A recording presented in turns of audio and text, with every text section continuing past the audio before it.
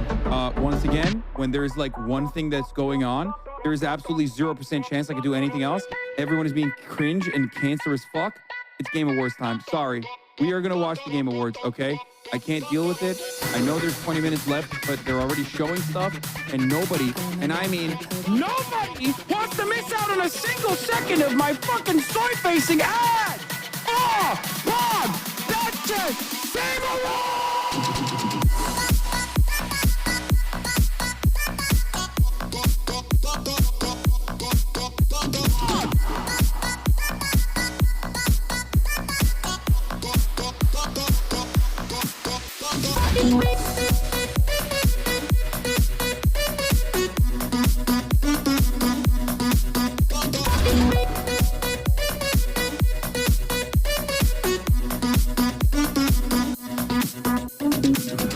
I can't focus on this anymore because all you motherfuckers keep talking about the PlayStation event. You dude, fucking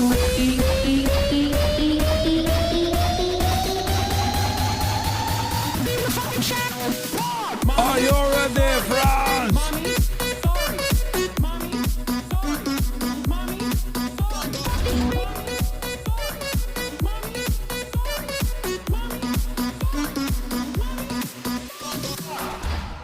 Dude, Megaphonics is literally just like hitting.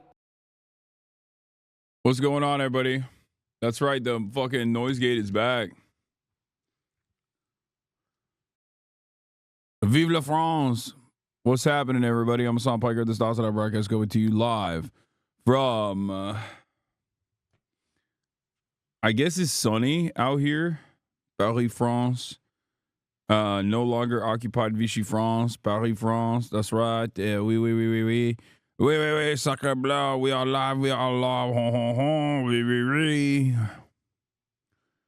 It is a French style. It is a French style stream. Oui. It is April. Not April. Why do I keep saying April? It is Friday. May the 9th. 9th of May.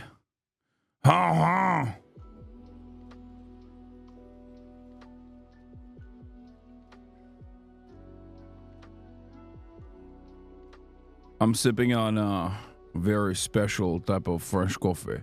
A very special type of Le French coffee, which is a Keurig, I think, or something. I don't know. Is it Nescafe? Maybe. I don't know.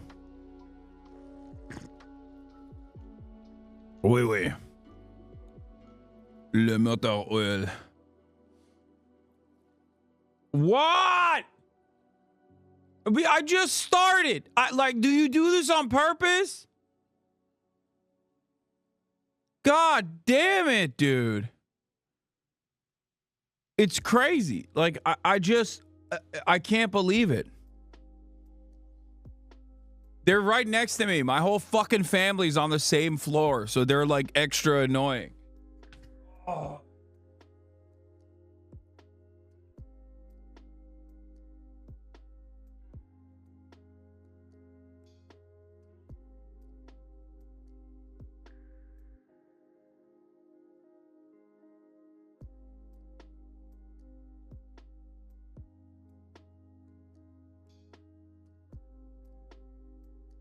Oh. He's not even here. He left because I yelled at him. So he left. I'm live. I'm alive, ladies and gentlemen. I can't even hear my own audio. Okay. I fixed it. I fixed the stupid thing. What jacket is that, homie? If you had to guesstimate what percentage of your chatters are furries, I don't know.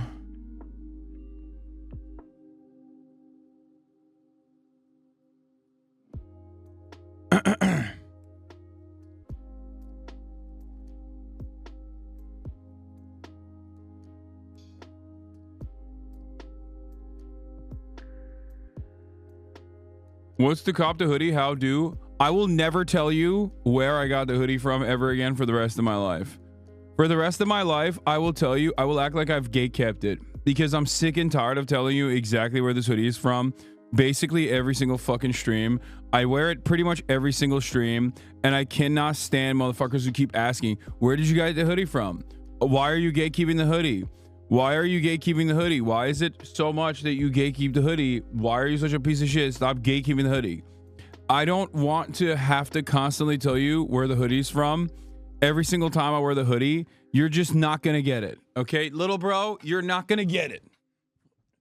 You're just not going to get it, little bro. Sorry, you will never get drip. And also, therefore, you will never get pussy. There are chatters who are telling you exactly where the hoodie's from, but I hope they actually lead you astray. Here, this is a macaron. Look at how fucking big this is, okay? I was going to tell you where this is from, but now I'm not even going to tell you where this is from because fuck you, okay? Fuck you! You don't need to know where everything comes from, okay? Oh, man, I don't know. Where are the conflict minerals from your fucking phone? Every goddamn day. Fuck. Oh, what a way to start the broadcast. Anyway, this is a fucking French bakery. Suck my dick. I'm not going to tell you where it's from.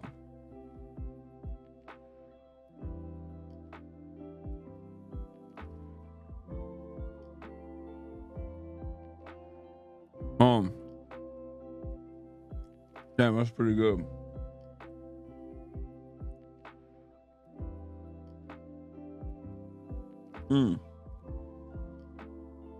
Oh yeah.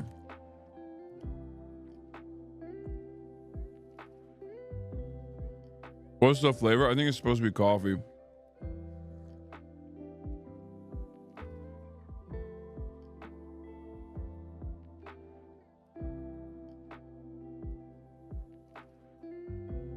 They make pistachio ones? Yeah, I had some. They were very good. Suck my dick, bro. I'm trying. Okay, stop trying. This is the part of the broadcast where I tell you about my personal news about what's going on in the world of HasanAbi Piker.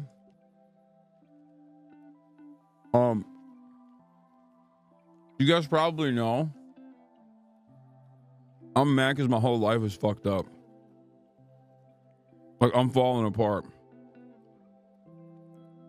I'm eating like shit, but I'm eating incredibly. I'm not working out. I've been sleeping all day. And that's why I'm so tense. What did I do in Paris today? Like, last night I ended the breakfast at like 1:30 my time. And I could only sleep until like 5.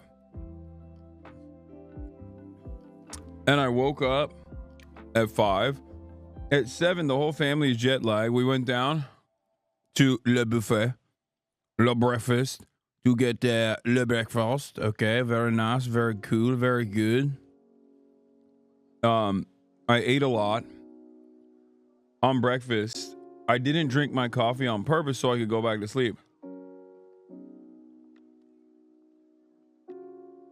I ate a big breakfast. I was supposed to go to Notre Dame.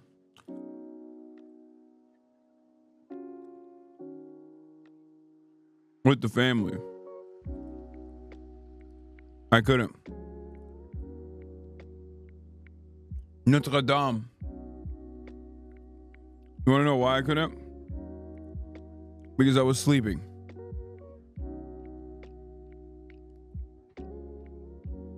I slept until 12. And for lunch, we went to a bistro, another Le Bistro, which was amazing. Apparently, Dua Lipa went there last week.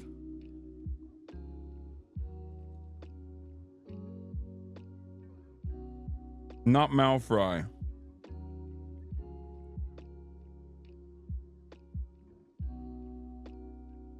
But this bistro was incredible.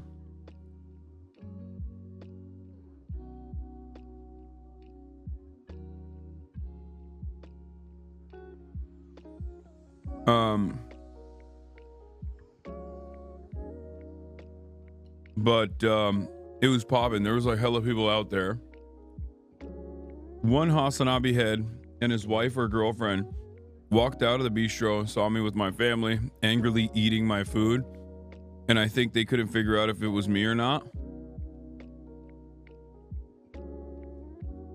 But that was funny.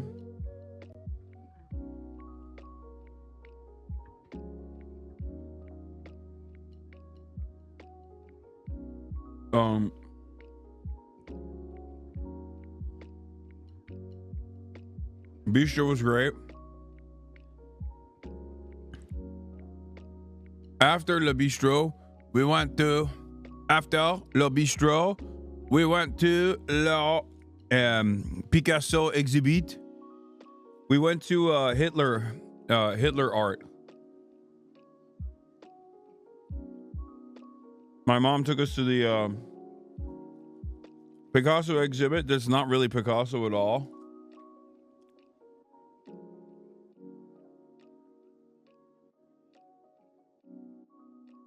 This is the bakery. Here, I'll fucking show you. Piece of shit. Fuck you. I don't even know what this is. I just know it's been around since like 1708 or something.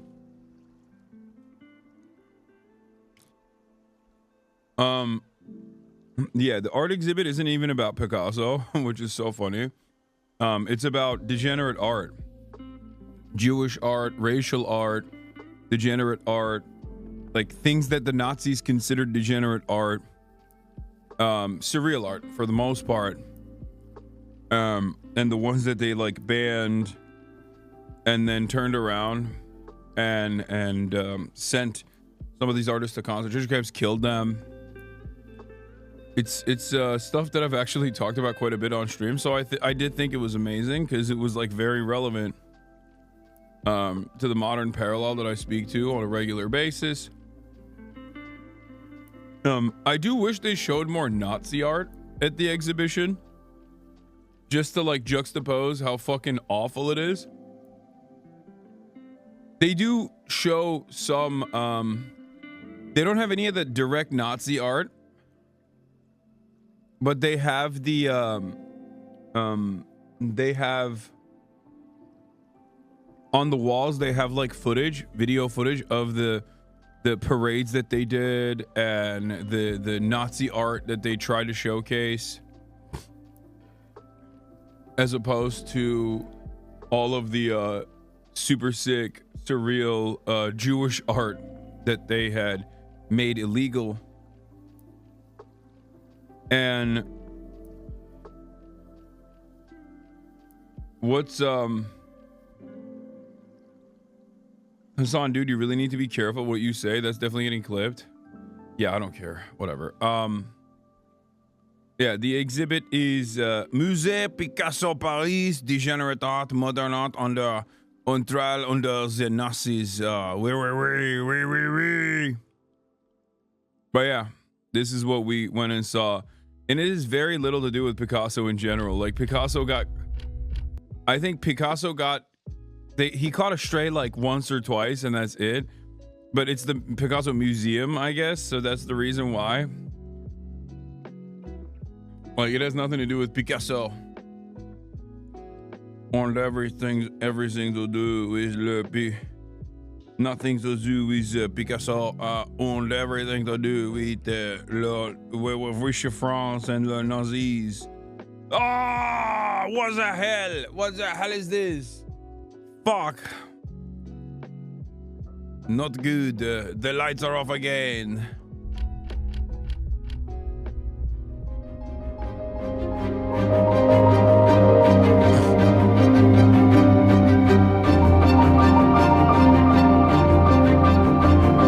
Where should my girlfriend eat dinner? She's in Paris too. Bro, what are you trying to get me to link up with your girlfriend? What the hell is this?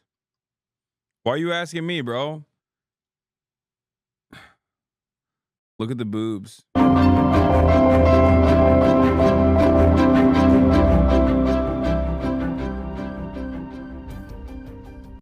Anyway, it's all about like chat. I know, chat. I know Rameza Öztürk has been ordered to be freed from immigration. I know, we're going to cover it.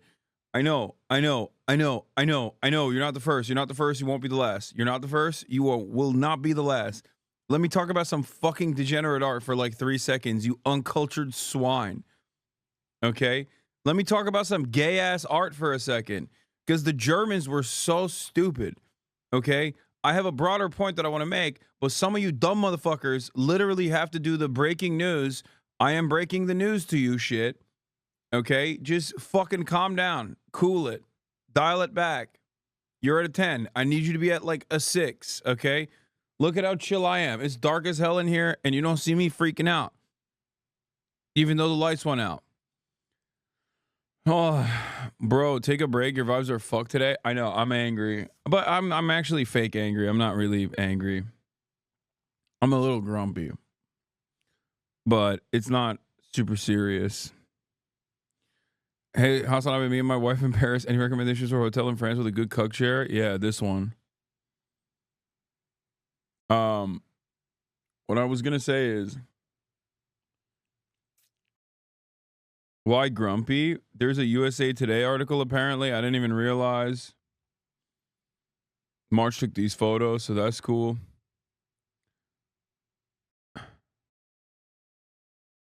This liberal influencer calls Democrats smug, disinterested, he's right opinion. What the hell? What the helly? What the helly? I don't know why they're calling me a liberal. Yeah, we'll cover all this. Don't you worry about a dang thing, okay? Went to a similar place in Paris when I was 13. I have a drawing of a swastika penis etched into my brain forever. Where can one see you to acquire a selfie? You can't. I'm in the shadows. What? Proof Hasan is funded by billionaires? What?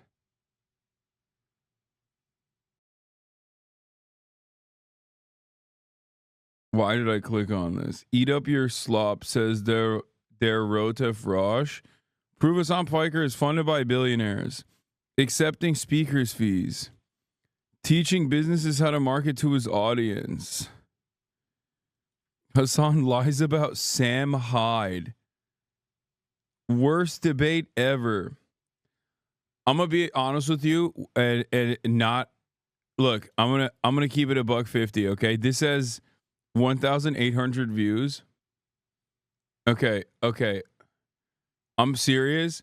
If you watch something like this, I can't tell you what to do with your life, because like my suggestion to you, if you unironically consume content like this, would be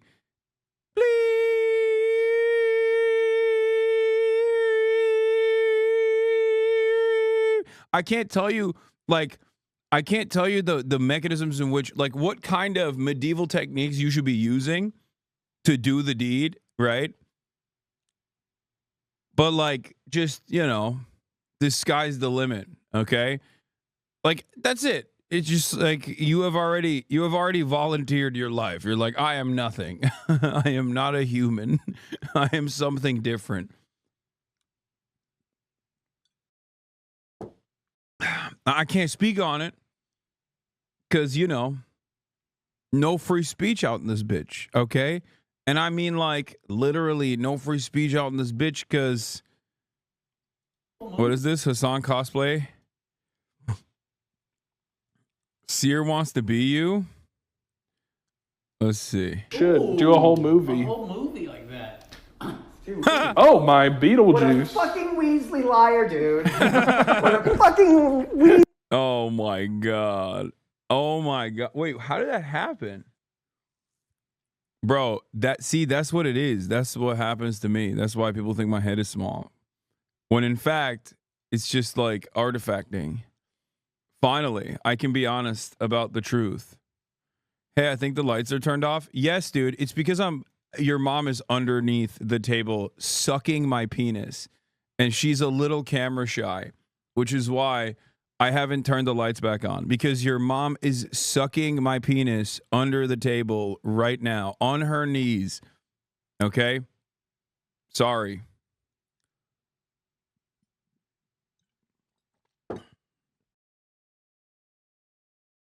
Weasley fucking liar, dude. Still lying.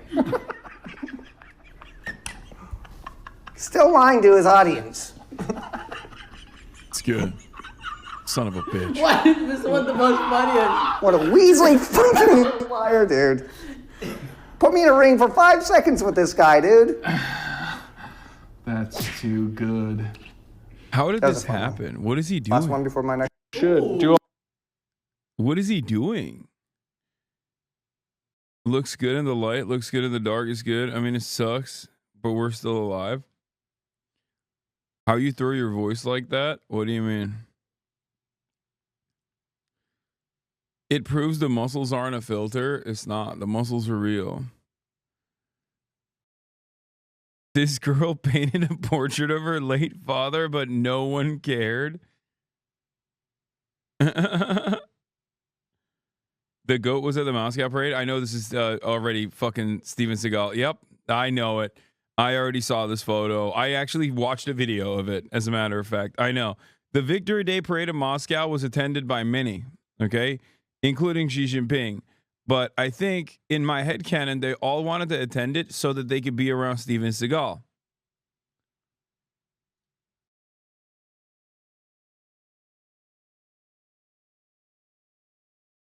Yeah, he is. I've been attending the Moscow parade for 45 years. Like right after they started making the parade, I started attending. I've been here since the first one. Where mama at? Why does he have Count Dracula here? Because he's fucking awesome, okay? Because your mom likes it. He has Count Chocula hair because your mom finds it to be attractive. That's why. Mine too, honestly. I mean, that's Steven Seagal. Whose mom doesn't find that hot? Thank you, anonymous gifter, for the 10 million gifted subs. 10 quintillion gifted subs. That's right. The most gifted subs anyone's ever gifted on the broadcast. It is, oh my God, it's actually 100 gifted subs. That is a lot of gifted subs. What the fuck? 100 milli? What the hell? What the heliante? What the? Holy moly. Holy Toledo. We got Cutter in the building, bro. We got Cutter in the building. Let's go. Easy clap. Thank you for the Cutter money. Oh my God, we got a lot to talk about, baby. We got a lot to talk about. We got a lot to cover. Let me blast off real quick. Let me blast a nut. Let me blast a freaking tweet. And then I got to turn on the lights. And then I got to get my coffee in me. Okay?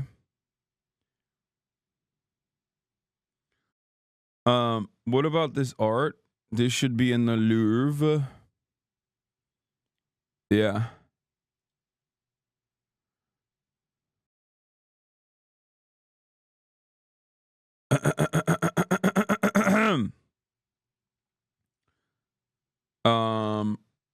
Where's the hoodie from? Your mother's vagina. What? It doesn't even make sense. I don't know what I'm saying. Oh no. I don't know. I don't know anymore. I don't know what I'm saying. Fuck you. Shut up. It's your fault. Okay. You guys don't understand. Okay. I'm in France. And when I'm not at home and I don't work out and I don't do my regular, when I don't do my regular schedule, my life falls apart. Okay. It just doesn't, stop asking me questions. Why are you delirious at 9 p.m.? Let me tell you why I'm delirious at 9 p.m. Great question. It's because I slept the entire day and I'm still tired. I don't know what the fuck is wrong with me. All I've done today is basically live like a fat French lord, a pig, okay? That's all I've done. I woke up, I had le petit déjeuner, but it was not petit, okay? It was not petit. Let me tell you, not petit at all. It was very big, okay? Big breakfast. Fell asleep. Woke up again. Big lunch. Went to the Picasso Museum. Saw degenerate art that Adolf Hitler was like, yo, this shit is gay.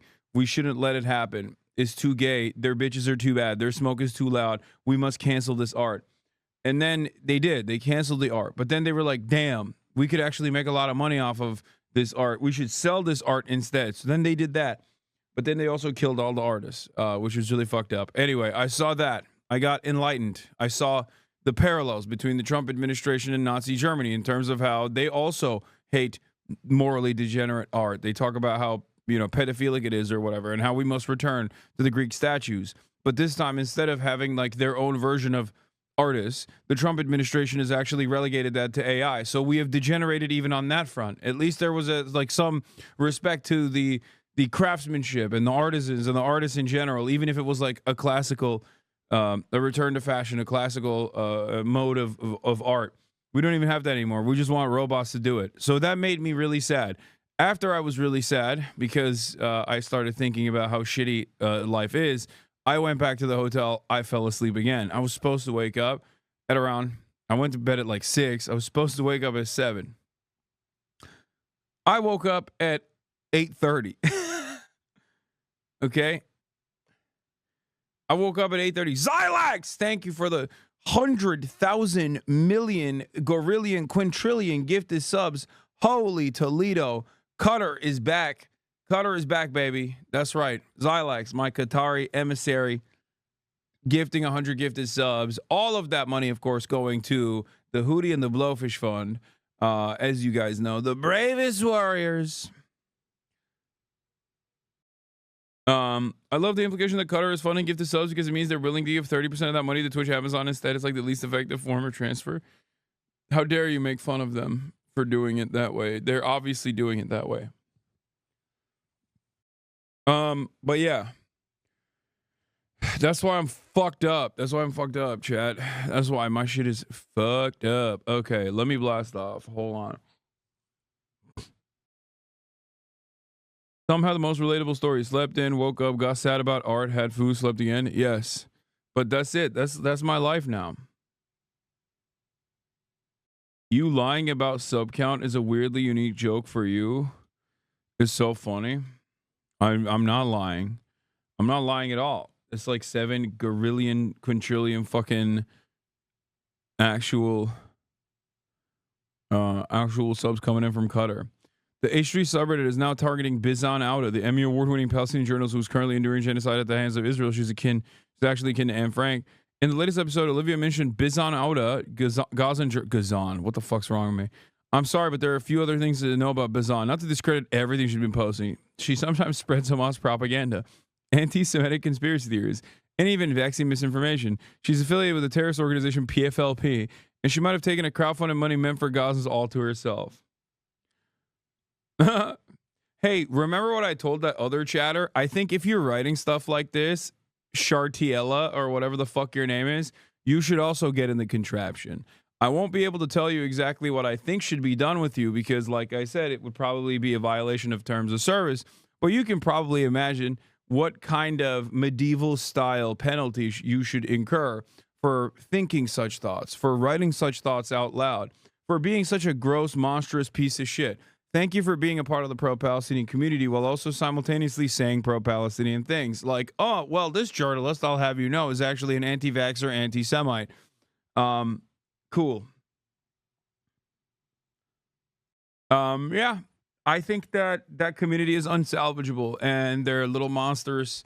They're monstrous little freaks. And I think they should all stop being that way for the sake of humanity.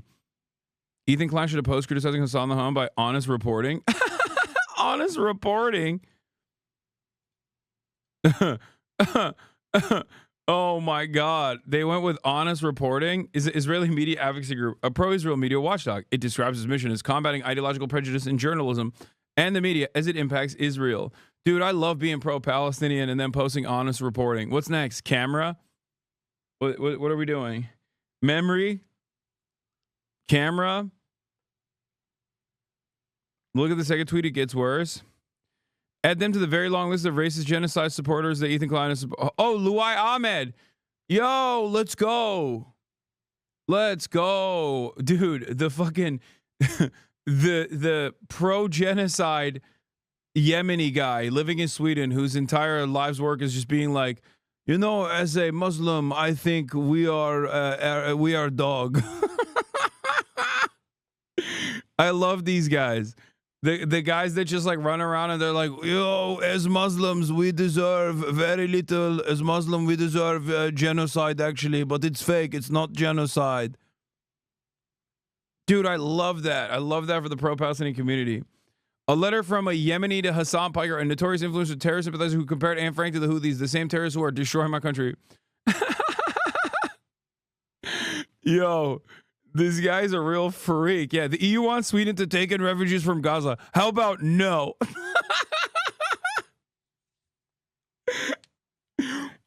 Oh. Yeah, no, he's like, I used to be Muslim. Now I am, I used to be Muslim anti-Semite. Please do not let our people into Europe. It's, we love to stab. We want to come to Europe to stab Christian women. Do not let the Muslims in. Cool. He went from son of Hamas to son of Houthi. Respect to this guy. Ay, ay, ay.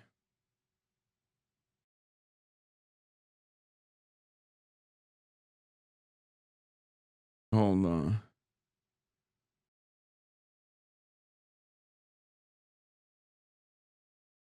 How do we dive into this? I didn't even blast off yet. Okay, let me freaking blast off, fam.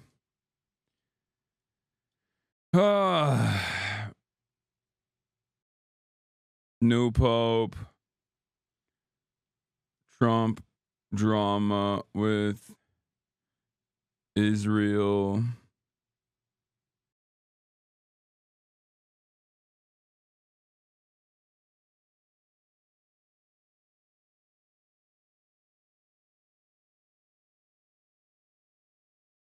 What is this? Breaking Bernie Sanders spars with Moreno after accusing Israel of ethnic cleansing in Gaza.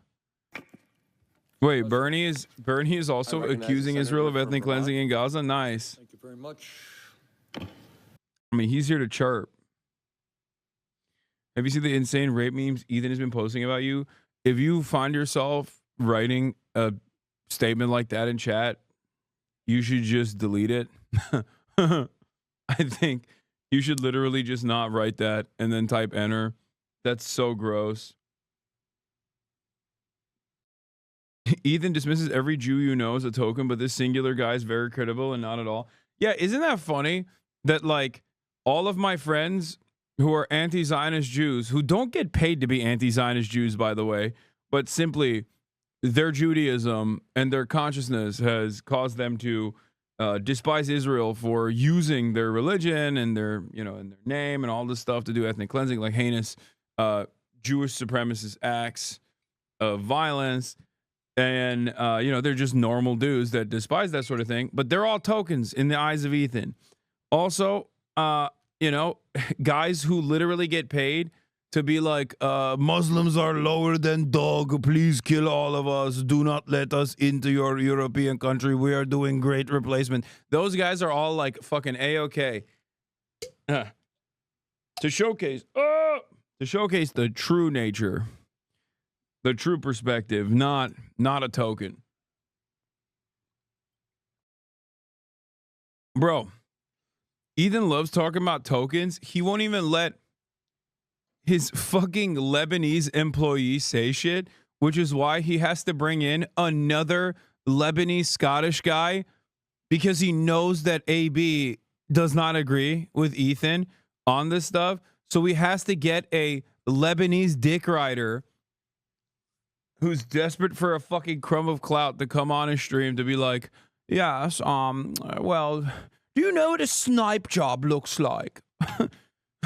I'll have you know, Israel would never snipe babies in the head. Oh, you're telling me that they have? Well, it must be an accident. Also, I went on a paid trip to Israel, and that's not weird. It's not weird that I went on a paid trip to Israel with government employees, as we did Hasbra. As we defended the beautiful state. I don't know how to do Loner Box's accent. I haven't listened to him more than 3 seconds, so I just relegated back into fucking, you know, Douglas Murray style shit.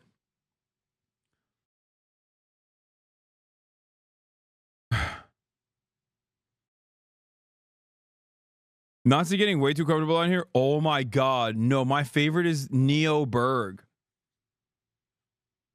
The other like pro-Israel Nazi that fucking posted about like, oh, Jews can say the N-word now. Thanks, Kanye. I was like, no, they can't. That's what are you saying? What the fuck are you saying? Anyway, new Pope, Trump drama with Israel. I'm still stuck in France. Get in now.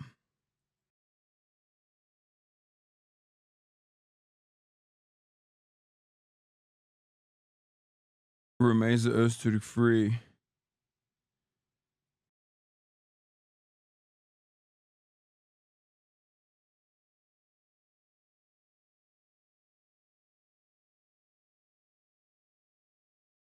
Riot with Mufasa. Shut up.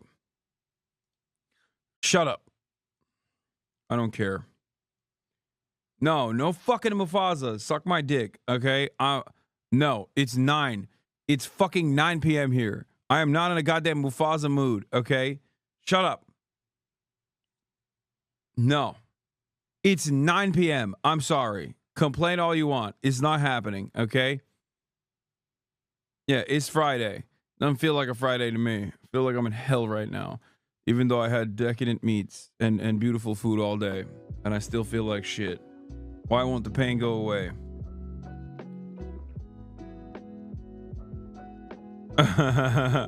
This was awesome. Yeah. Kanye West has de facto given all of Judaism the end pass, and the tribe couldn't be more thankful. It's like, why? Why did you say that? First of all, what is the end pass? Like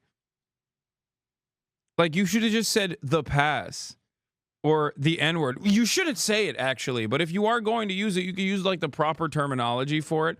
But also, why is the tribe thankful? Like, are you saying that Jews are just like always trying to say the N-word? What a freakish thing to post. This is what I mean, chat. Think before you ink, okay? Think before you post. Sometimes you come in here and you're like, hey, did you know Ethan Klein is posting rape memes about you? And I'm like, I don't want to know that. And you shouldn't know that. That's gross. Like, that's a gross way to behave. That's a gross way to operate. Okay? You should probably stop doing that. And you should probably stop writing stuff like that. Just like this person should stop writing stuff like this, saying, Kanye West has de facto given all of Judaism the end pass, and the tribe couldn't be more thankful. No. This was awesome. Tronos is interesting. Reporting back to say, I don't think Neo's information is correct. I have had some very difficult conversations this morning.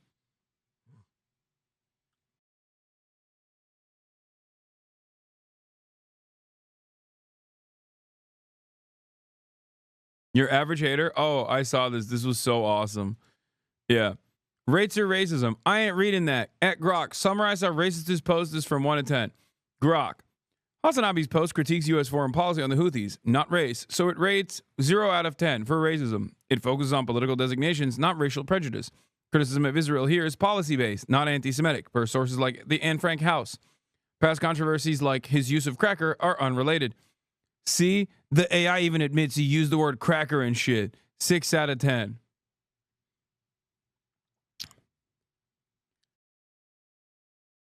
I'm serious, bro. If you live like this, it's not a life worth living. I cannot stress this enough. If you go through your day and you're just like, oh, Grok, what should I think about this? Like I would have stopped.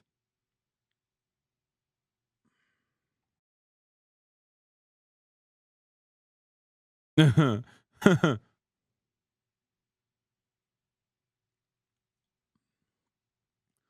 only they need the AI BS to tell them, but they won't even accept the answer. I know.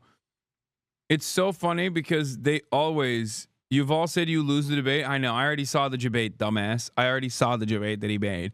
And I also reposted it. Calm down. Anyway.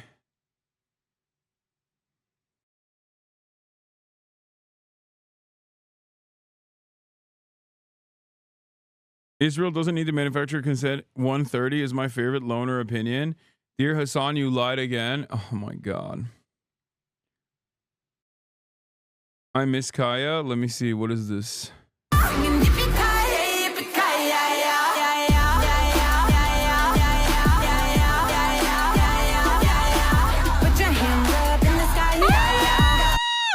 I love this. Is so cute. God, I miss her.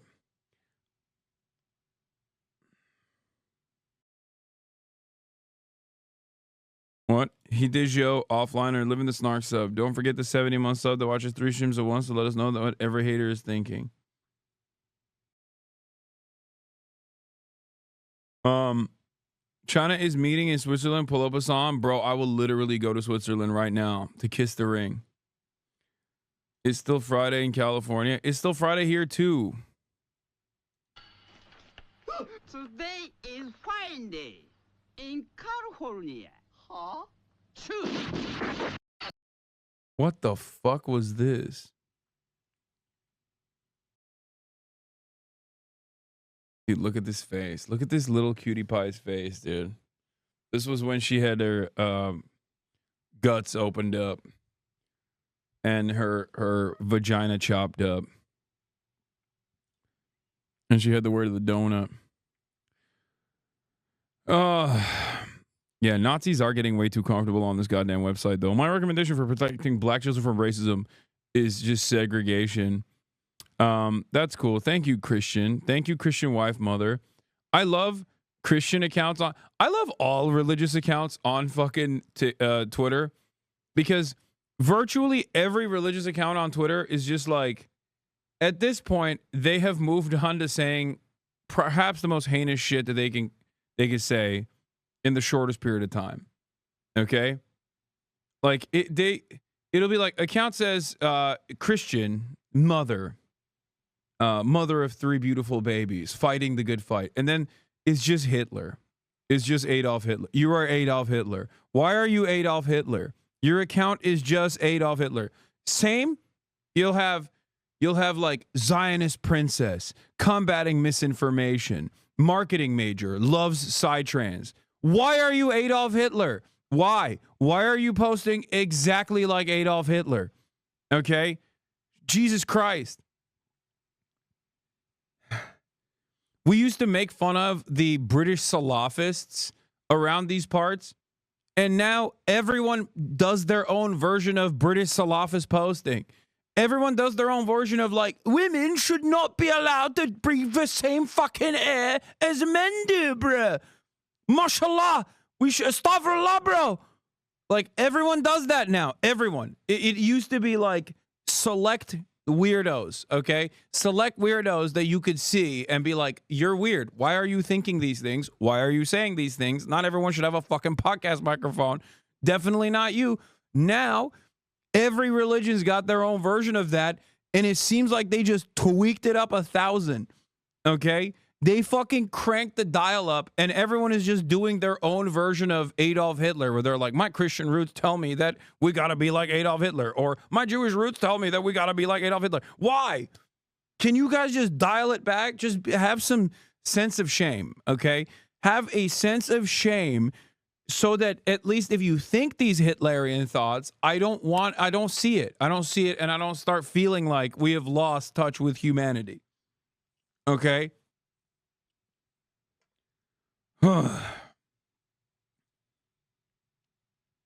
I don't understand. Like, at least find like some unique movements. Like, be a Pol Pot defender or something. Like, why Hitler? Why is it always so Hitlerian?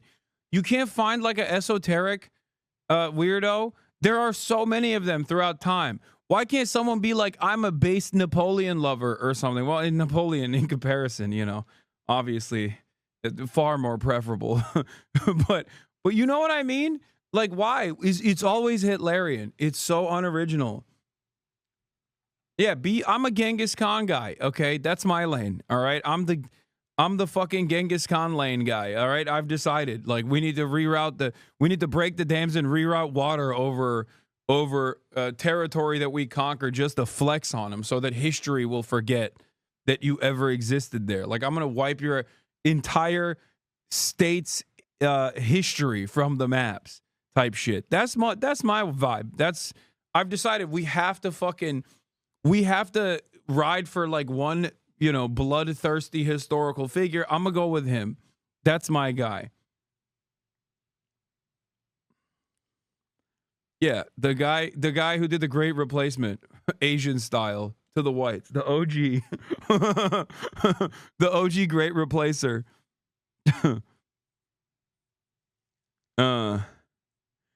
Just learned you pronounce the name Chinggis? Yeah, Genghis.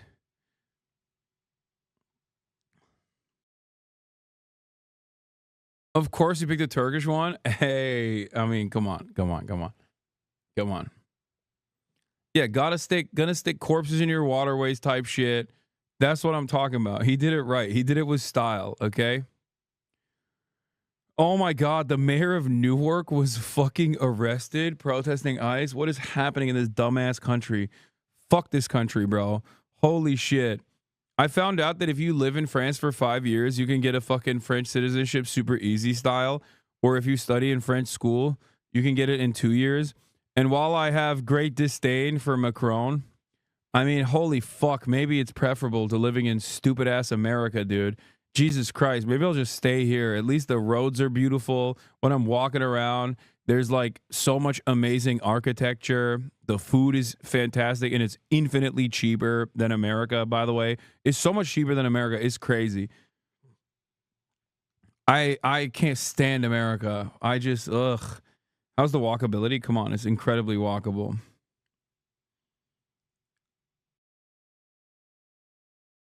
I'm just gonna be an illegal immigrant in France just to see how it feels, you know?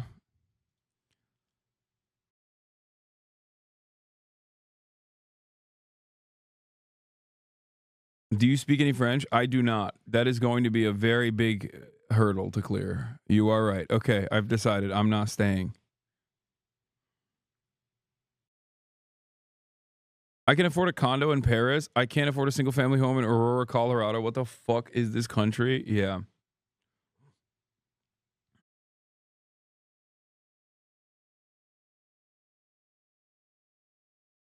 Anyway, we're going to get into the news now. We are going to get into la news. Petit déjeuner, little lunch. It's not petite for me. It's grand déjeuner. It's never petite. Would you do a meet and greet in Paris? No.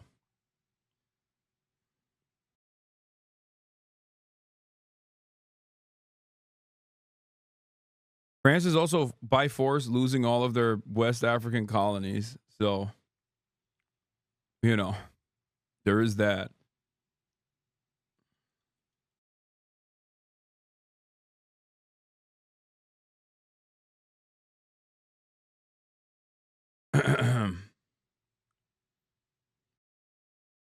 Heard you were coming to Chicago the weekend. I'll be out of town. Yeah, I did that on purpose, little bro. Yeah, all your friends, they told me you're leaving town. That's why I'm coming. They don't fuck with you, dude.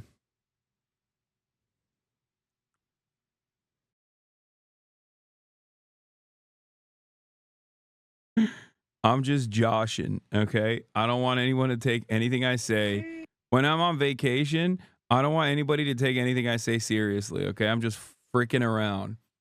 I'm just being a meanie for fun.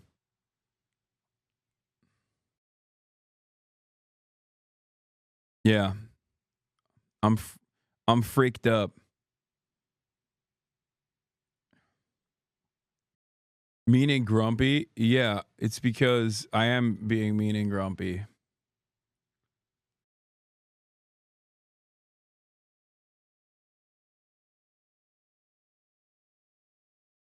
Fake news hour.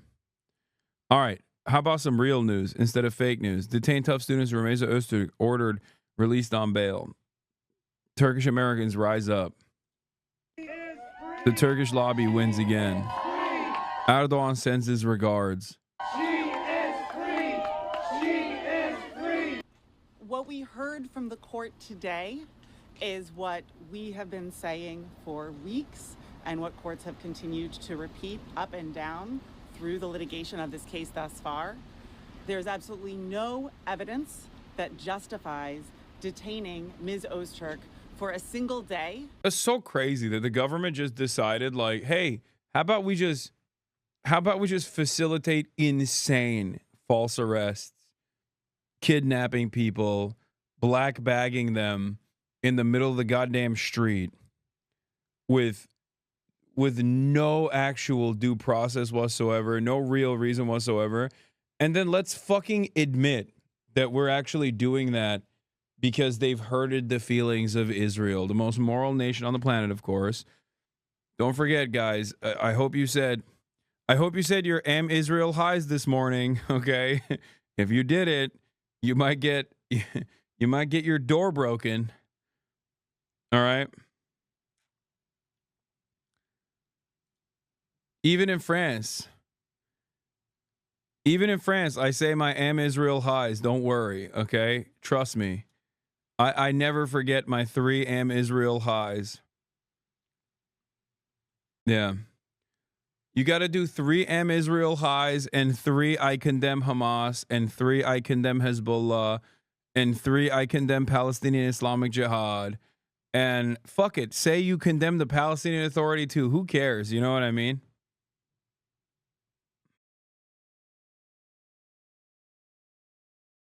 Yeah. Oh. Yeah. I'm Israel High, mon ami, is what I say it. And I condemn hummus. Like, I condemn hummus so fucking hard.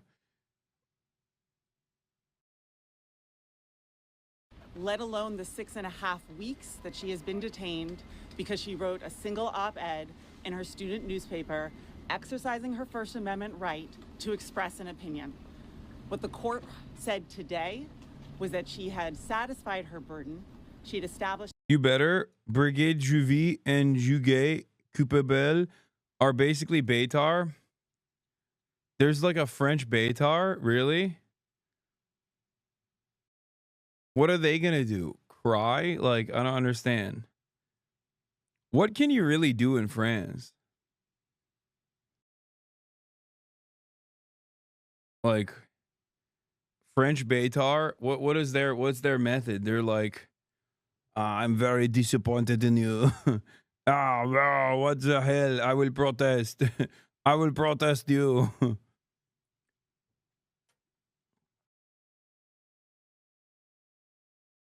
Actually, they did cry and pretend to be victim at rally. No. Oh, yeah. I remember that guy. The guy who like ran into a crowd of pro-Palestinian supporters and then fall down and start crying on the ground. Wasn't that the French Beitar? Merde, they are doing this to me. Look at what the wokeism has done. Look at what the wokeism has done. Islamagoshism. They are doing Islamagoshism. Please, save me, Macron. Macron, oui, oui, save me. Le wokisme. She had what he called very significant First Amendment and Fifth Amendment due process claims, which will be litigated during her habeas petition hearing before this court. And in the interim, she will be released on bail immediately from Louisiana.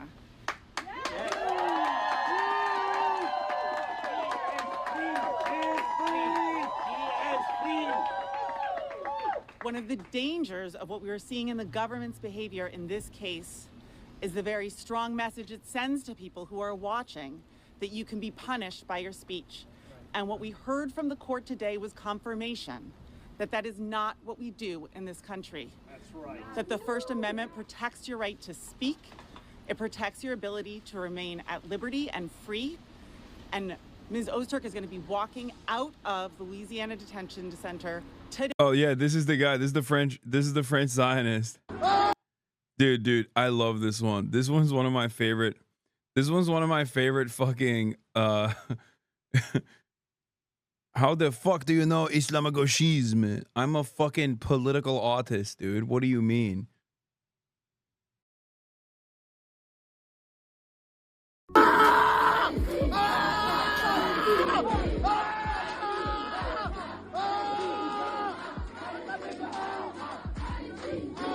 Merde! They are killing me, bro. It's so funny. He's like crawling in between them to try to get a better shot. Classic. Classic move, sir. Excellent. Like a fucking toddler with poop in his diapers, dude. Ah, merde. Le wokisme. Le islamagoshisme. Merde.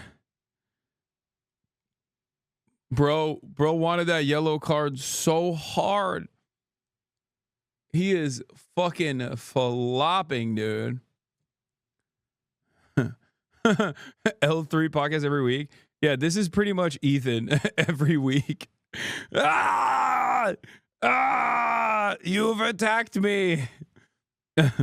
Here is the name of everyone that's involved in your family. We are going to dox them, and they're all anti-Semitic.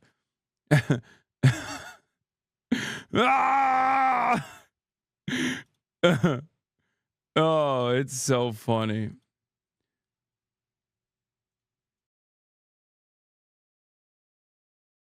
When I'm at the function and nobody's fucking with me, okay? Think about how anti-Semitic that is, that nobody actually gave him the dignity of a little kick or something. You know what I mean?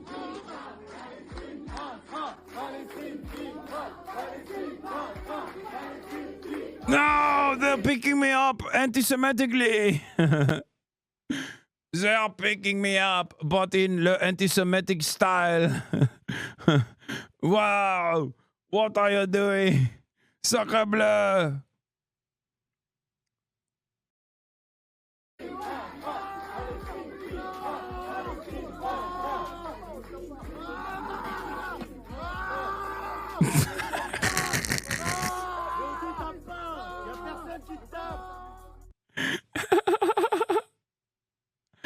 I was there, by the way. Legit thought he was having an epilepsy attack. Yeah, no, it was just a vaccine injury, chatter. You were, don't worry. He got the gay vaccine.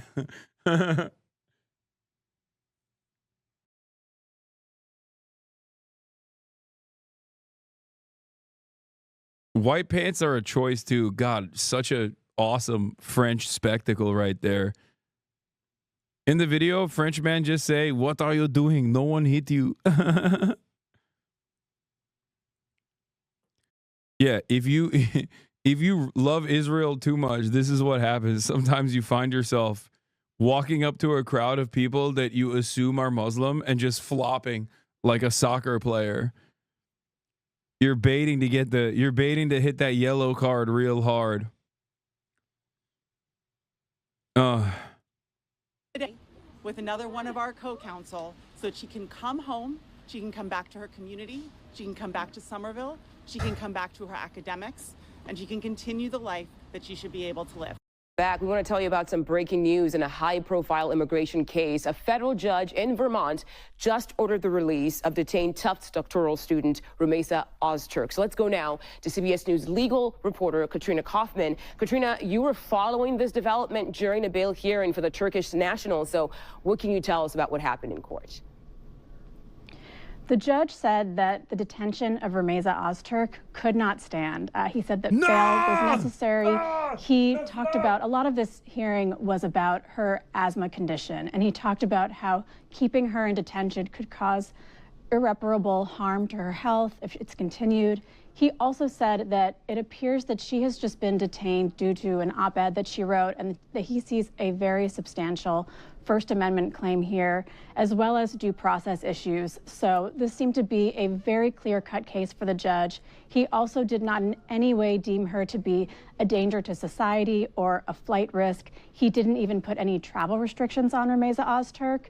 He said that it's clear to him from her testimony and from also letters that he's received about her that she is someone who is really committed to her academics, that he doesn't see any thread, that he thinks that she's just going to continue her studies at Tufts, and if anything, she needs to have some freedom so that she can go present at academic conferences and continue to be part of that community. Okay, good. Wow. Anti-Semitism once again. Wow, I can't believe I can't believe the maximum anti-Semitism that came from this judge that didn't just like simply demand the death penalty. I can't believe it. I can't believe it.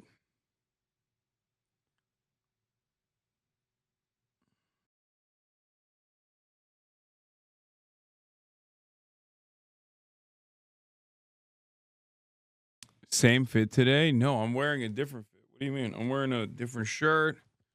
I'm wearing a different hoodie.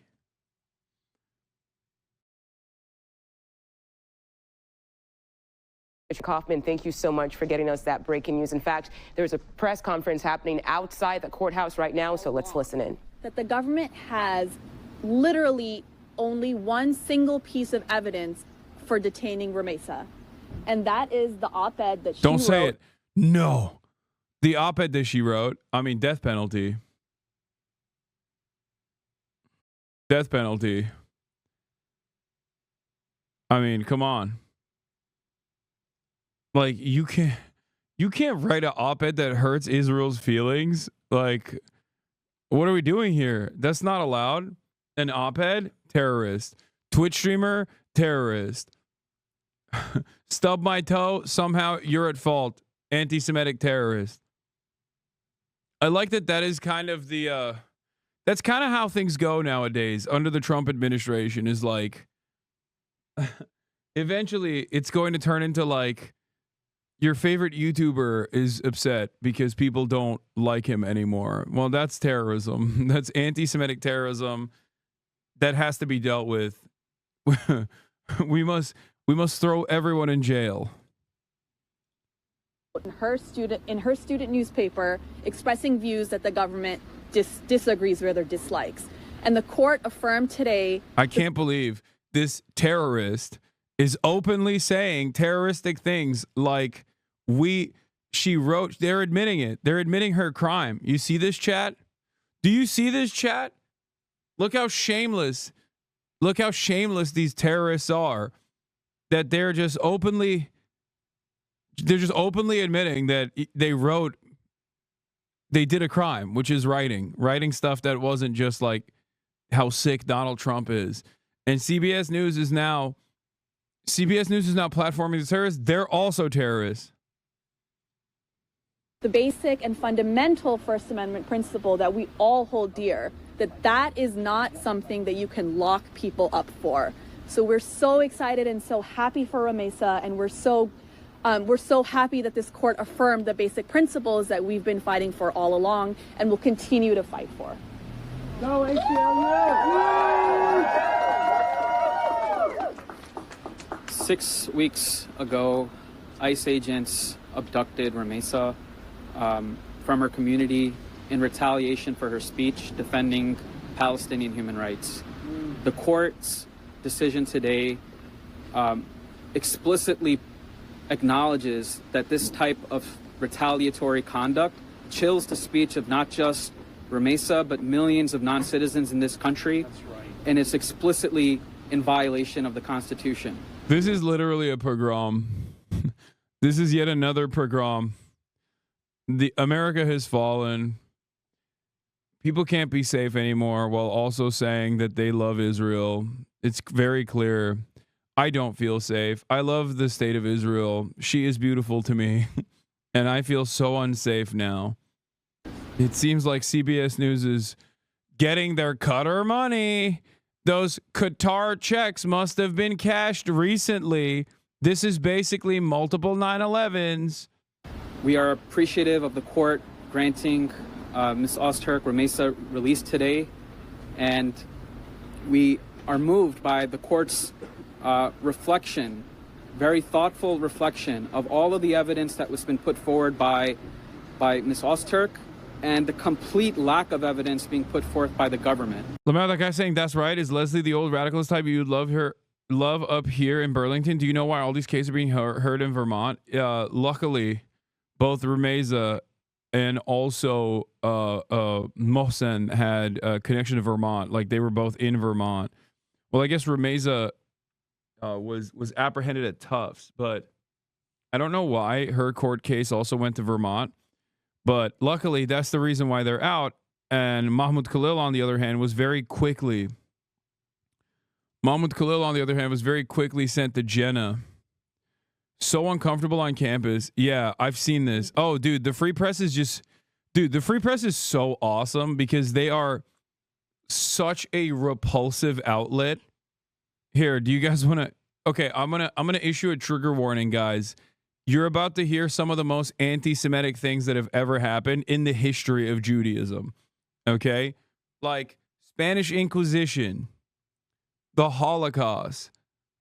These are things that happen in the history of Judaism, and yet they do not light a candle to what I'm about to show you. Okay? This is actually the scariest type of anti-Semitism that has ever existed. So once again, I'm going to give you a trigger warning. I need you to understand, okay? I need you to understand. You're about to see some horrific anti-Semitism. The brave social justice warriors over at Harvard have compiled tremendous evidence. Oh, I think I know what this video is. Yeah. I reposted this. We'll get to that in a second. But they have Barry Weiss's operation. Barry Weiss, who presented herself as a free speech warrior for years, while also simultaneously fucking trying to get college professors fired, have decided that they're going to compile this Harvard anti-Semitism report. Here, I got to stop delaying the inevitable. You got to see it. Okay. I'm a Jew, and I've learned that that's enough to make me no longer worthy of their friendship or even basic kindness at school.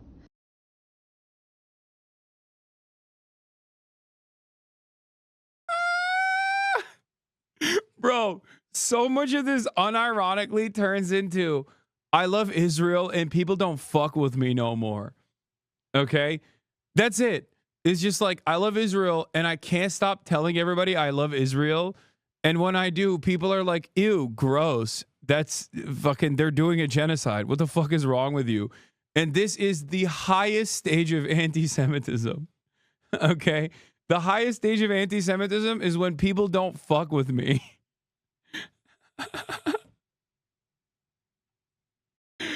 Oh, it's so funny because I clocked this a long time ago. I told you guys like pro-Israel is being like right wing. That's just what it is. Israel is a fascist state that is an apartheid state that's doing a genocide.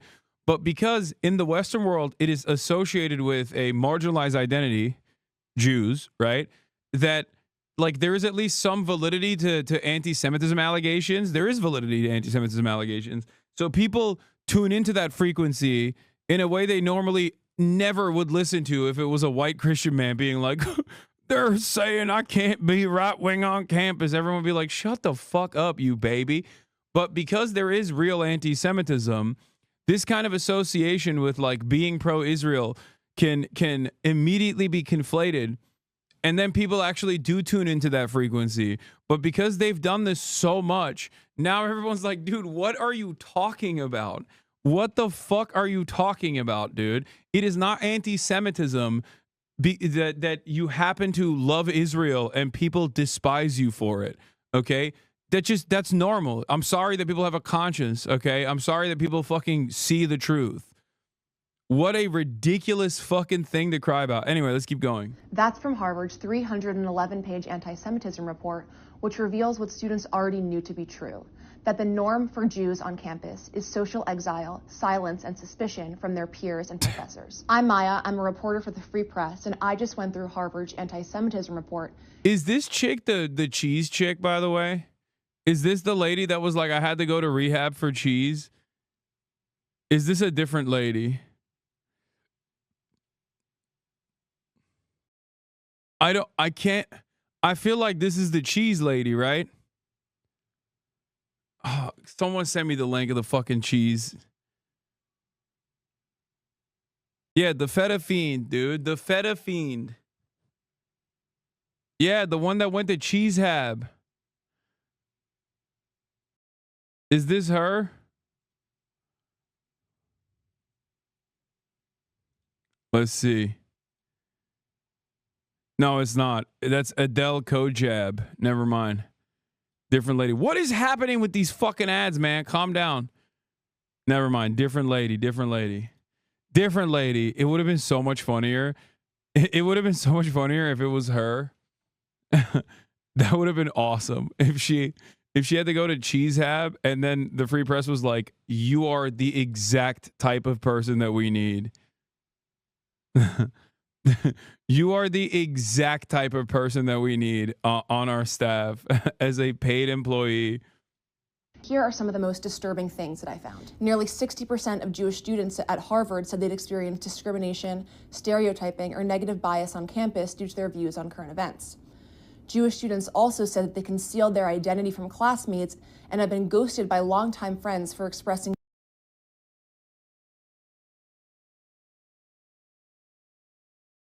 I'm pausing because I want to take a moment of silence. I want to take a moment of silence here. Okay. Do you understand the severity? Do you understand anti-Semitism? Dude. It's like, yo, I texted a girl and she ghosted me. This is Islamophobia. Okay. Be for fucking real. Oh my God, dude. I can't believe it. I got ghosted by this girl that I was really into. This is the peak of Islamophobia. Okay? There's nothing more Islamophobic than this.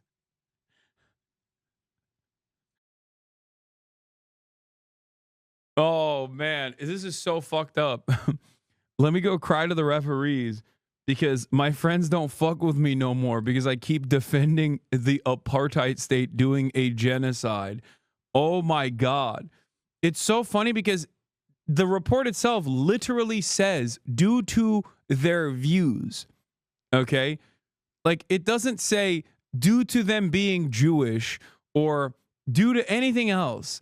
It just openly says like it's because it's Israel. It's Israel. You can't like this is a self-own in some ways because their job here is not to actually like talk about anti-Semitism. Their job is to conflate anti-Semitism and anti-Zionism. So because of that reason, they just keep fucking cutting this propaganda where they say, oh, it's because like our views, like we should be able to be pro-Israel on campus without like getting any repercussions. Like people should still be our friends. Like this is a hate crime. And everyone that hears this, that's not like locked in with Zionism as a brain rot, it looks at this and goes, what the fuck do you mean? Okay, yeah, good. Fuck you.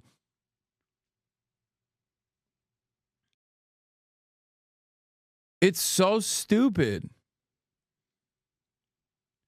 Like no fucking Nazi, no real anti-Semite, okay, is going, oh, I was actually a fan of you and friends with you until I found out that you're pro-Israel. Now I actually hate you. Like, no, they go, oh, you're Jewish. I hate you because I'm a Nazi. Like I assume that's how it goes. You know what I mean? It's not like they're not making a distinction. They're anti-Semitic. Yeah, this was incredible what Felix said. How would you even remedy any of this shit in the report? Everything is either I made myself really scared or people texted me less when I said we need to halt Palestinian birth rates. Federally enforced play dates, friendship counseling sessions at gunpoint.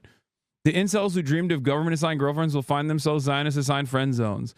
I don't know why I honestly expected anything besides this, but given the tone of the video, I guess I thought we'd at least get some insane, like they took janitors hostage type thing. Does Barry seriously think this will move people who aren't fully insane?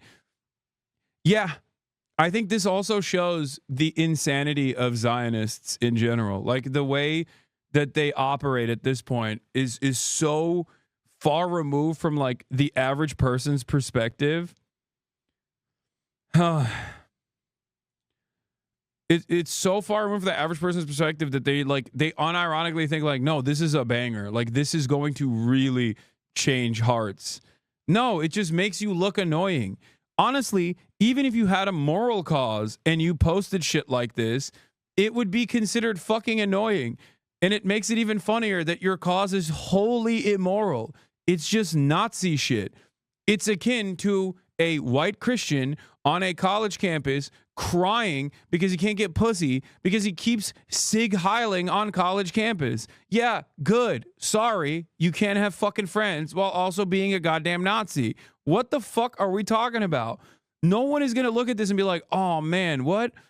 Your feelings were hurt? That's so crazy. Well, I guess we should kill 10,000 more Palestinian children and no one should feel bad about it. And if they feel bad about it, that's illegal. You're going to jail. Like, what are you saying? I'm not even kidding when I say this. Like, this is, even if she had like a moral cause, even if she was like a fucking woke SJW, right? And she actually was like, you know, I started protesting on campus because gay rights were being taken away. And then people started fucking shitting on me. People would still be like, okay, dude, well, you know, it happens. Like, I'm with you. Like, I agree with your cause, but, you know, it happens. You can't, like, demand legislation for people to be your friend, right? And she doesn't even have a moral cause on top of this. Like, the people that are crying here are literally crying because they're fucking Nazis and people don't like them for being Nazis, not for any other reason, okay? I assume when you are being a fucking Nazi, then yeah, your vibes are probably also atrocious. Sympathy for Israel, or for simply appearing on an Instagram post with someone who did. At Harvard Medical School's Admitted Students Day, one student was told by another that Zionists are not welcome at Harvard Medical School. At Harvard Divinity School, Yeah. it was Wait, I wonder why. Wait, I'm sorry. I wonder why someone would say that. How many doctors has Israel killed? Yeah, I feel like being a fucking Nazi is diametrically opposed to saving lives. Okay? Yeah. Like, what do you mean? Yeah, again, whenever you hear Zionism, which is a fascist ideology, okay, it is an ethno-religious supremacist exterminationist ideology. It is inherently a fascist ideology akin to Nazi ideology. When you hear someone go, they said this about Zionists, substitute Nazis, and I wonder if that seems weird to you at all. If it doesn't, then you understand where people are coming from. It's so funny because, like, people will immediately turn around. People will turn around and be like, bro, but you don't understand. Like, it's all Jews believe this. Is like, no, they don't. And why are you saying that? You're fucking insane. Stop saying that. You don't realize because you're so locked in on this, like, you are so fucking locked in on the previous modes of consideration that you think you can keep saying, you think you can keep up this conflation of Zionism and Judaism, okay? And the more you do that, the more you actually create anti-Semitism because you keep channeling, you keep telling every fucking person that, like, no, Jews love this shit. They don't, okay? They don't. It's so dumb. It's so stupid. It doesn't make any fucking sense. Oh.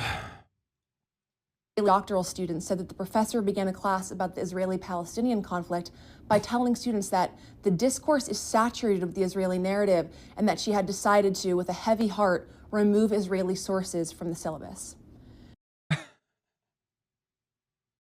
No! I'm sorry. Yeah.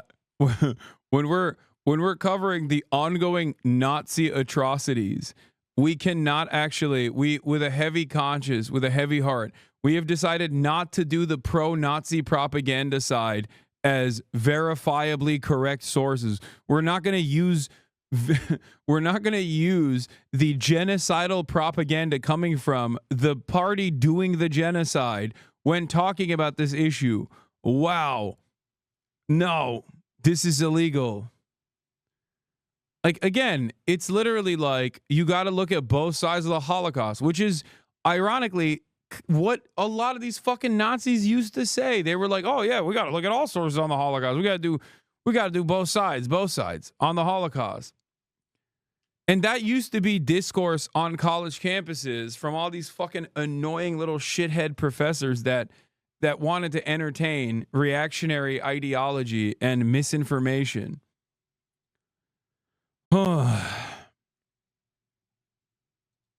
During listening sessions with the Anti-Semitism Task Force, Jewish students spoke about Harvard-run privilege trainings, where they were told that they were deemed to be privileged not only by dint of being identified as white, but also because of their Jewishness, which... You're at Harvard. You are literally the top 1% of the 1% of the 1%, regardless of your background. Yes. What the fuck are you saying? Allegedly endowed them with an even higher level of privilege. Students reported that when they voiced concerns about bias, they were asked, who is more marginalized, Jews or Palestinians? In response to a... No. What? Oh my God. Wait, are we... Dude, Ashkenazi Jews are not white in America is a take, okay? That's fucking awesome. I can't even get past that point, which is so funny, okay? Like, this isn't the 1940s anymore, okay? This isn't even like the 1950s anymore. What the fuck are we talking about? American presidents keep saying America's a nation founded on Judeo-Christian values, okay? Jews in the United States of America, Ashkenazi Jews especially, which is the largest majority of Jews in America, are absolutely white. They are white, okay? What the fuck? What are we talking about? That's so insane. And not only that, but also, that's Adam Sphere embraces jokes about it. I know. Is she from the group saying Jews aren't safe in New York City? No, it's even funnier. They're saying Jews aren't safe at Harvard University, dude. Not even Jews. It's like saying Zionists aren't safe in Hollywood, okay? Like, it's ridiculous. It's ridiculous. I'm not even saying Jews. Like, take it one step further.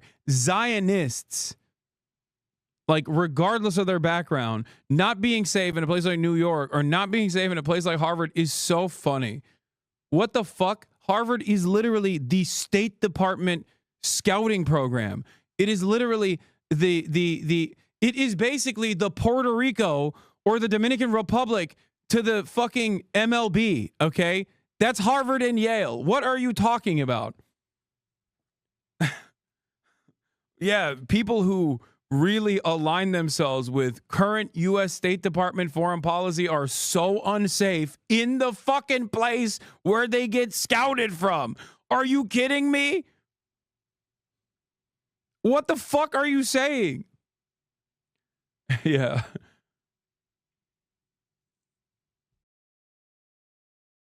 You can't, there's no difference than saying like Christians are not safe in America anymore, okay? Christians are not safe in a Dallas mega church. Oh man, it's really fucked up, dude.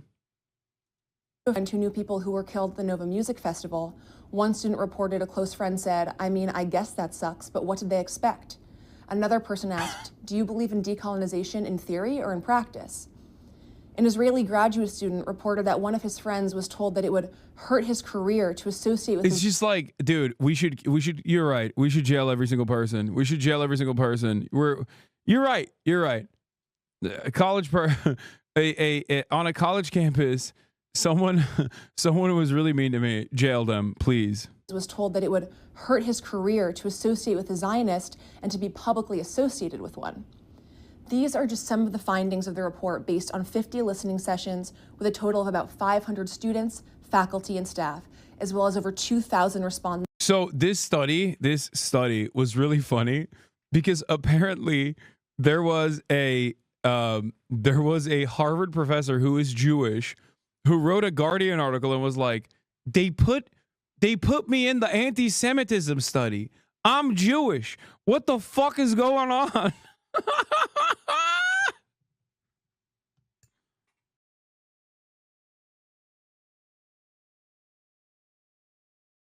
Oh my God. Oh, Is all hearsay? Yeah, of course it's all hearsay. And also, the hearsay itself is like trying to make a mountain out of a molehill by finding like sometimes microaggressions, right? Like valid microaggressions. But I thought that we had already like, I'm an Israeli professor. Why is my work in the Harvard anti-Semitism report? Harvard is conflating Jewish identity with political loyalty to Israel. That's a dangerous mistake. When I first saw the Harvard report on anti-Semitism and anti-Israel bias, I didn't expect to find myself in it. But I did, albeit without my name, my scholarship, or even my identity as a Jewish Israeli academic being acknowledged. Yeah, that's the other side of it. Half of the fucking people that they're putting in the report as being like anti-Semitic are most likely fucking anti-Zionist Jews talking to Zionist Jews too.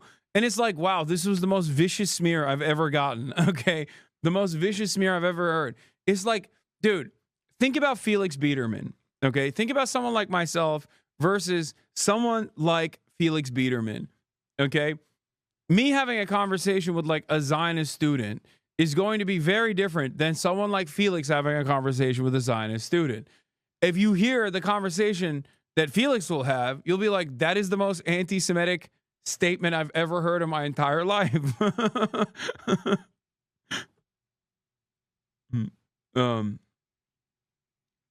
Anyway,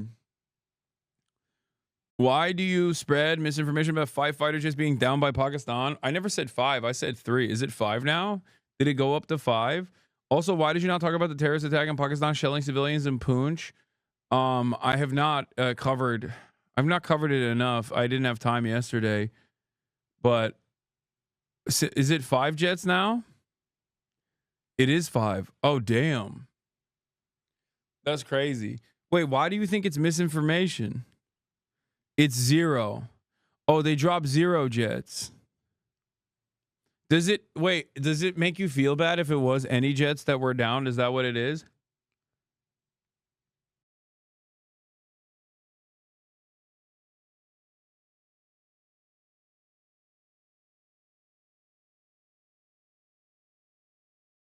I thought 3 was confirmed by French sources. It's misinformation. Do you think the nation of France is lying? Not personal. Oh, okay. Well, I didn't say 5. You said it. So now I'm beginning to think it's 5. I didn't think it was 5, but you came in real hot. So now I'm just going to go with maybe it was 5. I heard it was 10. I heard Pakistan wiped out the entire fleet. That's what I heard.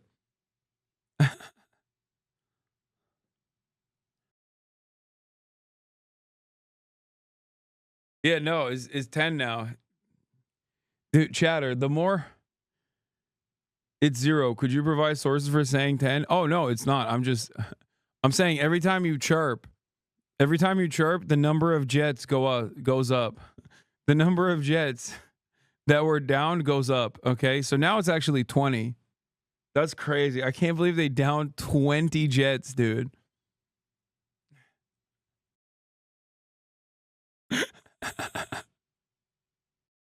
That's what I've heard. My Nana call is 33 now. Hold on. I want to hear what he has to say. You're the one who's increasing the numbers. Then that's not political coverage. It's an agenda. Okay, well, now it's 30. Now it's 30 jets. Okay, every time you write in the chat, I'm just going to add extra jets. I'm fucking with you, you idiot. How do you not understand?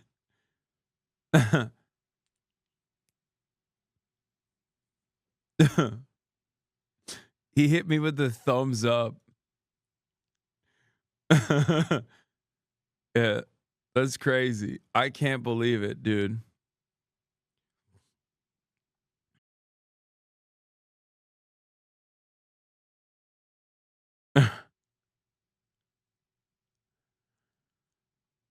Anyway, I know this. The report is compiled and published in response to widespread pressure from donors and pro-Israel advocacy groups.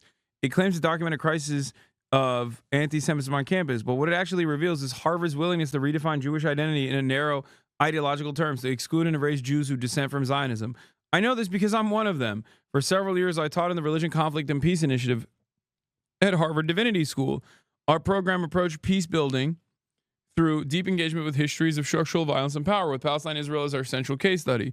Our students read widely, traveled to the region, and met with a range of voices, including Jewish Israeli veterans from Breaking the Silence, Palestinian activists resisting cultural erasure, and Mizrahi and Ethiopian activists challenging racism within Israeli society.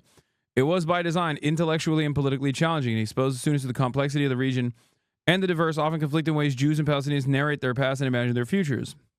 But according to the authors of the Harvard report, this was not legitimate scholarship nor responsible pedagogy. It was essentially simply anti-Semitic ideological indoctrination. Oh, fucking amazing.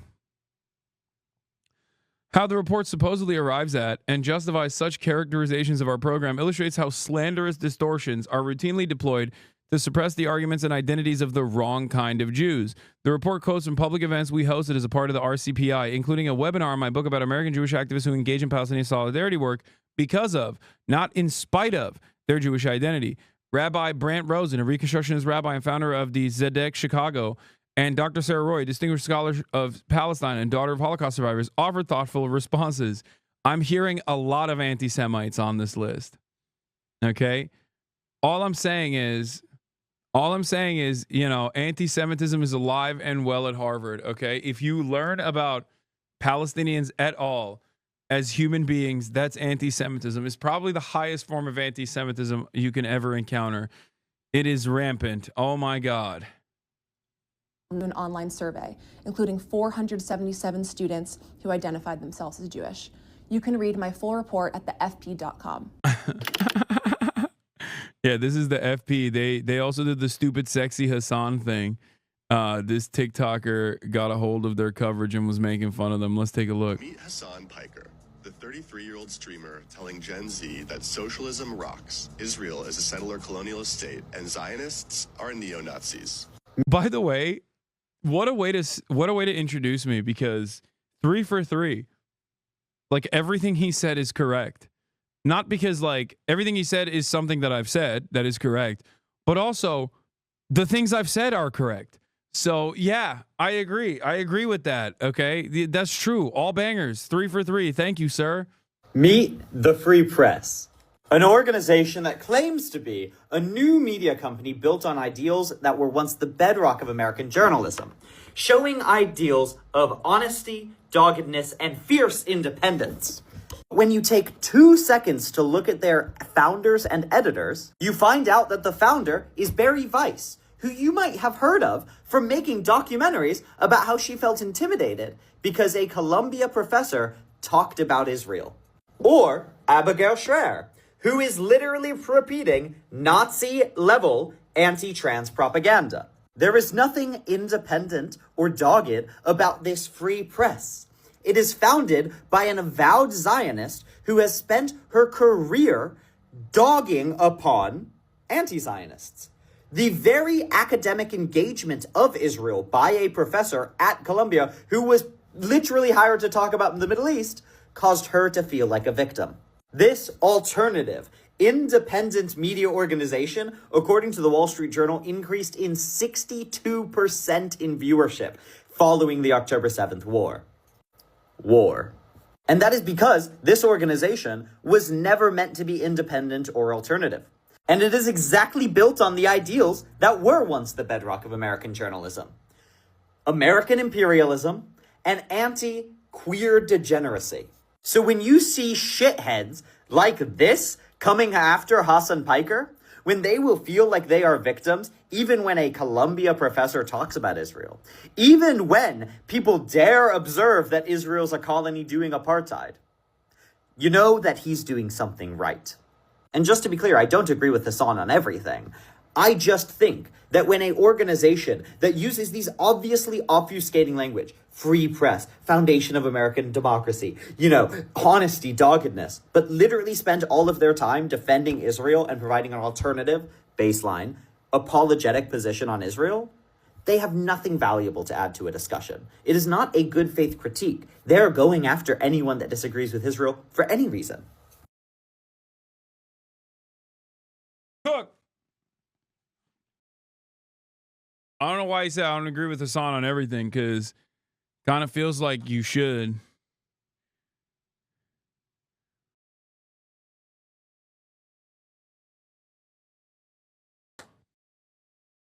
Your enemies are actually absolutely insane. Hasan thinks telling Jews to go back to Auschwitz is hilarious. Once again, y'all are just flat out lying. Hasan was laughing at a fake radio transmission Israel used to justify the attack on a Gaza humanitarian aid ship. Israel admitted that they edited the call themselves, and Netanyahu was later forced to apologize for the attack. Classic. It's like, I hope you guys understand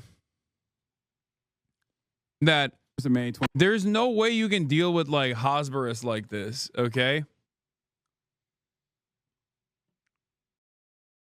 There's no way you can deal with Hosberus like that's a dedicated hate attack. I know most of these guys are. We did say they were going to clip that. I know, but it doesn't matter. It doesn't fucking matter. It literally does not matter. Do you understand? Like, please read logs. You have to understand something. These guys, okay, our government's actions do not represent us. I'm not for Modi or for his fascism. 10 years of fascism doesn't undo multicultural, multi-ethnic identity. As an Indian, HasanAbi sincerely hope you do not misunderstand my request to cover the... What? What is happening? The link you sent me is from an account that no longer exists. But in any case, you do understand that, like, the greatest example of this, because the ultimate goal here is to just get me to stop talking and is to try to deplatform me, right? Like, when I covered the Barstool story of the insane anti-Semitic sign that was held up that said, fuck the Jews, right? They literally clipped a screen grab of it to make it seem like I was actually in support of the sign with nothing. Right? With nothing. Like they did not even add any context to it whatsoever. They just like are trying to let it sit as an anti-Semitic incident when it's me talking against anti-Semitism. As in, there's no way for me to talk about the issue without someone clipping it and maliciously manipulating the conversation.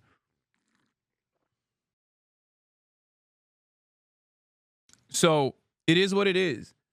Like, I'm not going to change the way I cover this stuff because I know that people are going to clip everything. I don't want to think about that all the time too. I don't want that to impact my commentary either. And you wouldn't want that either, trust me. What is this? Oh, this is about Fetterman. Before long, Fetterman began repeating himself, shouting and questioning, why is everybody mad at me? Why does everybody hate me? What did I ever do?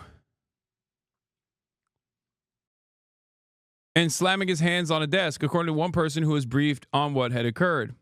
As the meeting deteriorated, a staff member moved to end it and ushered the visitors into the hallway where she broke down crying. The staffer was comforted by teachers who were themselves rattled by Fetterman's behavior, according to a second person who was briefed separately on the meeting.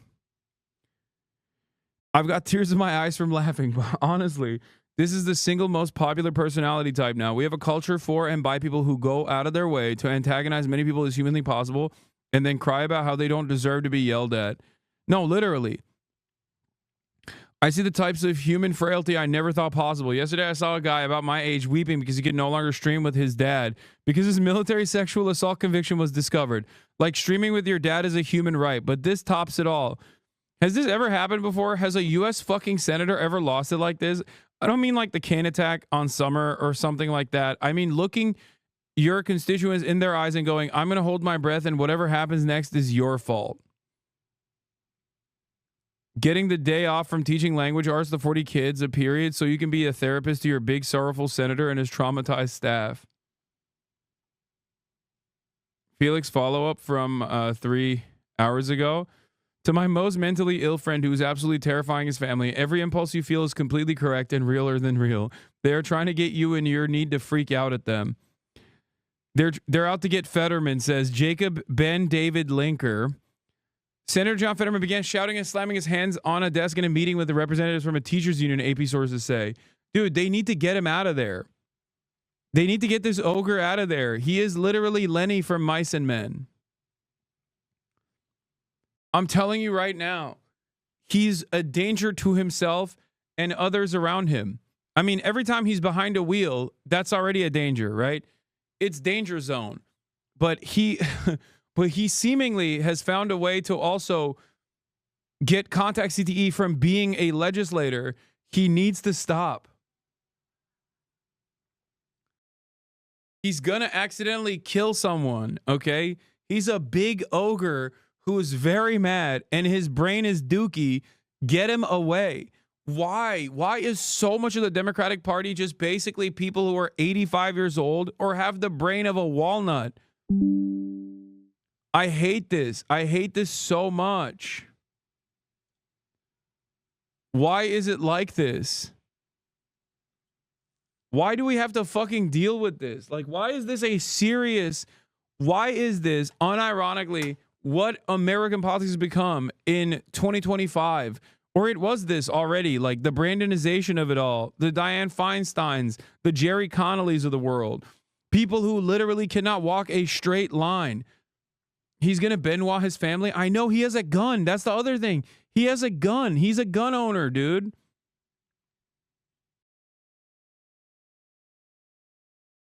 Oh. I don't understand how America has become. I mean, I kind of understand it, but it still shocks me every day when I find out that this like well-oiled machine of death and destruction is operated by children, like people with children brains, people whose brain capacities are like very obviously diminished. Oh. And the court's conclusion that Ms. Ozturk is absolutely not a danger to her community, not a flight risk, but an asset to her community. Right. Someone who's dedicated her life to her academic pursuits, to her completion of her PhD in the service of children, I think is a reflection of why the government's conduct in this case was just so objectionable.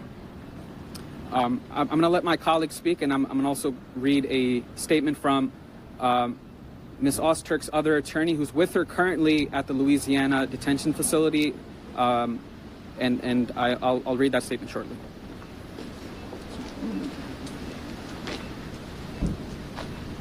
Being detained for 6 weeks for writing an op-ed in your school newspaper is a constitutional horror story. And as the court said today, her detention cannot stand. Today, the court decided that there is absolutely no evidence whatsoever of her dangerousness, and instead found repeated evidence of her peaceful nature. We are so glad that Rumeysa can continue to her studies, that she can return to her community that misses her so desperately. And I think we all heard directly from Rumeysa today that in a way that her light just shines through. She's clearly such a caring, compassionate person. And today we made good on the First Amendment promise of free speech, and Rumeysa is going home. All right, we want to go back now to Katrina Kaufman. Katrina, can you just give us a quick reminder of exactly where this case stands right now? So Rumeysa Ozturk is going to be released on bail. She also was previously ordered to be sent back to Vermont, and that's supposed to happen by May 14th. At the end of this hearing, the judge asked the government lawyer to let him know when she is released from the detention center and to keep him updated on the situation. Another thing that he pointed out is that he does have this ability to have an independent review of her case because she previously had been denied bond by an immigration judge. That court is part of the executive branch. But while he didn't see any reason to put conditions on Rumeysa Ozturk's release, he acknowledged that ICE may want to do so. So he said the government can submit proposed recommendations and that he may amend her release. All right, Katrina Kaufman, thank you so much for your reporting and bringing us that breaking news. Exclusive video you will only see here, showing a Worcester teenager pinned down in the street by ICE agents. We blurred the video because she is a minor, and scenes like this are becoming more and more common around the Commonwealth. And we want to bring in NBC 10's Alicia Palumbo live in Worcester this morning. Alicia, obviously we see the video here. It was a very disturbing scene. Very disturbing, Raul, but we want you to judge for yourself. We want you to take another look at that exclusive video and a listen to that exclusive video captured by our Telemundo New England cameras. Stop! Stop, ma'am! Stop! Stop! Definitely a chaotic scene on Eureka Street Thursday as Worcester police and ICE agents detained a mother and her 16-year-old daughter. That girl's face slammed into the ground as she was taken into custody. They have not been identified. Worcester police said officers were dispatched to the area for a report of a federal agent surrounded by about 24 people. When police arrived, they say the teen daughter was holding a newborn baby in her arms and standing in front of the ICE vehicle that was trying to leave with their mother inside. Officers told her she was endangering the baby, so she handed the newborn to a relative, but police allege as the ICE vehicle drove away, she ran after it and kicked the side of it. She was arrested and charged with reckless endangerment of a child, disturbing the peace. Just normal stuff every day, dude. Just normal everyday things in fascist dystopia. Love to see it, folks. Very cool, very normal. This is how it's got to be. Let me hit a couple yeah beasts up in this bitch. Yeah. No, I know the New York mayor got arrested. Don't worry, I'm gonna get to it. Yeah, based. If you can't do the crime, if you can't do the time, don't do the crime. Yeah. Conduct and resisting arrest. Also arrested was Ashley Spring of Worcester, who police said pushed multiple officers and threw an unknown liquid substance on them as they tried to arrest the teen. Spring faces several charges, including assault and battery of a police officer. We spoke with Spring moments before she was taken away.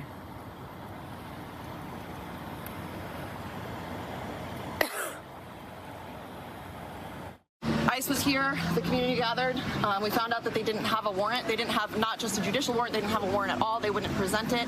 And the community decided that these women were free to go, and the women decided to go and exercise their right to leave because they were not being detained. At that point, the police continued to try to brutalize them, to rip the baby out of the mother's arms, 4-week-old baby, it looks like. And the community tried to intervene and help them. The city manager of Worcester said in a statement, the series of events was no doubt disturbing, and the footage of a family being separated is harrowing. He insists that Worcester police were not assisting with the ICE detainment, but they were called in to try to de-escalate a chaotic situation.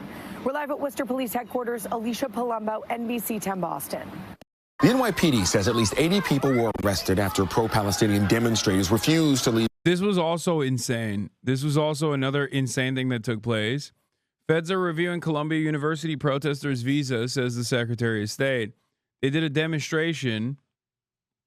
They did a fucking demonstration, and Columbia's own like public health and safety cops that are supposed to be there to protect the students were beating the fuck out of the students. They had like helicopters on top of Columbia swirling around.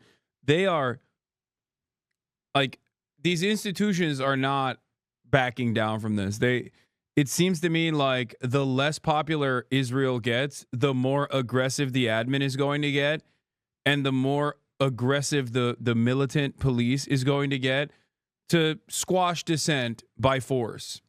Like they literally are like, oh, you don't like what Israel's doing? Oh, you want to protest it? Okay, we're gonna kill you. Sorry, you just have to die now. This is how it's gonna go. Nothing else we can do about it.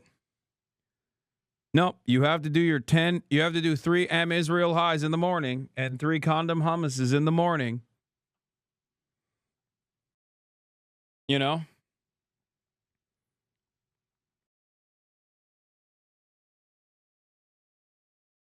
Look, there's still people going, they can't protest in the building. They can protest wherever the fuck they want, dumbass. What are you talking about?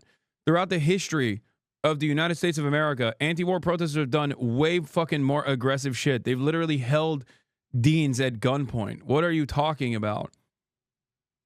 Like, I hate this, like, well, you know, you're supposed to protest in the way that makes me feel good. Yeah, think about what they're protesting against, okay? And then really reconsider your careless coverage on the matter, your careless way of your careless indifference on the matter. What is this, like 18 months of endless child murder? Don't protest here, don't protest there. You know, you're not allowed to protest in any way. You can only protest in a way where I think it's appropriate. Okay, well.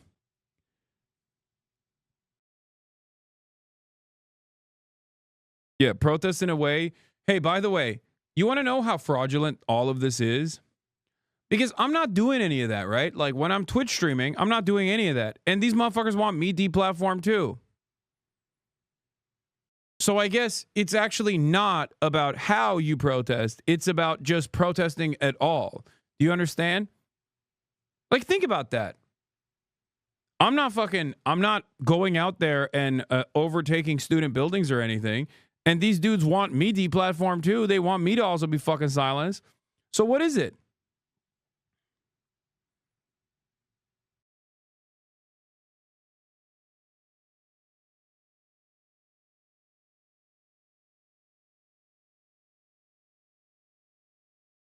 Meanwhile, the administration is entertaining revoking habeas corpus, and you're over here like, yeah, it's they shouldn't have been inside of the student building when they're protesting. Like, get the fuck out of here, dude. Please be for real. Columbia University's library. This all happened last night. Today, there was tighter security on campus, and as Lisa Rosner reports, the Secretary of State says the government is already reviewing the immigration status of those allegedly involved. Chaos inside the reading room as people were studying for their final exams at Butler Library Wednesday.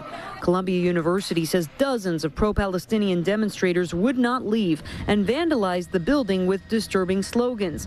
That, coupled with 2 public safety officers injured and crowds refusing to disperse outside the school, administrators called in the NYPD. Public safety was the most brutal they've ever been. There were concussions, there were broken bones. The NYPD issued 78 desk appearance tickets for criminal mischief and 2 summonses. The school's acting president said the library reopened Thursday. Columbia unequivocally rejects anti-Semitism. We will come together as a community to consider what civil disobedience actually is. Secretary of State Marco Rubio posted on X, "We are reviewing the visa status of the trespassers." Unless they take stronger actions, it won't be the last time, regardless of what they do.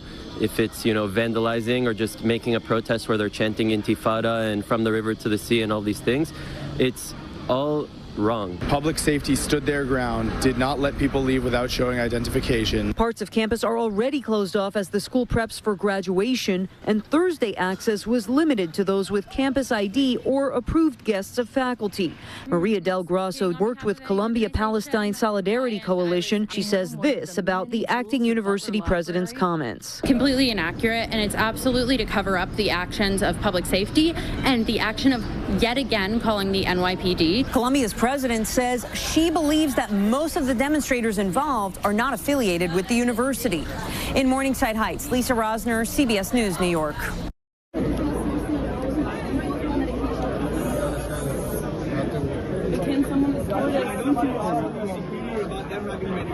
Yeah, man.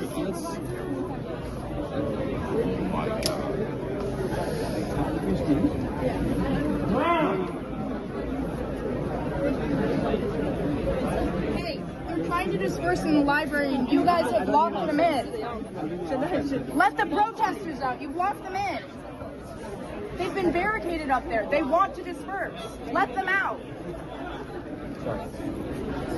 400,000 dead. 400,000 dead.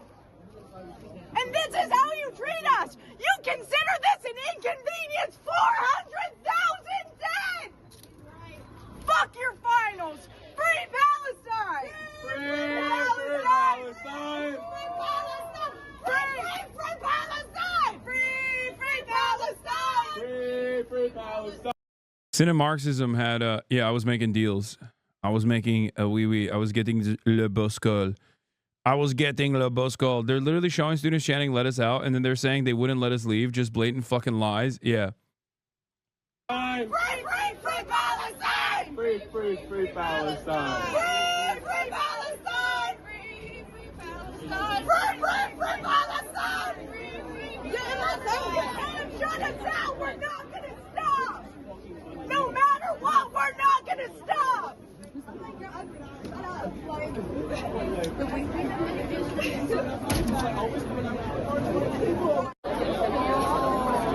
Yeah. Excuse me. I am very offended and scared, and also feel like you're doing an anti-Semitism by engaging in an act of civil disobedience in a disorderly manner. Okay. And for me, I think you should get the death penalty for this, because my feelings, I'm not even a Columbia student, but my feelings are more important. Okay.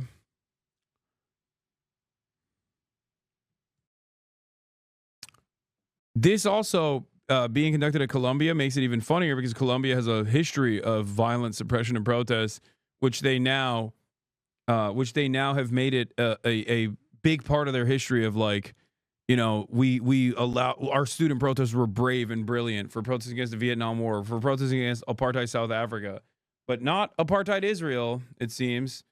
For apartheid Israel, we've decided it's we've moved on. For apartheid Israel, you can't do that. Ugh.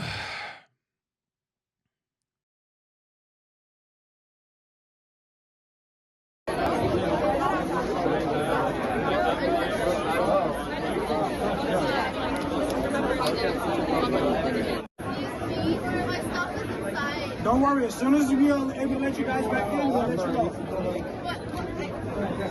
Yo, bro, is everybody? I need to get my stuff, bro. I gotta get my stuff.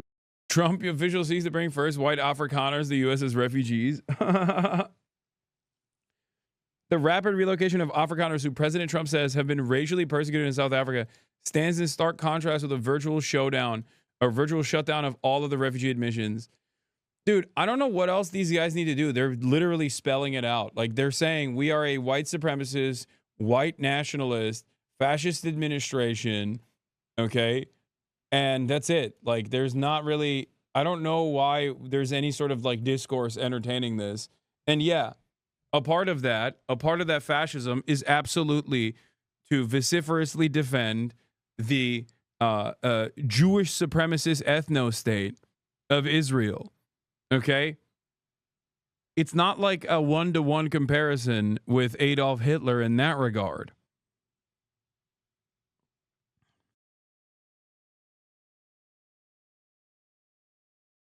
It's just, it's still fascist.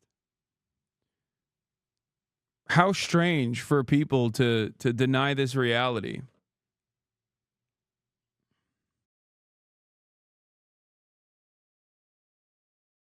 God, I hate this fucking, I hate what America is becoming. I think it's because, like, they no longer even try to shelter it. Like, there is no longer even dog whistles at this point. It's just like fucking bullhorns, you know? Bullhorn supremacist attitudes. It's so fucking gross. Here, by the way, this is the other side of the story. Here's Stephen Miller. Says the White House is looking into suspending habeas corpus, which protects people from unlawful detentions. A lot of it happens on whether the courts do the right thing or not. There's a question back there first. On the quick questions. First, President Trump has talked about potentially suspending habeas corpus to take care of the illegal immigration problem. When could we see that happen, do you think? Well, the Constitution is clear, and that, of course, is the supreme law of the land, that the privilege of the writ of habeas corpus can be suspended in a time of invasion. So I would say that's an option we're actively looking at.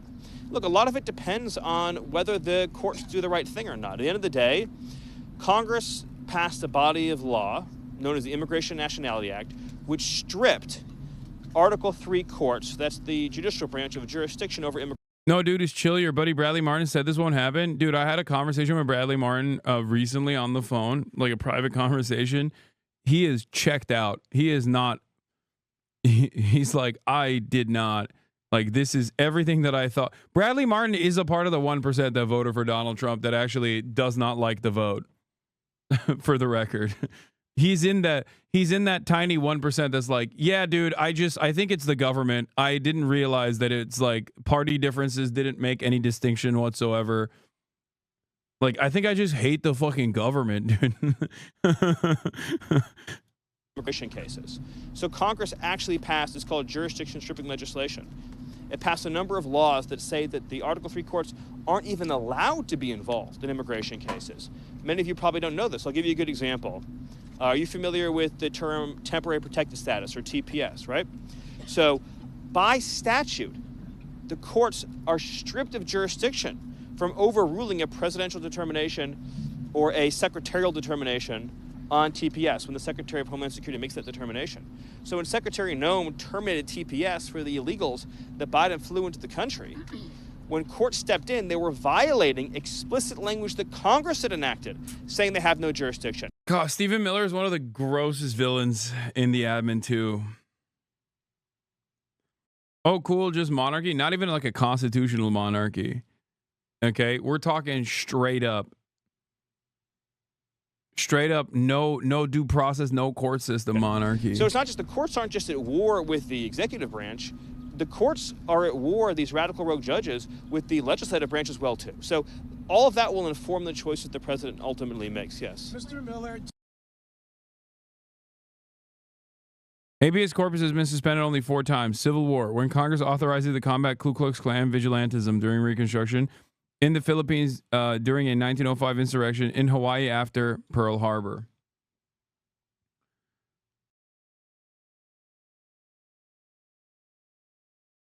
Incredible stuff. We're doing absolute monarchy.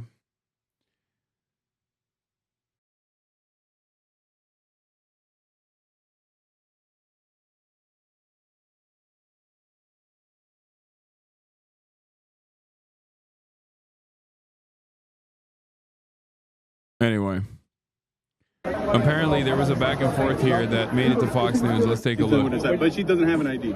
She has a CYD, but not her press. We're press and students. We can't. So I actually said no press right now. Just right? What if we just go in as students? No students are even being allowed. Can you tell us your name, sir?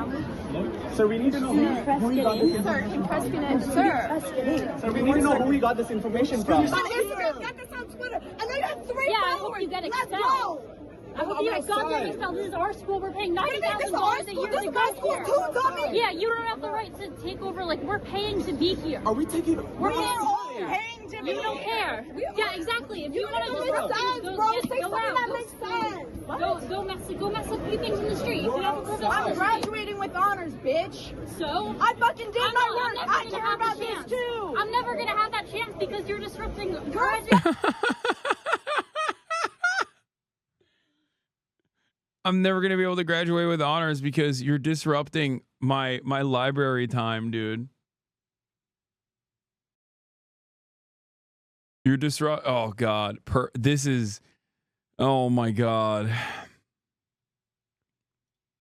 Get it harder. Hit the box, bro. What do you mean? Why are you doing the lie to us? Hit the box if you care so much. Yeah, bro, this is the fucking library. We're not allowing the information is stored. You're not letting us have the chance that you had to study. This is such bullshit too. There's a million fucking libraries. The reason why she wants to go to this one is specifically so she can film this and then say, I'm a Jewish student who's pro-Israel and these guys are being anti-Semitic to me by not letting me into the library. Meanwhile, the reason why she can't go into the library is not because the students are protesting in the library. It's because, as you saw, cops are not letting anyone into the library, and they've locked the students into the library themselves. Okay? Yeah, I can't get into the library on this one specific day, and guess what? It was my honors. The only information in the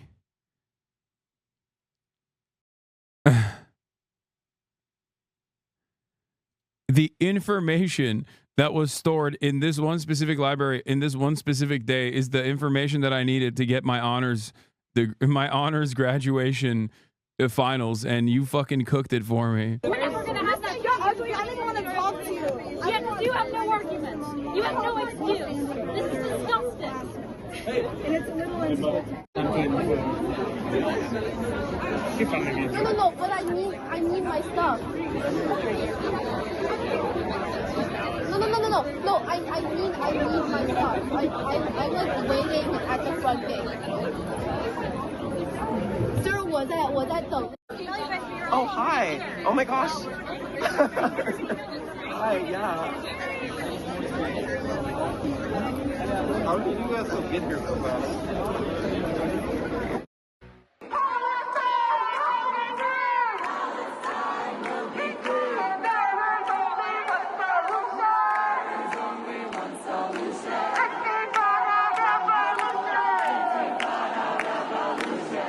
So that was the scene, and it was sickening at Columbia University. Sickening. They're protesting a fucking genocide. I cannot stress this enough. I know we're in the United States of America, and we are sheltered from the immediate impact of such things, okay? But I cannot stress this enough. Anti-war protesters did this in the past as well. Anti-apartheid protesters did this in the past as well. And anti-apartheid, anti-genocide protesters are doing it now. This is a normal part of being a fucking student on as woke a college campus as Columbia University. It's sickening. This kind of sickening chance. Ay, ay, ay.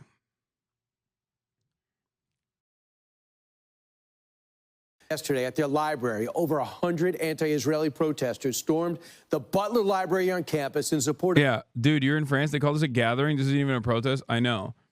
No fucking trash cans on fire. No throwing blows with cops. In France, they wouldn't even call this. They wouldn't even call this a gathering. They'd just be like, "This is a couple of people that got together and said they were upset."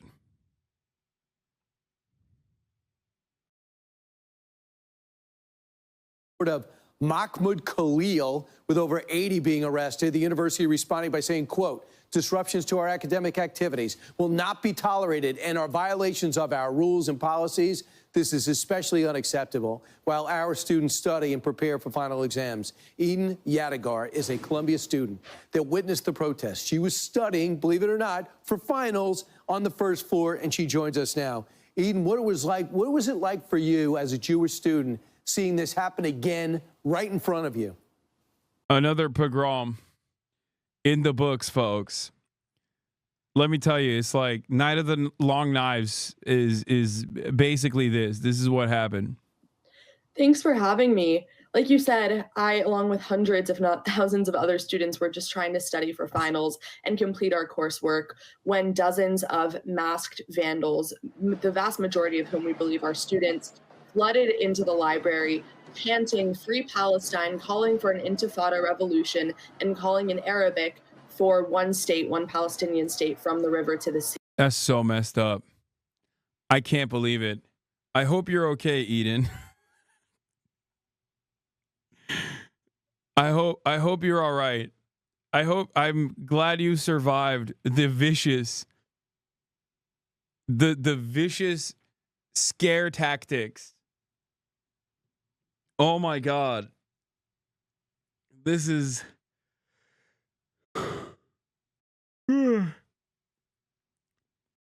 they were screaming in Arabic, folks, okay, which is the terrorism language.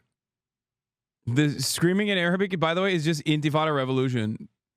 There's only one solution, intifada revolution. That's the scary Arabic language that they were deploying, the language of terrorism.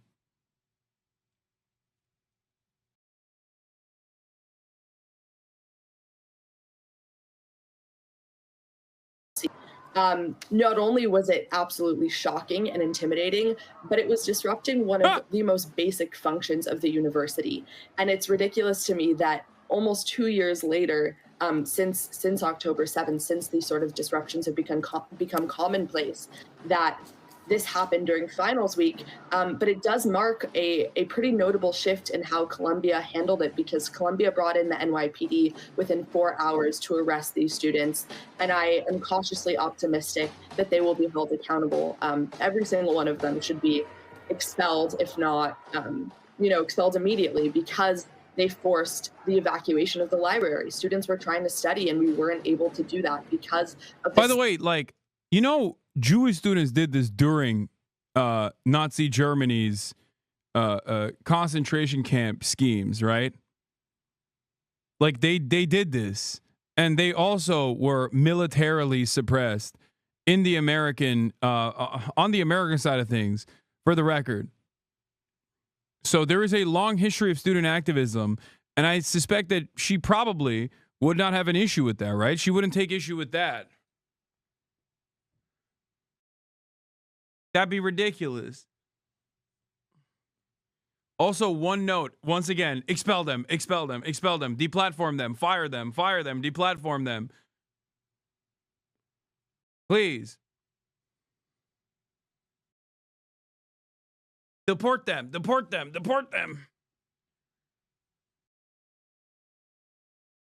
Americans are so disgusting, the way they fucking approach this subject, where they're like, from Israeli right-wing Telegram channels.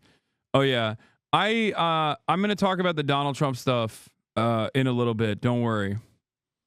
Same Eden Yadigar did this. Eden Yadigar is a student at Columbia. She dressed up like a skunk after several of her peers were hospitalized in a chemical attack incident on campus. Ugh. Classic. Small group of radical, anti-Israeli, anti-Jewish vandals. We're about to find out how many are students. And with the security, you tell me, should be saluted, because some got beat up and some got hurt, and they stood there. But why did it take 5 hours for the NYPD to come?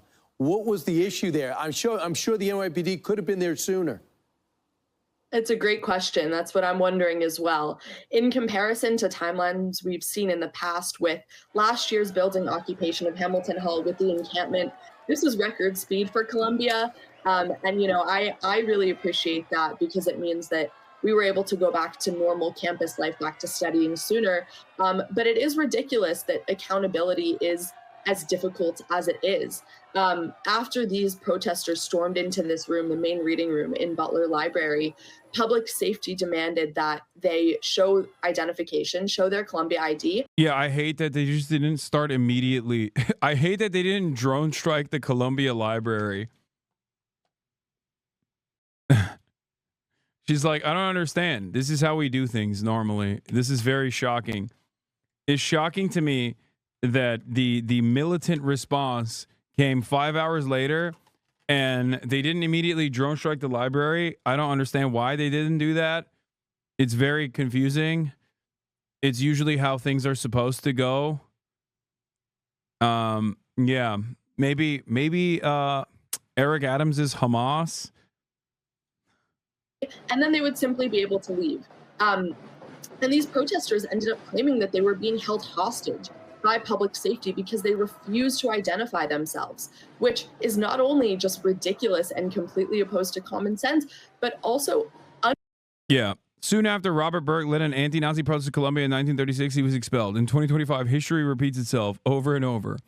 Robert Burke was a junior at Columbia University who dared to protest the administration's ties to Nazi Germany in 1936. Organizing a group of 300 students, he led a demonstration in front of the President Nicholas Butler's home to oppose the university's support of an event that propagated Nazi policies and beliefs on college campuses.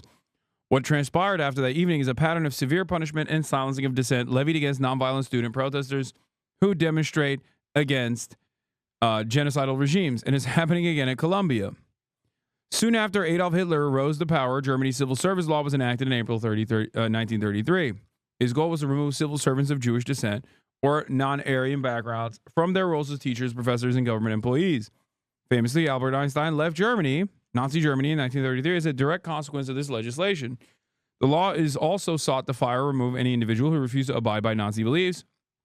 The party took a special interest in German universities. One such institution, Heidelberg University, supported the Nazi regime and proactively removed scores of professors and students for racial and political reasons. Just 1 month after the civil service law went into effect, university faculties and students took part in book burnings on Heidelberg's campus. In February 1936, Heidelberg University invited representatives from universities in the U.S. and Europe to attend a 550th anniversary celebration of its founding, while Oxford, Cambridge, and others rejected the invitation and hoped their absence would serve as a condemnation of Nazi attacks upon academic freedom. Columbia University, shockingly to absolutely no one, agreed to attend, setting the stage for anti-fascist protests on its campus. Columbia accepted the invitation to Heidelberg University. They said that they would send a representative to Heidelberg because it is the custom of Columbia University to be represented whenever conveniently possible at all celebrations of educational institutions here and abroad. They continued, Columbia will be giving its approval to those who have suppressed academic freedom, perverted the content and teachings of all branches. This is the students saying this. Okay? They said, we'll be in fact bestowing a benediction upon the spoliation of education and culture by the Hitler regime.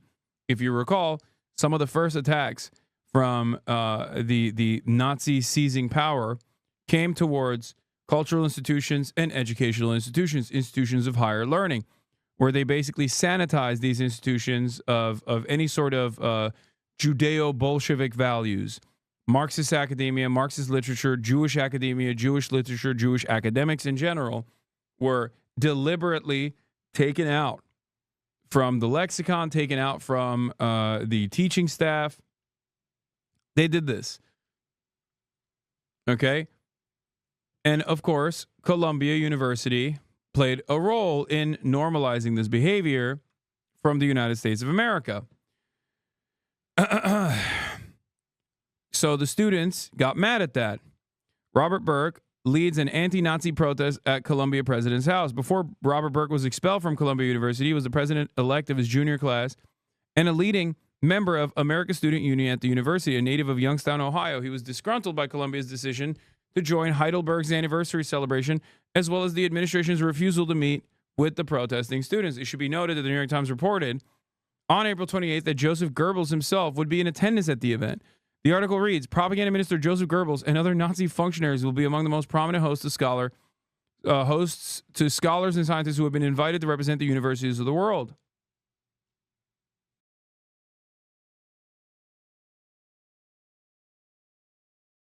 Good thing the USA has no culture. One less thing Trump has to do. This is U.S. culture. In other words, it had to become clear to students that this engagement with Heidelberg University was not simply an academic courtesy, but rather a tacit endorsement of the Nazi takeover of universities and colleges.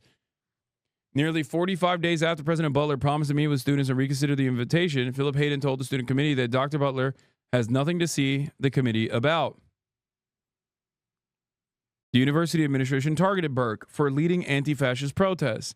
On May 21st, Burke met with Dean Hawks and summarized their meeting as follows.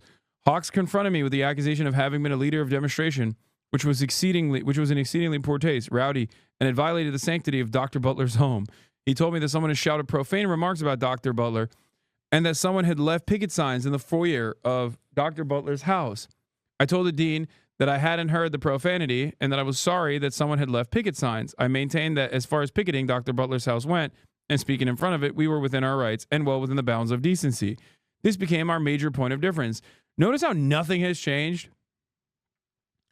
Pearl clutching about the ways in which people were protesting against Nazi allegiances demonstrated by the college that they are attending instantly got the same exact response as it does right now. But hey, have you considered that they were making students of German descent that had Nazi sentiment uncomfortable? Not just students of German descent, mind you, students of German descent that like Nazi Germany and what Nazi Germany is doing. The fatherland. It's really messed up. Burke said he warned Dean Hawks that his expulsion would have a chilling effect on student speech at Columbia. I told the dean that if I were expelled, it would appear to be the student body that this action was an attempt to frighten the student union out of any action of significance and to frighten politically conscious students so they would not take part in ASU affairs. 3 days later, the American Student Union sent a letter to Dean Hawks to apologize for any obscene language that may have been used during the demonstration outside of Dr. Butler's house. 1 week after their initial meeting, Dean Hawks again confronted Robert Burke and accused him of distorting what he said during their previous meeting. In a short letter sent from Dean Hawks himself, Robert Burke was expelled from Columbia University on June 16, 1936.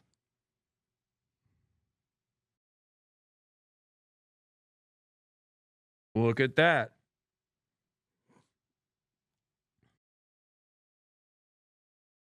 The reason why I think it's important to take note of this and to stress this is because Colombia is doing the same thing that they've done time and time again. They are aligning with power. They are aligning with the fascist administration of Israel.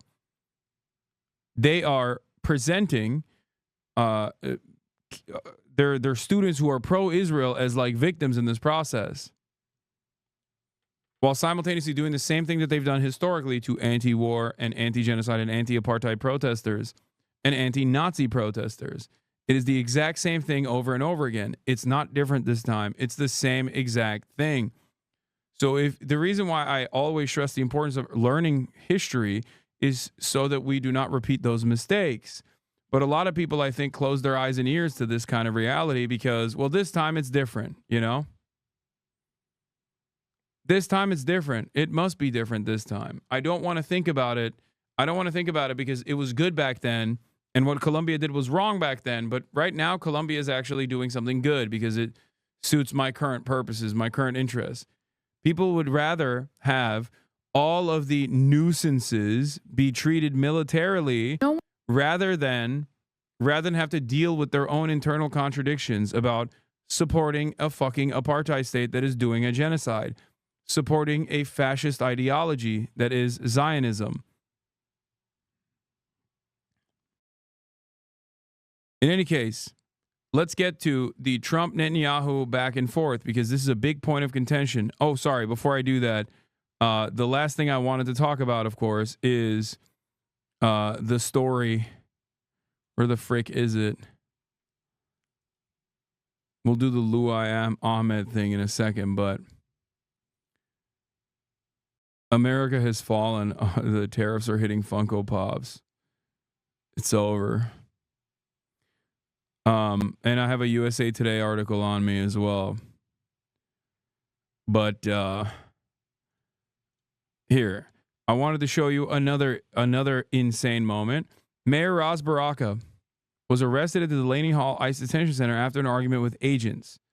Members of Congress here for a scheduled visit were shoved after trying to include Baraka in conversations after he gained entry through the gate. Get off of her! You cannot push it! You cannot Congress! You can't push members of Congress!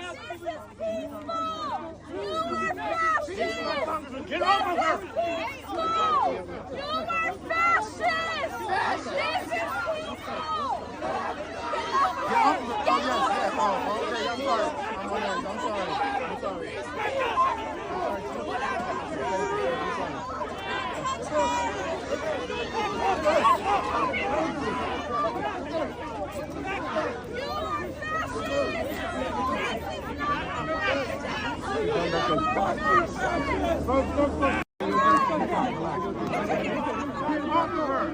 Get off of her! You cannot push it! You cannot Congress! You can't push members of Congress! Get off of her! You are fascist! Fascist! Get off of her! Oh, yes, yes. Oh, okay, I'm sorry. Put your hands on me! Land of the free, baby. Home of the brave.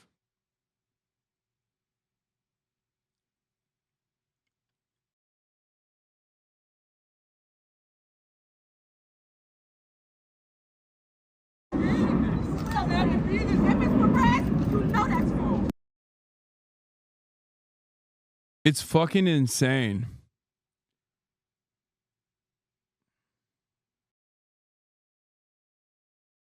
That they arrested the mayor, dude.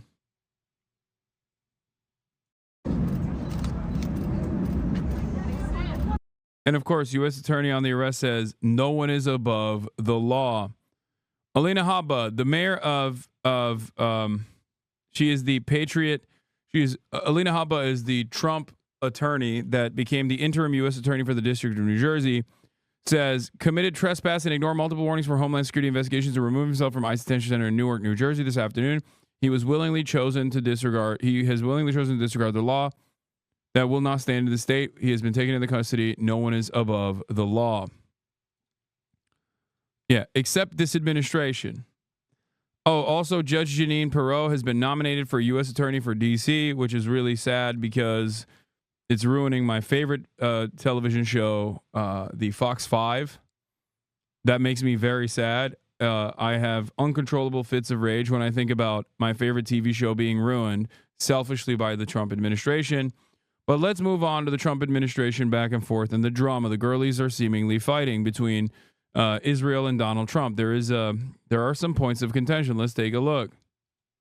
No one was happier to see Trump elected than Israeli Prime Minister Benjamin Netanyahu. But is that still the case? Trump's first term had delivered major wins for Israel: the scrapping of the Iran nuclear deal, the assassination of Iranian General Qasem Soleimani, the Abraham Accords with the Gulf states, and the moving of the U.S. Embassy to Jerusalem. Netanyahu expected more of the same from Trump's return. And it seemed that way at first, with Trump removing Biden's sanctions on some violent settlers in the occupied West Bank and lifting Biden's hold on 2,000-pound bombs to Israel. But despite the initial honeymoon, Israel Hayom reported that relations have reached a low point with mutual disappointment on both sides. Now, as Trump hints at a big announcement to come on Gaza and reports say he's pressuring Israel for a ceasefire, the president seems to have lost his patience with the Israeli premier and is making policy choices for the both of them. First was the Witkoff effect in January, when Trump's envoy to the Middle East, Steve Witkoff, pulled Netanyahu into a meeting on Shabbat and forced him to agree to a ceasefire deal he'd spent months rejecting. But the Trump administration has also been holding talks without Israel and with some of its staunchest opponents. Axios revealed in March that the US had been holding secret direct talks with Hamas without telling Israel. Then in April, the US and Iran began talks to limit Iran's nuclear program in exchange for the removal of US sanctions in their highest level contact since 2018, surprising Netanyahu with the news at a press conference. It's a similar deal to the one Israel encouraged Trump to scrap in 2018. With the US set to enter its fourth round of talks soon, Trump has said the deal is well on its way. But Israel's Channel 12 has reported that Israel is deeply concerned that talks are very, very advanced, that they will reach a bad deal that doesn't meet Israel's conditions, and that the US is not sharing enough information with Israel on key points, all of which it says is deeply disturbing. Israel had drawn up plans to strike Iran's nuclear facilities in May, but Trump rejected these, preferring a diplomatic rather than military approach, and Israel couldn't conduct the plans without US assistance. But it's not just Iran. One Israeli official said the country was blindsided by Trump announcing a ceasefire with the Houthis on Wednesday, days after the group's attack on Israel's Ben Gurion airport. Despite the Houthis saying that they would continue attacking Israel, Israeli representatives were unable to obtain information from White House officials until a full 24 hours after Trump's announcement. The US has been pursuing major policy initiatives without including Israel. It's talked with Hamas over the release of American captives, it's talking with Iran on limiting its nuclear program, and it's talked with the Houthis about their disruption of international shipping rather than their attacks on Israel. It's not a surprise, it's Trump's America First doctrine, which is also why his upcoming visit to the Middle East includes Saudi Arabia, the UAE, and Qatar, but not Israel despite its requests. Can't offer Trump the kind of deals he's hoping to sign in the Gulf.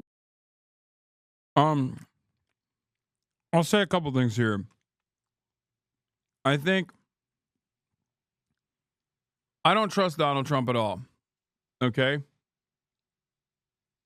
But I do know how he works. And I think there's a limit to how annoyed he gets with being bullied and being yelled at. And maybe that motivated him a little bit to change course, to change trajectory. Or perhaps this is another like silly move to optically change the situation to make it seem like he's in charge here.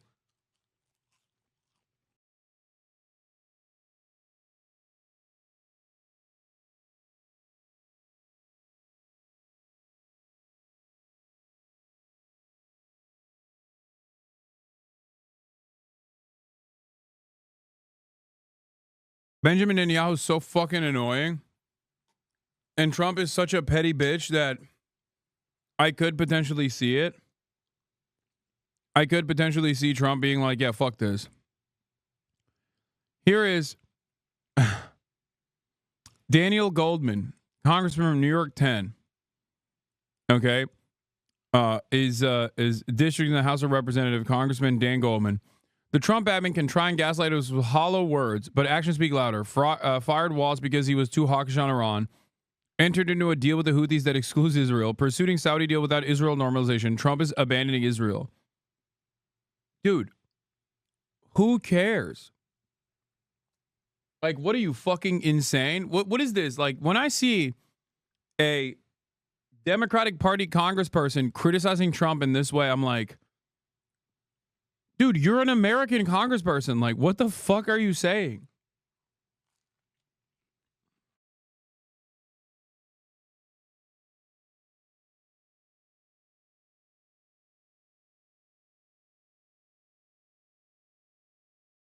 What are you saying? What are you doing here?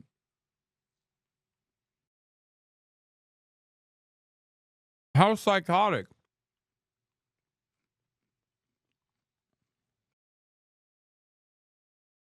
You know, they'll go around saying, oh, this is so terrible. What you do it is you're giving up something up top in order to make people in the middle income and the lower income brackets save more. So it's really a redistribution.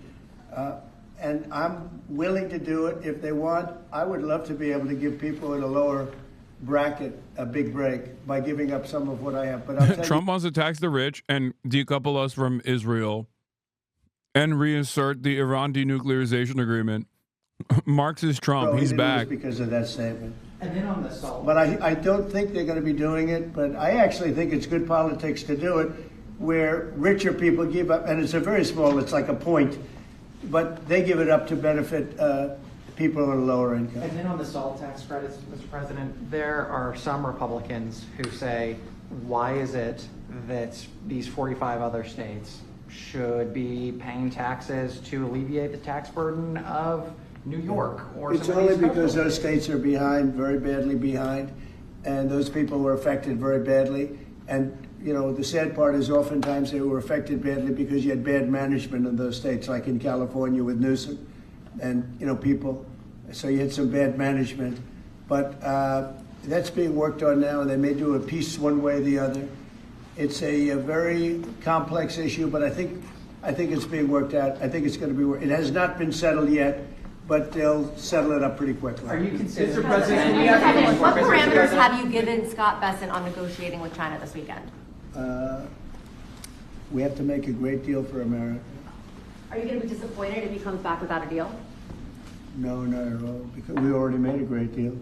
We're not doing business with China right now.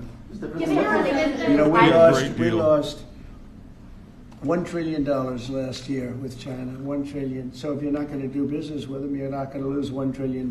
But we lost. I want China to do great. You know, I'm very friendly with President Xi. I have great respect for him and for China, but we can't continue to allow them to do what they did. When I was president, they paid hundreds of billions of dollars in tariffs and taxes. And then Biden screwed it all up. What he did to this country between the border and between all of the other problems, the wars, everything, what he did to this country should never be forgotten. But one of the things he did is the trade was so bad and so imbalanced. So I think we're going to come back with a fair deal for both China and us. Have you given Bessent a number of how low you're willing to go? Yeah, I am.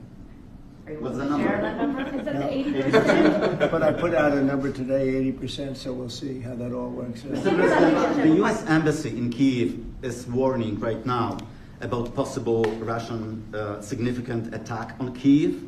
What's your message for Putin? I have a message for both parties. Get this war ended. We're losing 5,000 soldiers a week, Russian and Ukrainian soldiers, and other people also, by the way. And I say, get this stupid war finished. That's my message for both of them. Thank you very much. We'll see you later. Thank you, Press. We're heading out. Thanks, guys. Thank you. Right after. Thank you. Just came in to say hello. What did you discuss? Almost almost nothing. He came in to say hello. It was very nice, and I think he came in to thank me, frankly. I mean, I would say the primary reason, but he was very nice. He's a nice man, but I think he actually came in to thank me. Is he complying with ICE like you'd like to see? You'd have to ask Tom Holman. Mr. President, do you have a reaction to Bill Gates' comments yesterday that the cuts in USAID will lead to millions of deaths of children around the world? I don't know anything about his comments. Thank you. Thanks, guys. Thank you. Thank you. Let's head out. Thank you all. Thanks, guys. Thank you. Let's start moving. Thank you. Thank you. Thank you.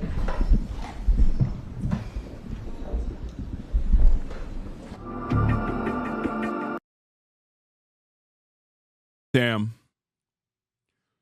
Central Committee said today, as we discussed, when it's smart to declare bankruptcy, people laughed at the fact that Trump has 6 bankruptcies, but I saw it as a shrewd operator who knows what the system has to offer and how to get it. And I think Bibi went too far up his ass, so he's pulling back for leverage, or what do you think? You know Trump better than anyone. I just don't trust Trump because I think he's totally captured by these guys. Like he's a shrewd operator, sure, but he's also a very basic man. There are 2 demons inside of Donald Trump. The one demon is Trump's own narcissistic desires of wanting to be liked and not getting bullied by someone who he has leverage over. Right?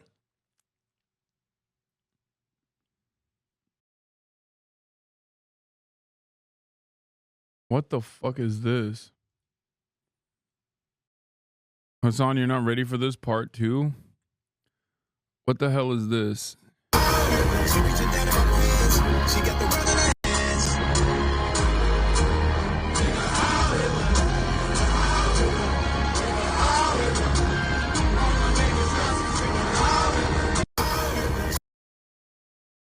Who are these people? Why am I supposed to know what the fuck's going on here?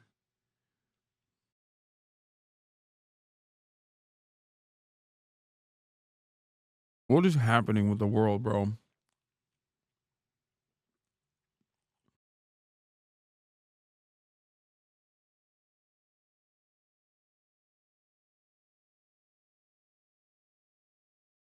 I'm like,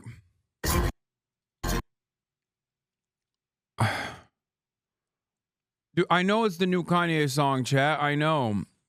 It constantly, dude, the worst part about it is because I don't listen to music, if I listen to like even a little bit of any music, it gets stuck in my head.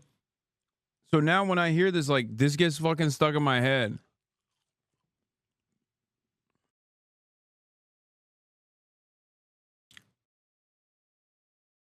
Y'all got me fucked up. I hate this shit.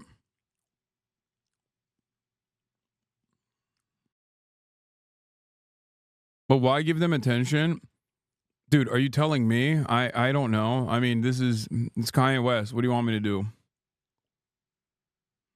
I think the cat's out of the bag on that one.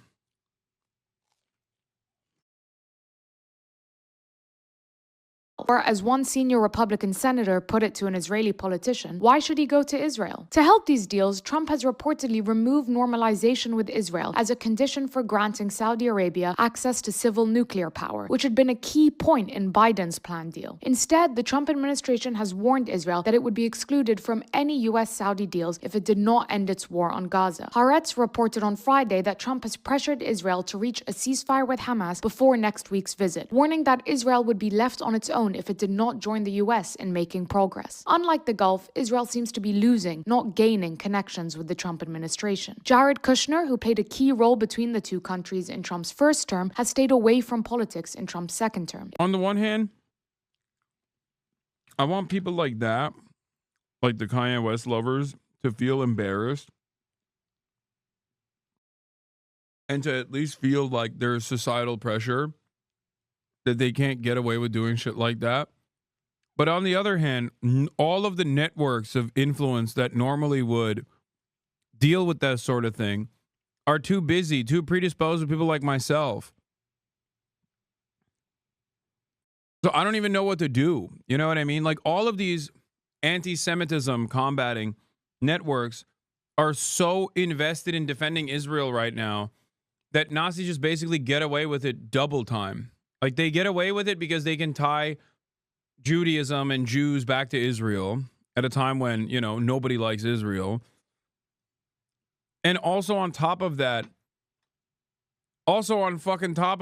they literally turn around and focus all of their efforts on, stop, dude. They focus all their efforts on anti-Zionists.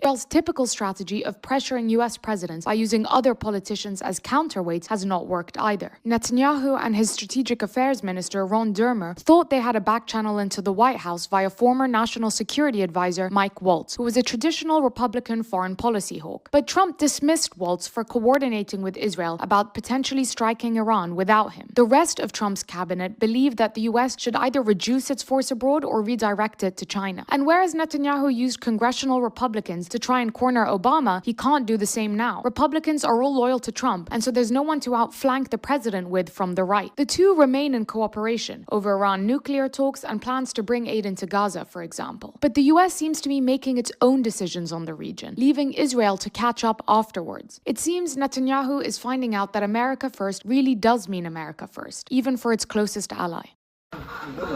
There's not much left. Like, we got to dive a little bit deeper into this, because U.S. Ambassador to Israel Mike Huckabee, who is a real freak, like, I mean, he's more pro-Israel than most like ultra-Zionist Jews are, okay? Because he's an evangelical Christian, and those guys are some of the biggest fucking freaks when it comes to Israel, because they don't necessarily care about Jews at all. I mean, obviously they don't. They just care about like sending Jews either by force or voluntarily to the greater Israel so that they can trigger the rapture. And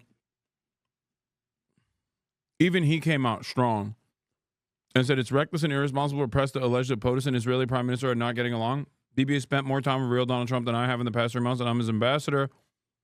But he also literally said that Israel doesn't get to dictate American foreign policy. We do.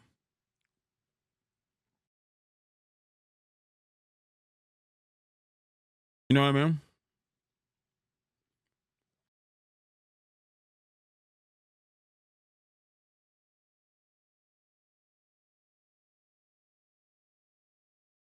I just don't see Donald Trump genuinely saying, like, fuck Israel, we're going to do this our way. They're just not responsible partners in all of this.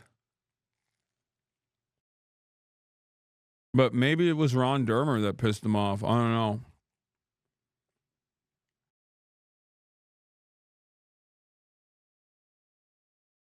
And yeah, of course, Israeli right-wing Telegram has started Hamas posting saying Donald Trump is Hamas.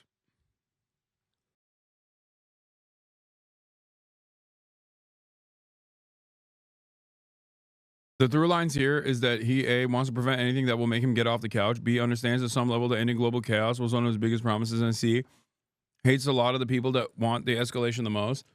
There's also the fact that the solutions here are extraordinarily simple and were only avoided by Biden because his ideological commitment to Zionism and deference to Israel. It's funny that the end state here is just going back to Obama 2's policies and endgame towards the Middle East after Trump was the one who went through with Republican efforts to completely disavow and destroy them. This fact is also the biggest reason to be skeptical that he will actually follow through with any reversal from the consensus that he created. He seems to have realized that the end state of his track was always been at war with Iran, but not articulating a different path. I don't think there's a real Trump versus Netanyahu situation. This is all bullshit pretense ahead of the joint U.S.-Israeli war on Iran that is now imminent and will be done at the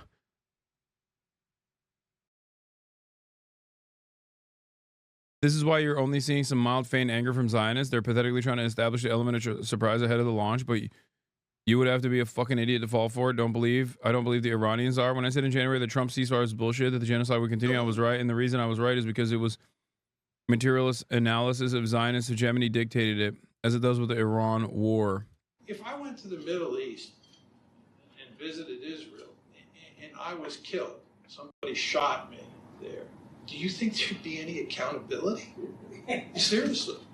If any of you went to the Middle East and were killed, do you think there'd be accountability? There wouldn't be. This is how outrageous this situation is. Just think about the Liberty. Think about Rachel Corrie. Think about this Turkish American who was just killed in the flotilla. There's no accountability. Israelis can do almost anything and get away with it. So the idea that opacity matters, I don't think so. The lobby basically believes it can finesse any issue. They've never seen an issue that they can't finesse. If I went to the Middle East... Yeah. I mean, Mersheimer isn't wrong.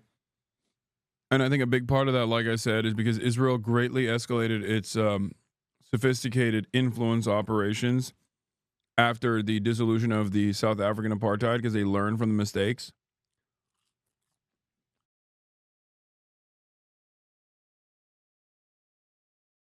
And that's precisely where we're at. Israel also is a much more valuable ally than South Africa is due to its geopolitical condition.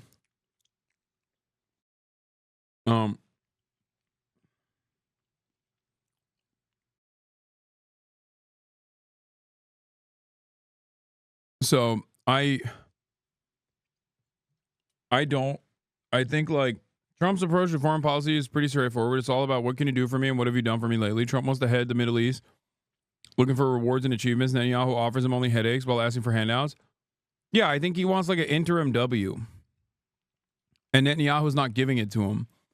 But a week prior to this cutoff, he met with Ron Dermer, who some believe is going to be the next up. He also referred to a meeting that took place in April between Israel's Strategic Affairs Minister Ron Dermer and senior Republican lawmakers in Washington. During that meeting, Dermer reportedly told him what Trump ought to do, which angered the president. I guess like Donald Trump being who he is and having a short fuse about people telling him what he can and can't do could be a part of the reason for the resentment growing. He is Ron Dermer could potentially be Benjamin Netanyahu's successor.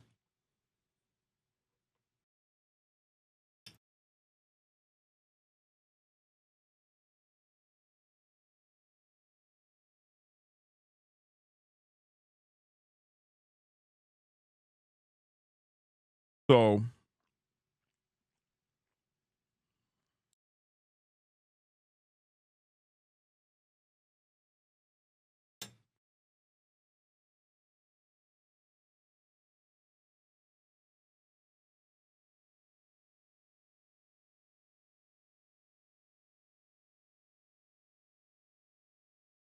when Netanyahu came to Congress and demanded the U.S. invade Iraq, which he guaranteed would have enormous positive reverberations,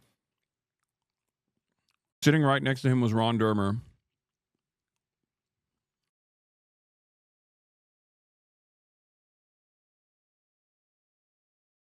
I think Benjamin Netanyahu's like successor list is short.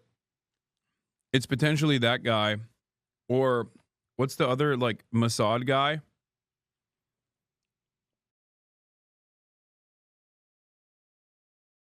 I forget. Chat knows his name. I'm forgetting now. No, not son of Hamas, chatter. That's so funny. No, Yossi Cohen, I think, is the guy. Yeah. Someone said son of Hamas. Yeah, dude, Israel's going to have a fucking Arab.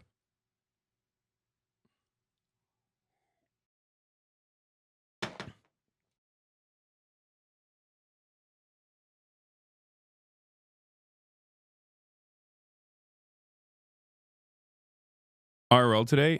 Chatter, it's literally 11:22 p.m. What IRL?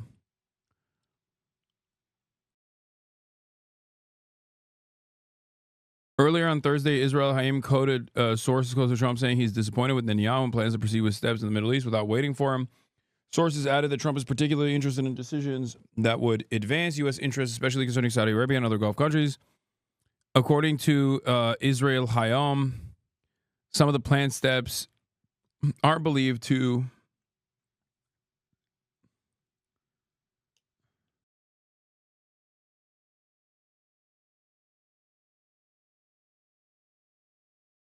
relate to the long-anticipated U.S.-brokered normalization between Israel and Saudi Arabia.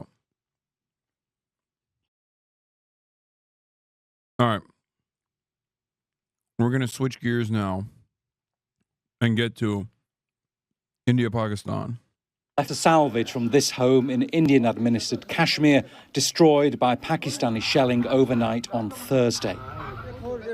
Villages on the Indian side of the line of control have been subjected to multiple attacks by drones and other munitions, according to India's military.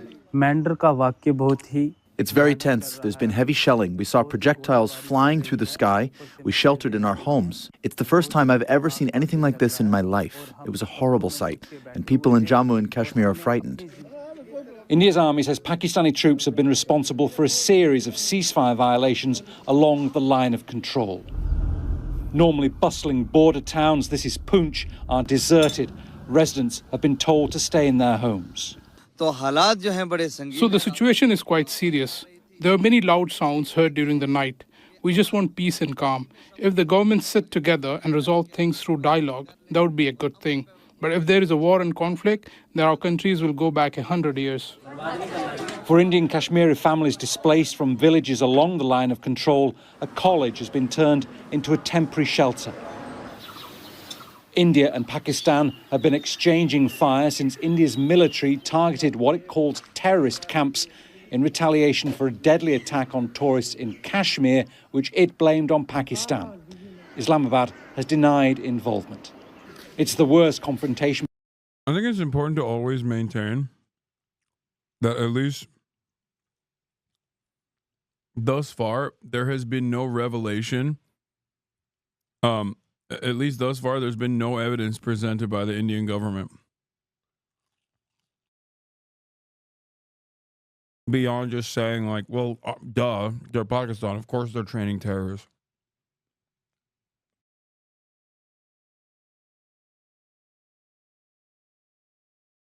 Like, it was genuinely shocking to hear the Indian government say, like the BJP official, say on Western news, it doesn't matter that we have no evidence. Like, that was actually shocking.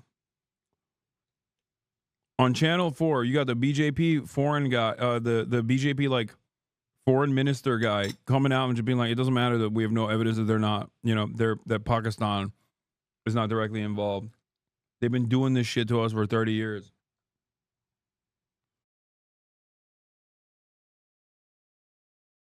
Between the neighbours in more than 2 decades. Bernard Smith, Al Jazeera. Make sure to subscribe to our channel to get the... Yeah, I saw this Indian boy destroy the fucking reporter. Or no, not this one.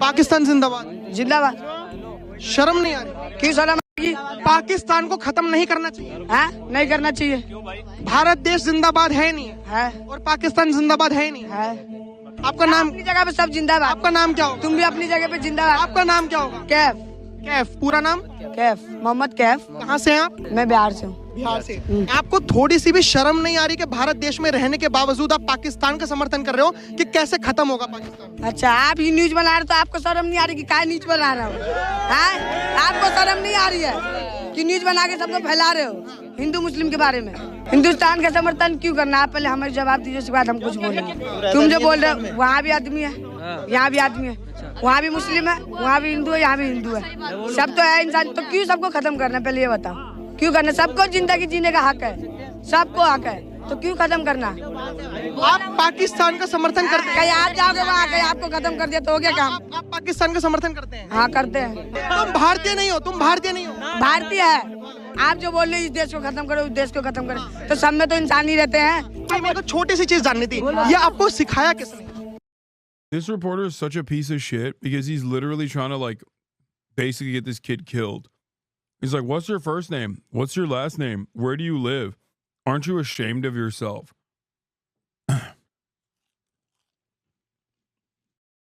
Like, that's crazy. Just fuck audio only chatters then? Yes. Fuck them. दूर यार, सिखा के जगह जाती मान यार। He said, bro, I have a brain, man.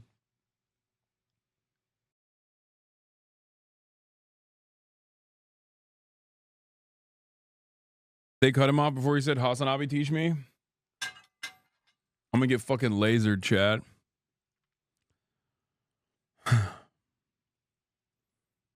Yeah, no, the kid was like, I don't think we should be killing anybody. I think it's fine for Pakistan to live. But of course, he's a Muslim Indian. So this position will be, this is what I see in the Indian Twitter, especially like Hindutva fascist Indian Twitter, where they'll call Muslim Indians Abdul and also a threat to India's safety and security.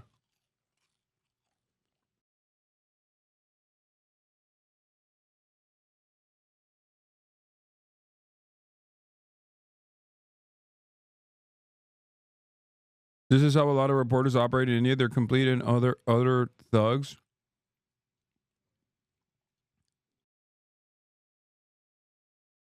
There's been intense shelling in Pog and Eog.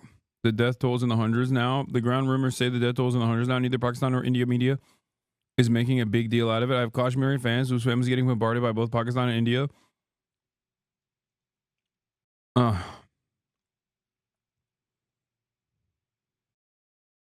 The reason is Pakistan doesn't want to acknowledge the damage because it means that Pakistan has to respond.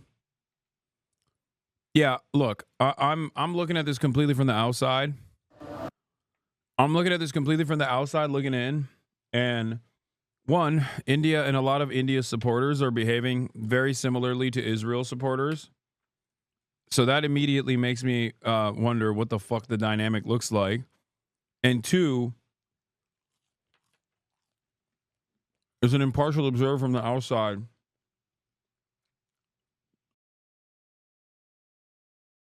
as is the case in these sorts of conflicts all the time, there's one party that will always escalate and one party that will demonstrate restraint. And it doesn't feel like India is the party that's demonstrating restraint. Like, it's understandable to be frustrated.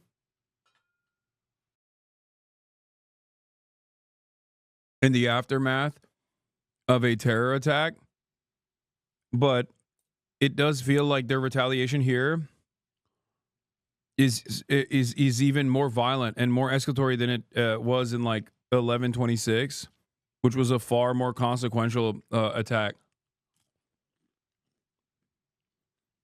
So there has to be something else involved here. I don't know if it's the buildup. Yeah. During 26/11, a total of 175 people died and hundreds were injured.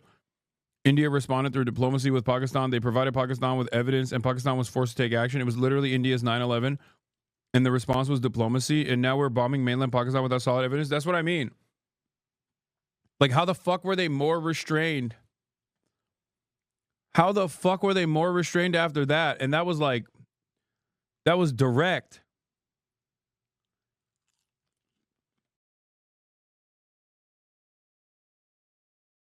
Like, is it simply organic buildup?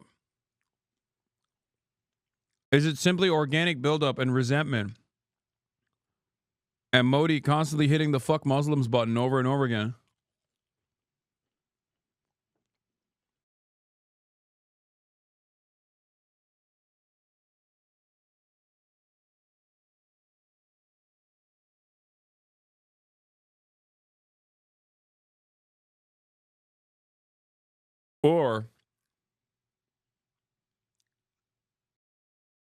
Or that might play a role in this.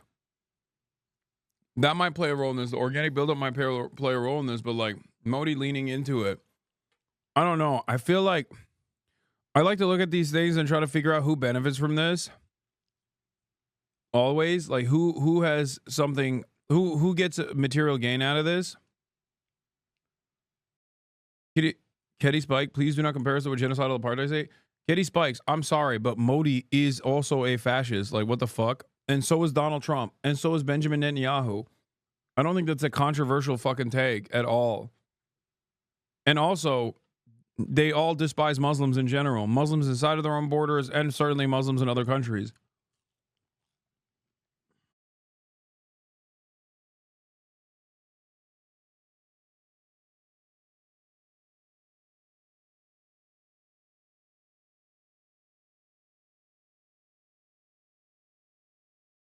So,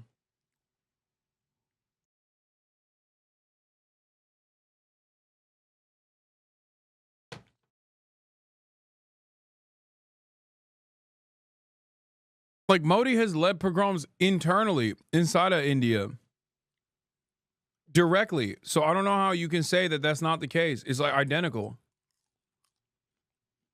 But having said that,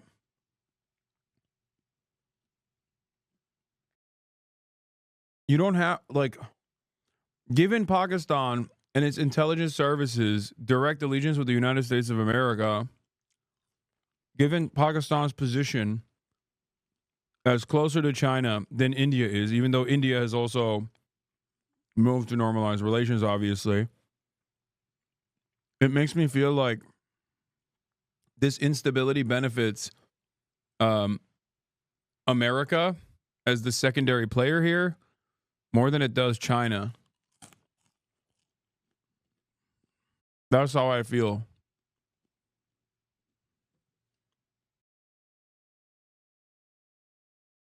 I can tell you who it doesn't benefit: civilians.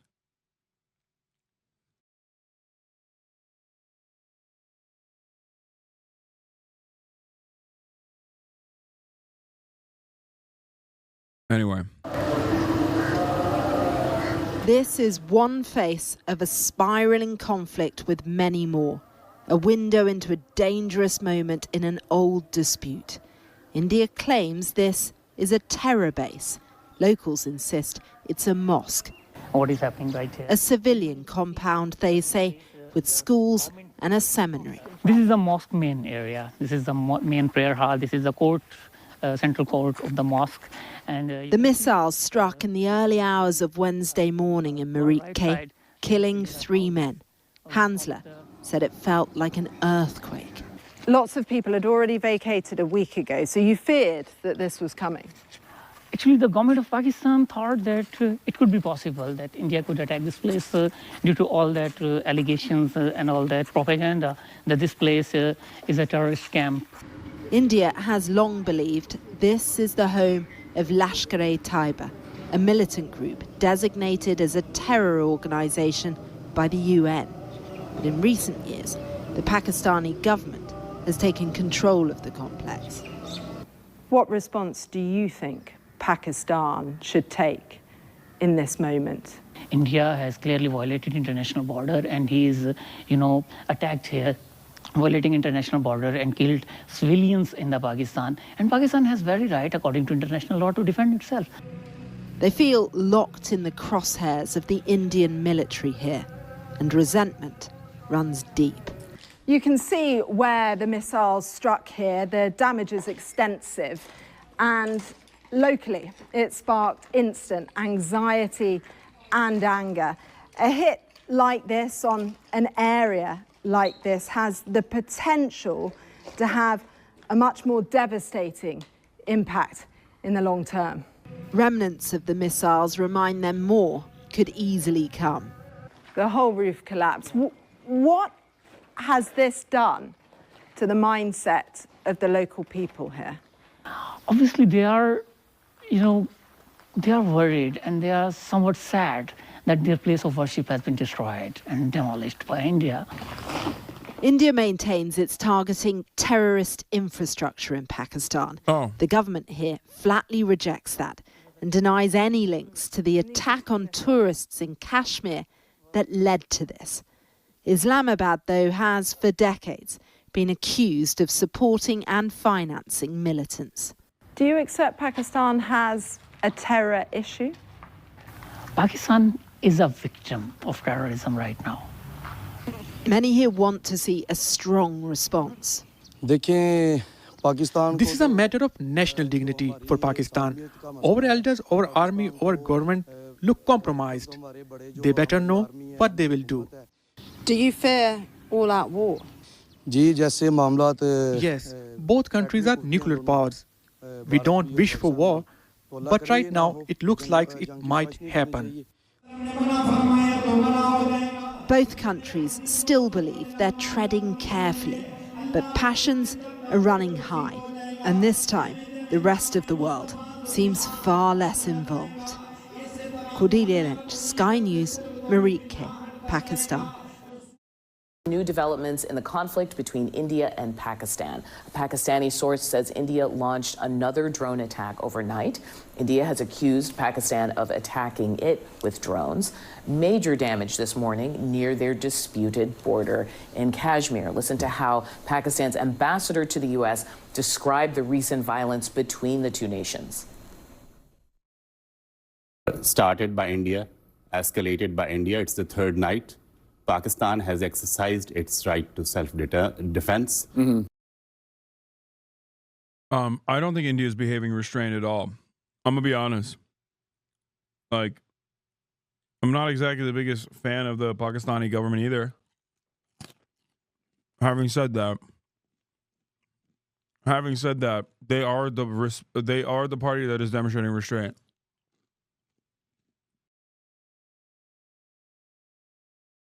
It's fucking nutty. I thought, okay, I'll be honest. I did not think that they would hit inside of Pakistan. I thought they would like hit inside of Kashmir territory, or at least like show evidence and maybe conduct like a joint military operation or something, or get the go-ahead from Pakistan to allow them to conduct a military operation inside of its borders. They came in with zero evidence. And they hit inside of Pakistan borders, not just in Kashmir controlled territory. And then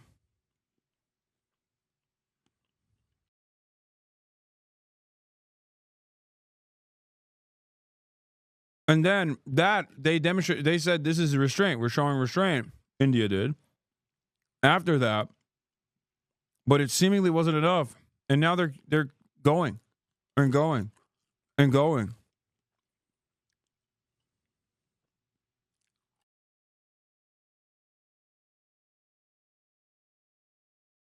I saw Asmongold was covering this, and if you don't cover this as the equal effort, Indians who are frustrated at terrorist attacks will keep leaning away from peace.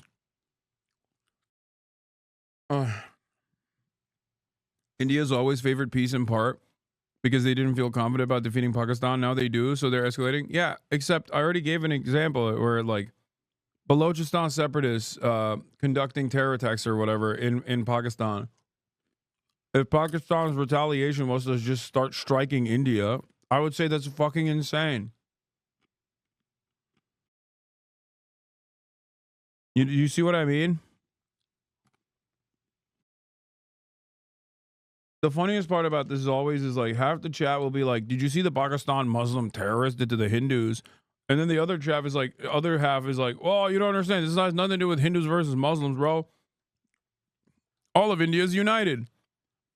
The main military commander that speaks out for these campaigns is Muslim. You don't get it.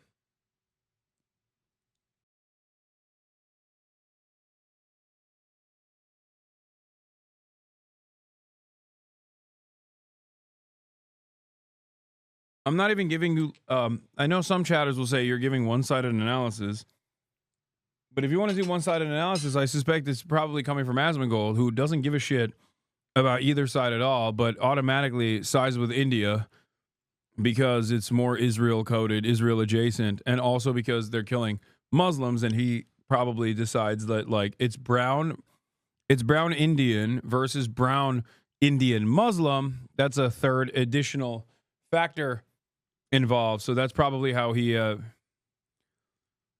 he lands on whichever side he chooses to land on that issue. But yeah, I don't think it's just Hindutva fascism. Hindutva fascism, as Arun has talked about in the chat, and it's talked about over and over again, creates a false sense of unity. It turns into just straight up nationalism, Indian nationalism. This is a great example of this as well. Again, the problem with India regarding Kashmir and also Pakistan is Indian nationalism, not just Hindutva. Every big anti-Hindutva opposition party, from liberals to the communists, thinks the de facto military occupation of Kashmir is fine and the missile strikes on Pakistan are good. Yeah. The Communist Party of India has also, from what I've seen, taken a stance where they're like supposed to be the opposition, but this time they're not.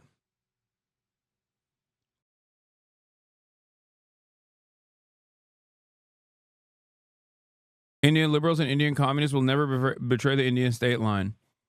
I got insights that I think Chad would massively benefit from if they want to understand Hindutva ultimately works. Hindutva ultimately falsely creates unity among Hindus, which were never a unified group before the British, but it keeps Brahmins at the top. Yeah.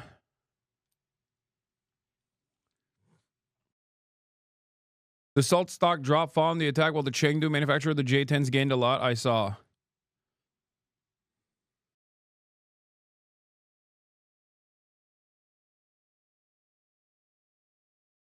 But it's interesting to see a lot of Indian chatters fall for the same line over and over again. Killing innocents in Poonch is restraint. Brother, is there ever a fucking moment where I said Pakistan's decision making has been appropriate? I'm just saying India is united. Come out of your bubble. I don't give a fuck if India is united, dumbass. It's like saying Israel's united. What? I don't give a shit. Would you care if Pakistan was united in wanting to nuke India? Would you care? Would you be like, oh yeah, that's actually appropriate? That's actually good? No, answer my fucking question, dumb fuck. Would you be like, oh, well, I guess Pakistan is united in nuking fucking India, so I guess they have the right to nuke India. Do you think that is a good way to... Is that reason alone? Do you fucking hear yourself? I don't give a shit if India's united, dumbass. Yes, they are united in nuking India. Okay, well, I guess by your same fucking logic, then they're appropriately doing the right things as well. Fuck. Look at their parliament speech. Oh my God, brother. It's not about what they're saying. It's about what their actions are. And in terms of their actions, yes, their retaliation has been limited in comparison to what India has been doing. That's it. You can't literally look at the situation and go, okay, well, Pakistan has also struck back into India as well. I agree. They have. Okay. What has India done in response? India keeps upping the ante. That's the point. Look at the way that Israel and Iran dealt with one another. Israel escalated. Iran retaliated. Israel then retaliated, but only in an incredibly limited fashion. India is not doing that. Okay. India is not doing what Israel did with Iran. Why did Israel behave this way with Iran? The reason why Israel behaved this way with Iran is because they didn't want the entire fucking Gulf states' oil refineries to be lit on fire. That's the reason why they had to demonstrate restraint. India is behaving like a madman without any sort of interest in demonstrating restraint whatsoever. Okay? The nuke here is I'm exaggerating when I say nukes, you fucking moron. It has nothing to do with nukes. I'm specifically talking, well, it might have something to do with nukes later down the line. I'm simply talking about action versus reaction. That's it.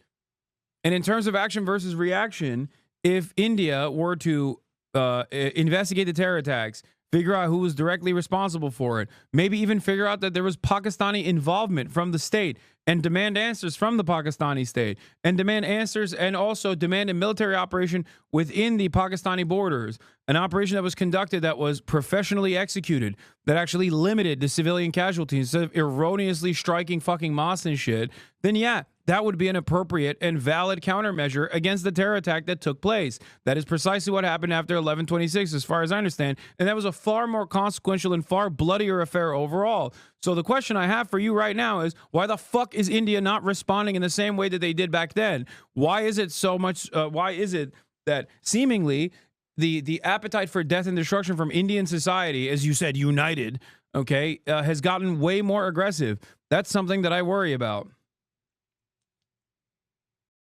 Do you see what I mean?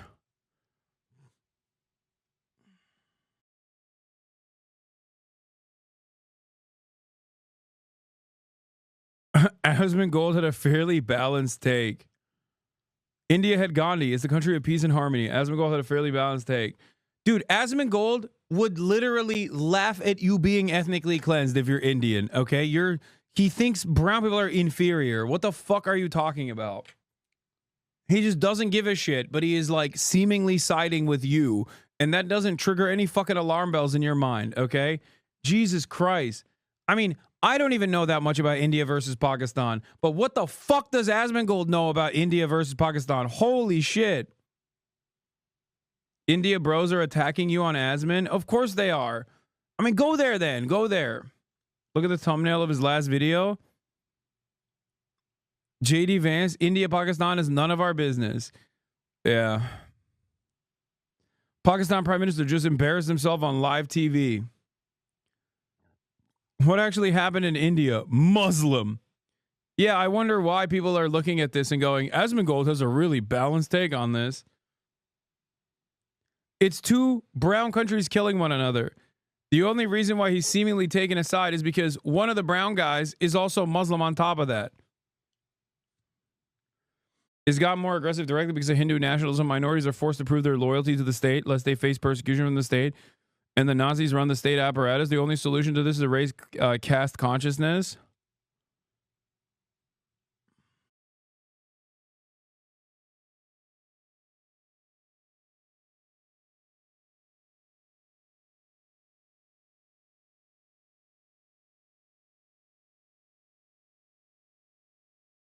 You're telling me sending 400 plus drones to 20 cities and firing mortars and heavy artillery at the LOC and killing military personnel, showing restraint at every step?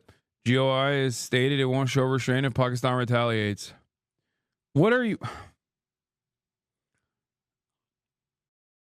Okay. Do you think India haven't tried what you're saying for decades? It obviously doesn't work. Okay, nuclear escalation then, I guess. The fuck do you mean, dude? Do you think India has not tried what you're saying? So, okay, I guess there's no other option. Nuclear war then, chatters. Like, go off. But basically, this is not the kind of simplified version of the security situation in the region that I think the world wants to see. We're going to go live now to New Delhi, India, and bring in CNN's Matthew Chance. Matthew, can you give us the details of what's happening this morning? Yeah, absolutely, Audie. Well, you joined me in a very hot market in the middle of New Delhi, the Indian capital, where I've been speaking to people about what they think of this increasingly dangerous standoff between India and neighbouring Pakistan.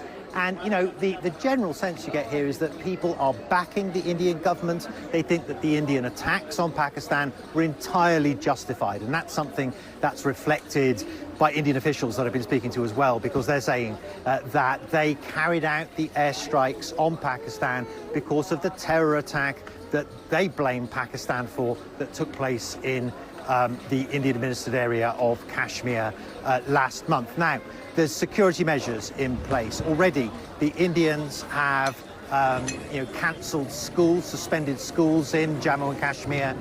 They've suspended schools elsewhere in Punjab province as well, which is close to Pakistan. They've also cancelled all the leave that civil servants are meant to have in this country in preparation, they say, for a possible emergency response. So they are expecting, they say, attacks by Pakistan in the future, in the coming days, potentially.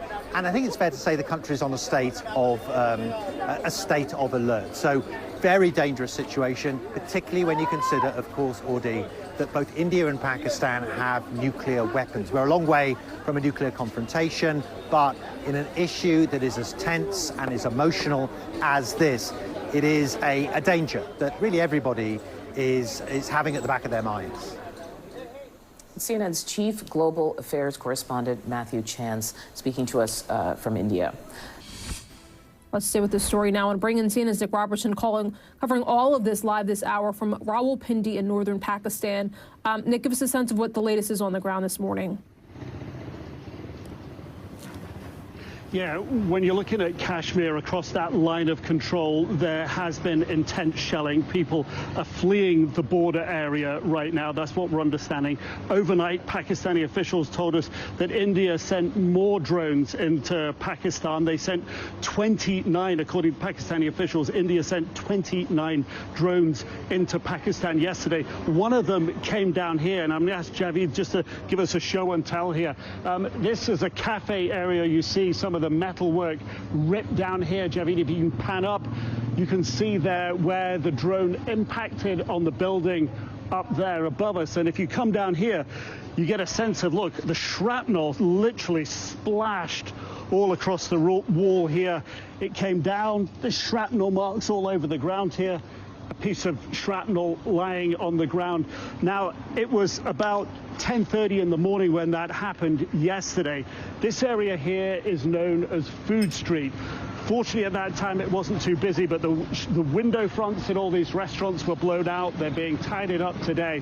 But right behind what you're looking at there is the Rawalpindi Cricket Stadium, and there is a major cricketing event going on here. Well, there was the Pakistan Super League bringing in international players. It's the main cricketing event of the year inside Pakistan. That, because the Foreign Minister said, actually it was the stadium that was the target of the drone. The organizers of this cricketing event have put it on pause. They're moving it to the UAE. That's going to cost several millions of dollars to do. India, in the meantime, is also now pausing matches in the India Premier League, major sporting event there as well. And it's ironic, if you will, that cricket, the sort of unifying thing for the youth of these two nations, is getting affected by these attacks. But this is what people are living in fear of. Here yesterday, one man in his mid-20s was killed. 2 people were injured. Yeah, Nick Robertson reporting live for us there in northern Pakistan as we continue to see the ripple effects of this conflict, and as many world leaders around the world watch to see if this continues even further into a wider conflict. Nick Robertson, thank you. There's been new cross-border fire between India and Pakistan. It's raising fears the two nuclear-armed rivals are on the brink of a wider conflict. New video shows damage in the aftermath of attacks overnight in India. The Indian Army says it repelled multiple attacks from Pakistani drones and other munitions along the line of control, which is the de facto border in disputed Kashmir. Pakistan says it destroyed several Indian Army checkpoints along the border in response to what it calls unprovoked firing from the Indian side. Now, in his first public comments on the crisis, India's Prime Minister called for continued alertness. I want to bring in journalist Vedika Sood, who's covering all of this live from Delhi. Good to see you again, Vedika. With tensions heating up, where do things stand right now? Well, every morning there is some development through the night that we bring to you, and that's what we're going to do today as well.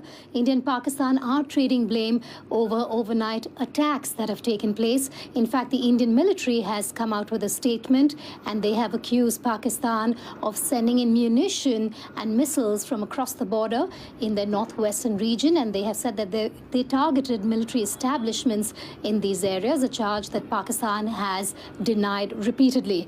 I want to also now bring up a statement on X from the Indian Defense Ministry, and I'm going to quote from that statement. The Indian Defense Ministry said, and I quote them here, military stations at Jammu, Pathankot and Udhampur were targeted by Pakistani origin drones and missiles along the international border in Jammu and Kashmir today. The threats were swiftly neutralized. Now, CNN has spoken to people living in these areas who witnessed what had happened overnight local time, and they said that the situation around them was full of panic. Can we blame this on and there Trump? was palpable tension. Dude, how do you think this happened? J.D. Vance is literally the fucking Antichrist. He visited India, and then the Kashmir attack happened while he was visiting India. This is directly Donald Trump, okay? This is directly Donald Trump's fault.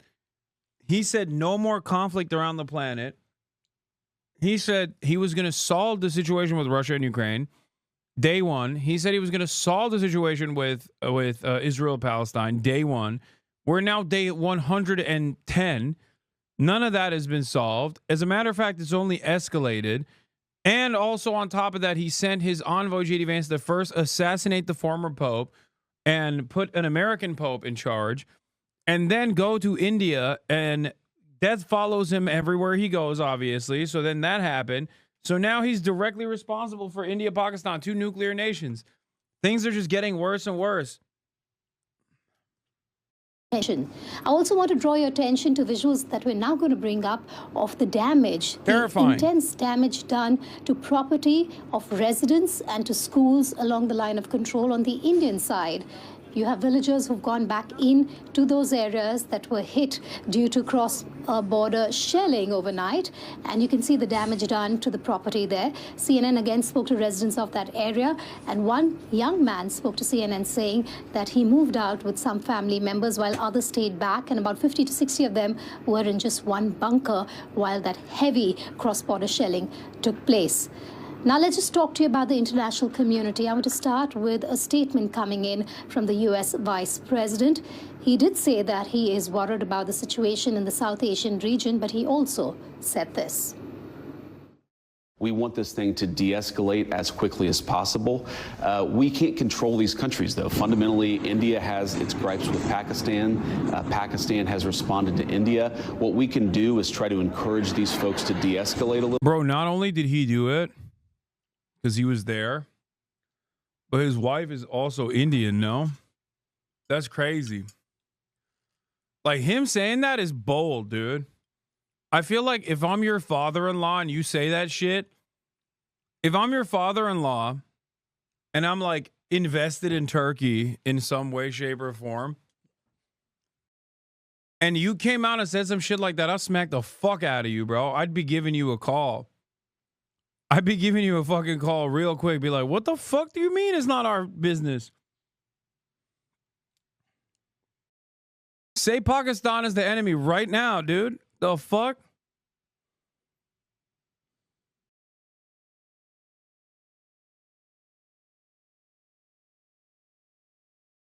Would you ever blame the terrorists? They were Pakistani citizens. Would you ever cover that? This guy is going to lose his mind.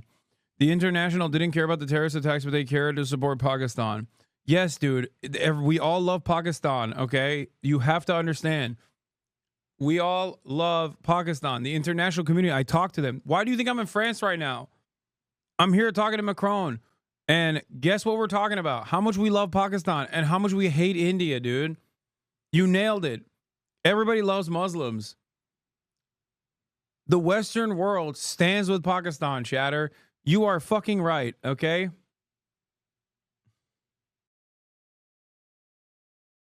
A little bit, but we're not going to get involved in the middle of war that's fundamentally none of our business. In other developments from within India, civil servants have been asked not to go. That one chatter is so funny. Every time he says some shit, I just keep replying with the most insane statements, and I feel like he takes everything I say super seriously and gets extra angry, like I'm being sincere. He literally said, "Yeah, they did. The world did support them in the Bangladeshi genocide." Like, yeah, dude, I was being sincere. Thank you. On leave over the next few days, and also there's a high alert that has been issued in most of the airports across the country. Back to you, Kim. Oh, I appreciate you bringing us the latest on this. Vedika Sood live in Delhi. Thank you so much. Well, joining me now is India's High Commissioner to the UK, Vikram Doraiswamy. Thank you so much, High Commissioner, for joining us here on the programme. Our correspondent Cordelia Lynch was just reporting there from Pakistan, and she also talked about the warning that Pakistan has issued, saying the world will find out when they do. Why are you even a political commentator? You should be sincere.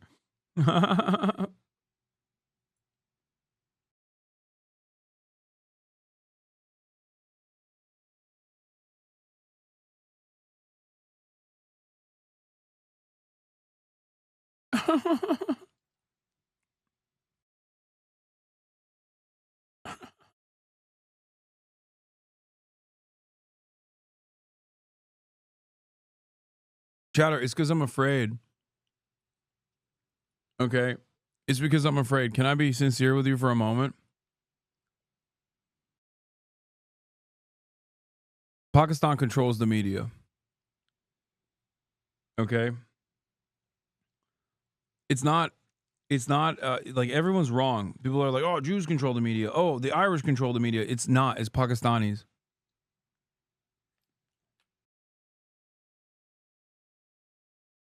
Were you afraid to bring the Yemeni kid? No, because Pakistan loves the Yemeni kid. Do you see what I'm saying?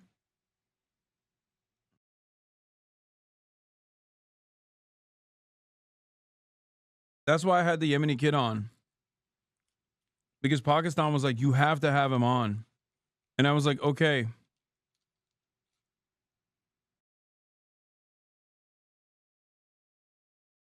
Cover the Indian press conference. No, I can't. Pakistan doesn't want me to cover it.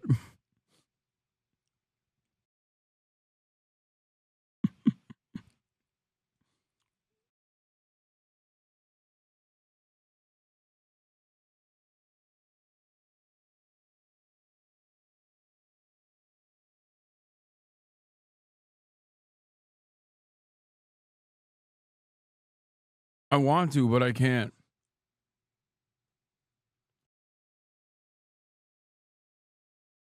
Wait, so you're not funded by Qatar? What do you think Qatar is funded by? Pakistan.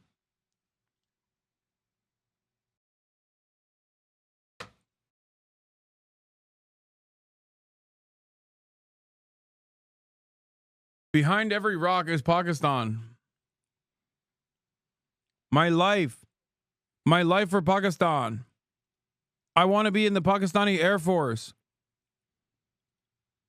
Strike back. How concerned are you that this thing is just going to start to escalate?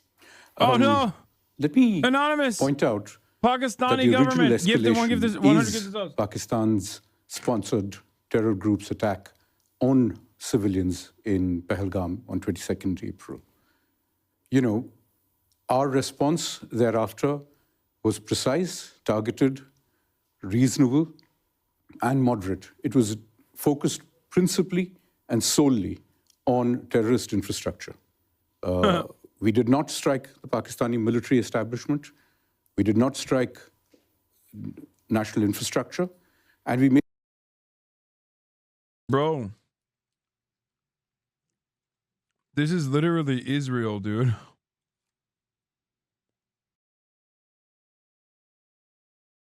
The Turk is proud of his own creation. That's the real secret. Behind Pakistan is Turkey. That's the real meta. Pakistan is behind the media, but you know who's behind Pakistan? Recep Tayyip Erdogan, baby. Adolf Turkler. Adolf Türkoğlu. Made abundantly clear, including in the briefing that was given yesterday morning by our permanent secretary, our foreign secretary, and by military officers, that the object of this exercise was clearly to avoid military escalation. The fact was actually acknowledged in a left-handed way, of course, by the Pakistani side in terms of their own statements, official statements, which said that the airspace hadn't been violated and that, no military establishments were attacked. And yet they did say that civilians were killed in this attack. You see the images that they put out themselves. These were at places well known and identified even in Western media for many, many years as central points in the terrorism infrastructure of the Jaish-e-Mohammed, the Lashkar-e-Taiba, the Hizbul Mujahideen, well-known parts of that infrastructure and those establishments. Can you confirm that the leader... Did that one Indian chatter stop posting? Because I really love him. Hasan, why are you so biased on this issue?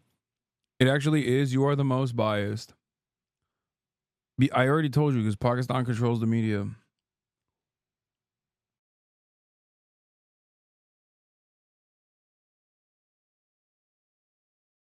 Where is the guy? This is the other guy, but I want the previous guy. He was way funnier because he seemed more sincere. This guy is just like trolling.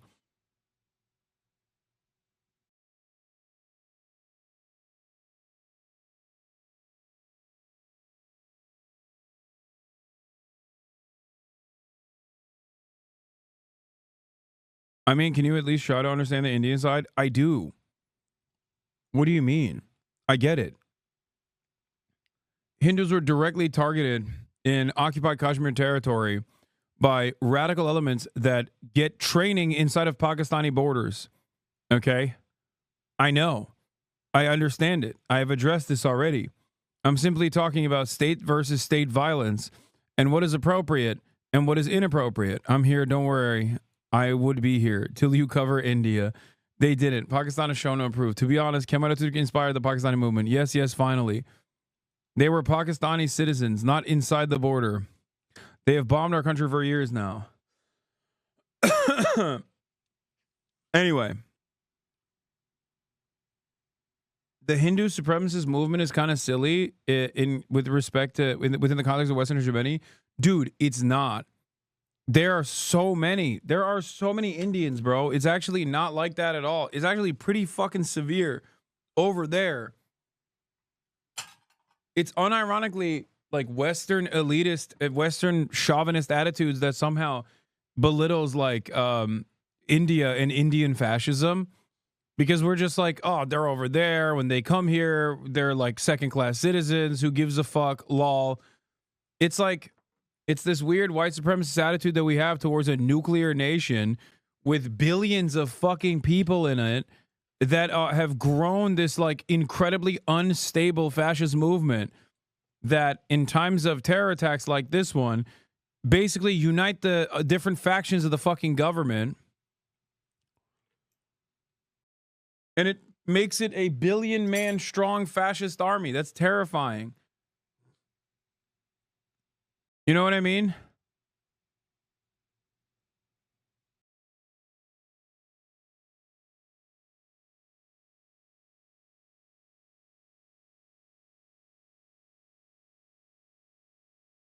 The Hindu nationalist orgs operate in the U.S. like Hindu American Foundation. It's operating right under their nose. Yeah, they're trying to do Israel lobby shit, too.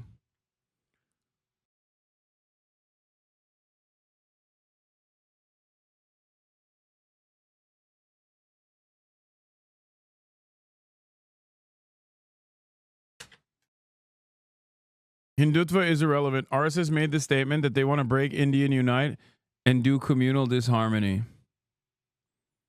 Hindutva are losers, dude. More people voted directly against them. Hindutva would not survive. It's not related to this. Hindutva is irrelevant. RSS made a statement that they would break the India and unite and do communal disharmony.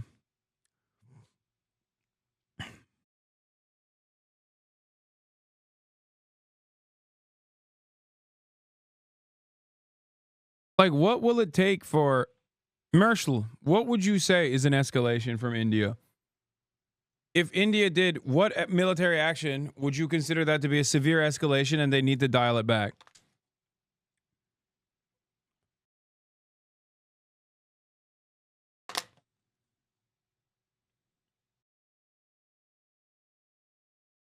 The American Hindutva organizations are irrelevant. No, they're not.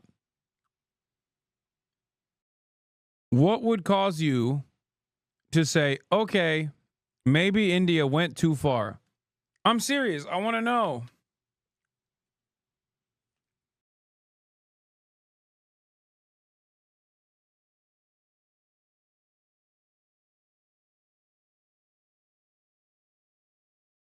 Directly attack civilians, open firing like Pakistan. If they do it, I would say they went too far. Bro, what are you talking about? They did it the first fucking night. The mosque that you say is a terror mosque was civilians. Like, what are you saying?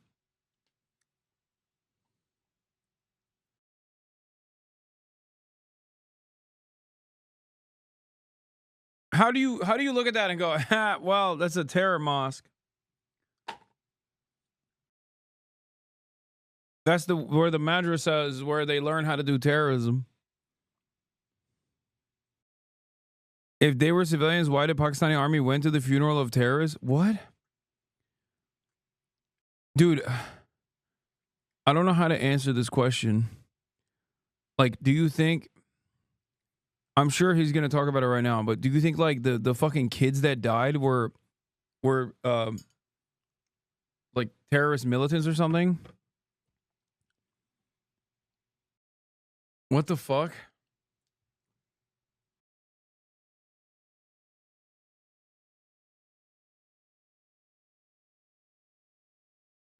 Now I don't want to watch this video because he's gonna like the video that I'm watching. But here, well, let's watch it. Founder of Jaish-e-Mohammed's family members were killed in this strike? Well, they put it out on their own social media. This is not us confirming.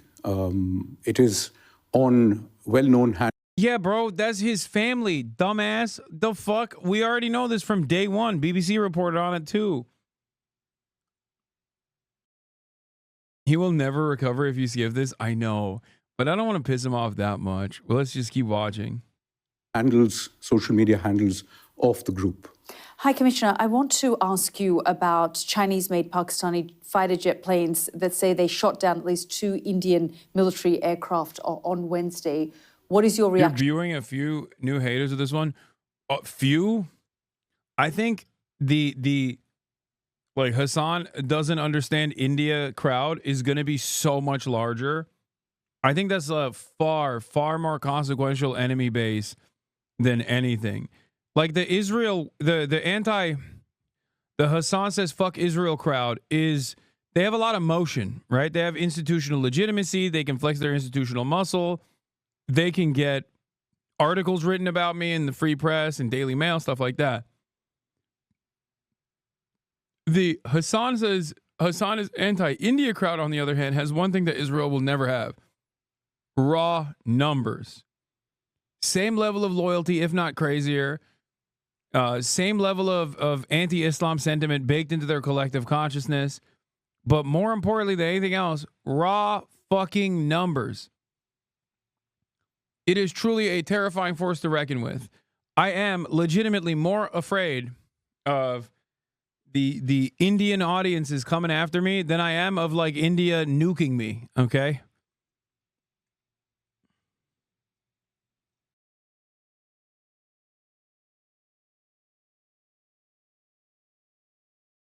To be honest, you yourself are far more removed from India than you are from the MENA region. Oh, this is true.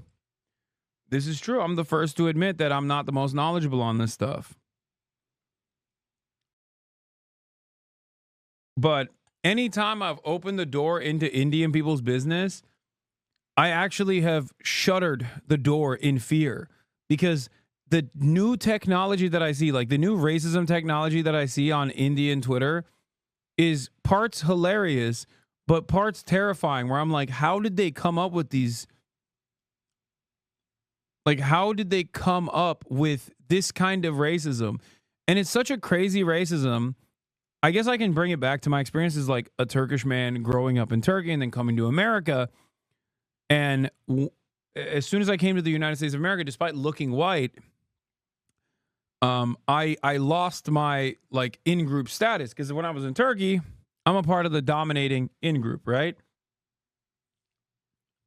In America, all of a sudden, my name is Hasan. You know, post 9/11 America, I'm going to experience some levels of stereotyping, a little bit of bigotry, all that stuff. So I understand how Indians operate in the way that, like, if they are the upper caste in India, and then they come to the United States of America, they carry over that supremacist attitude here, and they can't even contend with why Americans don't see them as such. Like, they don't understand. From the American's perspective, the highest of the highest caste Indian man is still Indian. Americans literally will look at you and go, what are you saying? You're brown. Like, they'll hit you with like the most basic levels of racism. In the same way that like Turks who find themselves to be above Arabs, for example, on the racial pecking order within Islam, they don't realize that the Western world does not treat them any differently than they treat Arabs. They look to Turks and they look to Muslims and they look to Albanians as well in the same way that they look to Arabs. Does that make sense?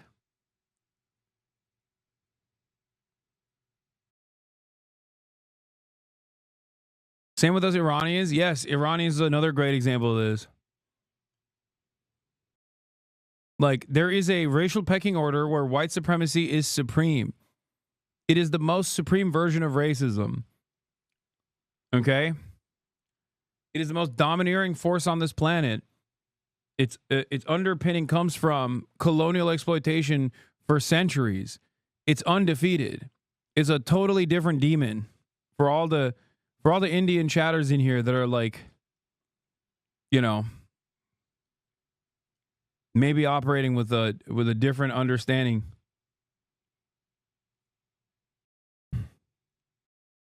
You are not qualified to talk on the subject.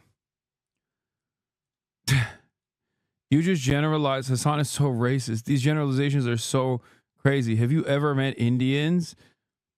But isn't Muslim Twitter pretty racist as well against Hindus? That's not true. Have you ever met Indiana? I've met Indiana.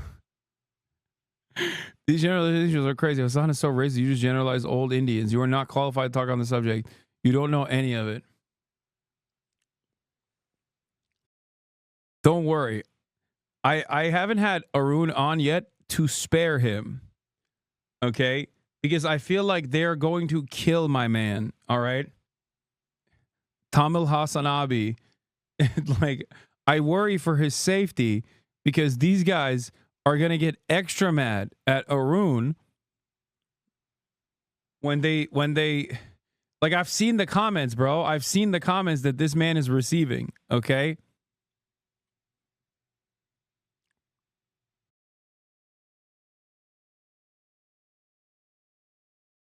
No, I'm not. Caste system is horrible.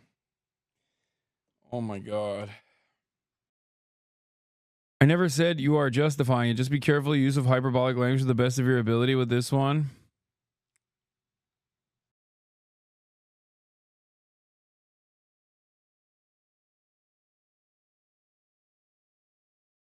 If Arun is still in the chat here, after this video is over, we'll have him on.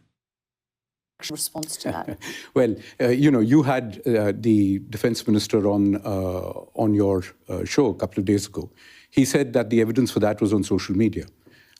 This is my favorite type of commentary, though. I'm Pakistani. Pakistan and India, corrupt governments are in bed with each other, and this is all a hoax to improve their status among some people who don't understand. BJP's Modi has done this every time just before election to get votes. Pakistani and Indian population is not worried about it. I don't think that that's the case, man. I'm going to be honest. I feel like they definitely do care. Like, the populations definitely do care about this. And I don't know if they're in collaboration with one another. If you were to say both the Pakistani administration and the Indian administration are corrupt, I agree 100%. But if you think that they're in cahoots with one another, I don't agree. I don't think they are. I wish they were. So that, they would just slowly peter away from the tit for tat.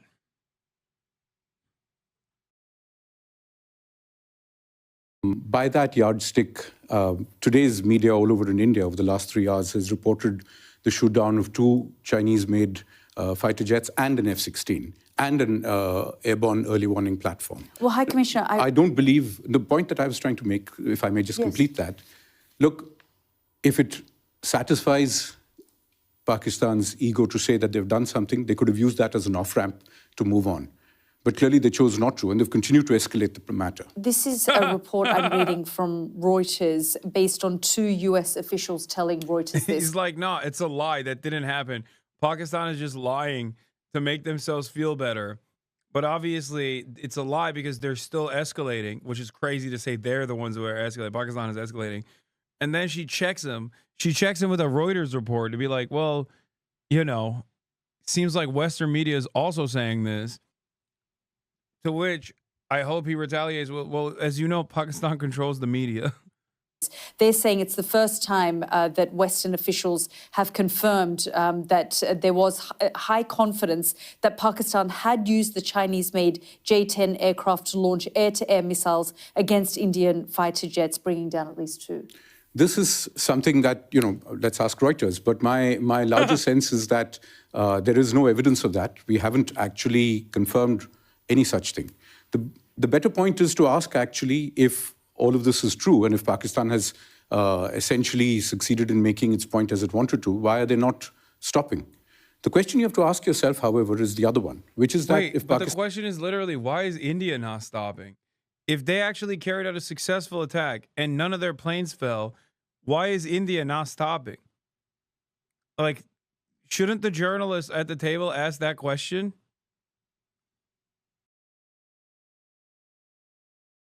She's just so biased. Pakistan says it's retaliating, as my colleague... India has stopped? Brother, there are reports that they hit another military base. What are you talking about? India has stopped. We are just returning fire.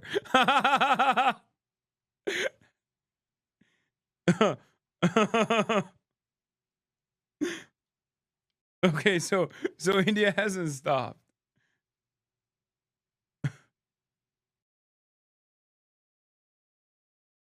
I like that every party involved is like, no, you don't understand. We're retaliating.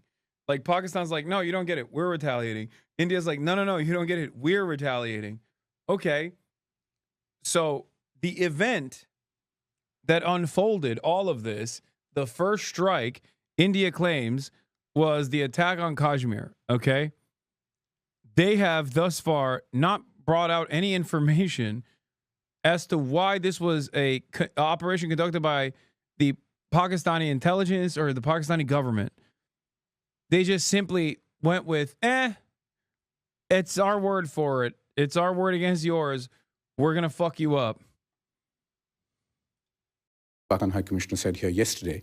What are they retaliating about? They're retaliating against attacks on terrorism infrastructure. So what does that tell you of their relationship with the terror groups? Well, they're saying that they're distancing themselves completely from Pahalgam, and they're saying they had nothing to do with it. They've said that they've asked for an investigation, and India has refused an international investigation that they were happy to cooperate in. Well, this is a story we've heard multiple times before. In 2016, after the... In the coming days, you should invite someone more knowledgeable on the subject. I have. You're just not going to like it. And after this video is over, I will, once again. You're just not going to like what he's going to say. I'm just letting you know ahead of time. Okay? I already have. And I will again. You're just not going to appreciate what he has to say. And don't worry, he's not a scary Pakistani Muslim. Okay? Well, he is secretly. He's also secretly in the pocket of Pakistan. He's in the deep pocket of Pakistan, just like I am. We get together in discords and talk about how we want to join the Pakistani Air Force every day. Thank you for the checks, Pakistan. Check getting triggered in time, -20 alert. Yeah. Pathankot attack, which you referred to, we offered them an unprecedented amount of access to an Indian Air Force base, which had been attacked at Pathankot. DNA sample. Like, he's like, Chad is like, dude, you don't understand. India's not actually attacking. They're just retaliating. Pakistan military spokesperson says Indian airplanes fired missiles on an airbase in Rawalpindi. He adds that multiple military bases were targeted by Indian missiles. But that's just retaliation, dude. You don't get it. Samples, telephone records, the whole works. It was supposed to be a joint investigation. We never got invited for the second part of it. And then everybody points to the the Pakistani defense minister admitting to harboring terrorists. I know, man. I saw that too. I know. And I know what he was talking about. Okay. I've covered it extensively. Some might even say part of my America Deserved 9/11 actually is directly what he's talking about. Okay. Frankly, each time, if you go all the way back to 2008 to the Mumbai terror attacks, where a substantial amount of information and material evidence was provided to the world and to Pakistan, who made the same generous offer of cooperation. One of the funniest things out of all of this has been to see all of the Defend the West white supremacist accounts all posting so aggressively about India. Like, how did that happen? I don't know what happened, but so many of the Defend the West, Greek statue avatar, white supremacist accounts, all of a sudden are incredible experts that seemingly always align with India. I don't know why. I don't know how. I don't know how that happened, but I'm seeing so much of it. All the pro-Israel accounts that are also white supremacist accounts that are like, we got to defend the West from Muslim invasion. Every single one of them is posting about India right now. What is this? Casteism is insane.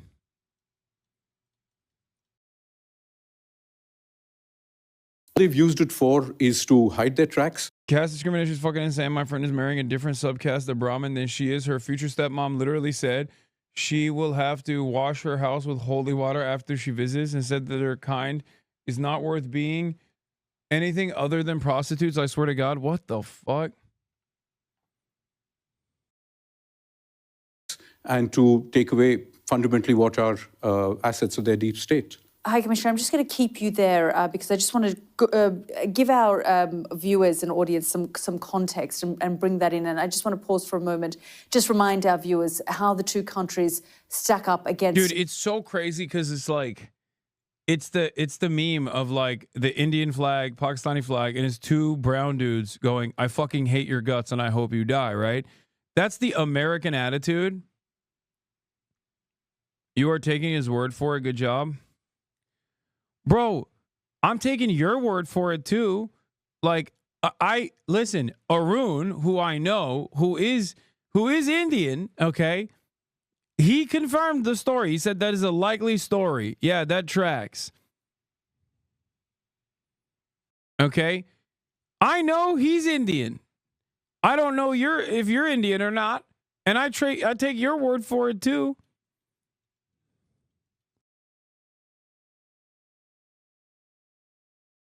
And I don't even know if you're Indian or not. Yeah, Arun is Tamil. So what's up? Yeah, I'm going to take his word for it. What happened? You were like, Indian voices matter. And then when I actually listened to Indian voices, you're like, no, not those Indian voices. He's like, not those fucking Indian voices. Just my Indian voice matters. Motherfuckers are more racist than white people. That's hard to say. I don't think that they're more racist. They're just like a different kind of racist, but also in the same way that they also experience racism as well from white people. I want to go that far, but they do have like the ancient tomes of racism. Like they have really unique ways of being racist, which is crazy.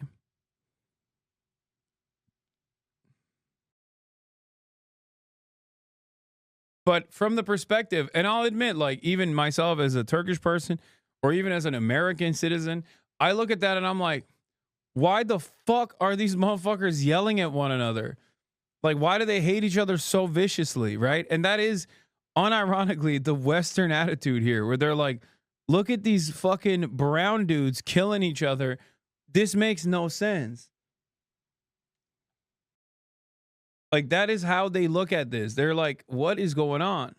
Tell them militarily. Now, India has over 1.2 This is, by the way, this is before. I mean, it's like the Balkans, okay? It's kind of like the Balkans, but with like thousands and thousands of years of more history and more racism and the calcified caste system on top of that. It's like Balkan posting on steroids. But then there's also internal conflict in India as well. I mean, there's internal conflict in Pakistan too, but there's certainly a lot of internal conflict in India as well. And then on top of that, there's like internal caste conflict. It's too much. Figure it out, man.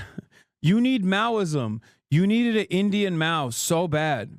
He would have whipped this shit up straight. I'm not talking Gandhi. Active personnel in its army. Pakistan has less than half of that, 560,000. In the Navy, India has 75,000 active personnel and Pakistan has 30,000. In the Air Force, India has almost 150,000. Indian Mao, whose name would probably be like Stalin Hitler or something. Personnel, uniting all sides of Indian politics. Pakistan, again, has less than half with 70,000. But let's look at the Chinese factor now into the equation. China is by far Pakistan's largest weapons supplier, providing 81% of imports from 2020 to 2024. In contrast, Russia is your country's largest supplier, India's, and provided 36% of its weapon imports in the same period. How worried is India about the China factor? I don't see why we should be. The Chinese have a relationship with us also. Their own statements of yesterday from their Foreign Office and their Foreign Office spokespersons have been, by the broad metrics of the reactions elsewhere, been largely in the center. I don't see why that should be a factor. It doesn't worry you then that they supply such a high... Damn, she's glazing the Chinese weapons, dude. She's like, India is seeing the glories of the Dongfang missiles. The Dongfang missile systems. India is does it worry you? Does it make you cower in your boots, sir, to see the glory of China's weapon systems? The rest of the world certainly is watching what it looks like when Western weapons are met with superior technology from China. Level of military hardware to Pakistan, 80% or so. And that's the accusation in terms of what shot down these two Indian military aircraft? Well, according to the same sets of unknown and unnamed people, we've supposedly shot down two Chinese fighters earlier today. I don't know if these are true. Nobody knows if this is true, unless actual evidence is put out of it, although the press is now suggesting in India that they even have, they've even had pilots who've ejected and been captured. Now, the reality is simply this. China requires a relationship with all of its neighbors, that includes us. Its defense relationship with Pakistan is long-standing. It is for Pakistan to decide whether it chooses to use its military hardware for its self-defense or to actually attack other countries. This has been the problem even with material supplied by the United Kingdom or by the US in the past. Essentially, it's been taken on the guise of fighting terror. He's lying, but Pakistan did shoot down Rafales. Show the evidence to make Indian chatters bald. I don't want them to bald. Like the F-16 aircraft bought in the mid-2000s. And as we all know, the F-16 has principally been used against us, including in 2019. That's correct.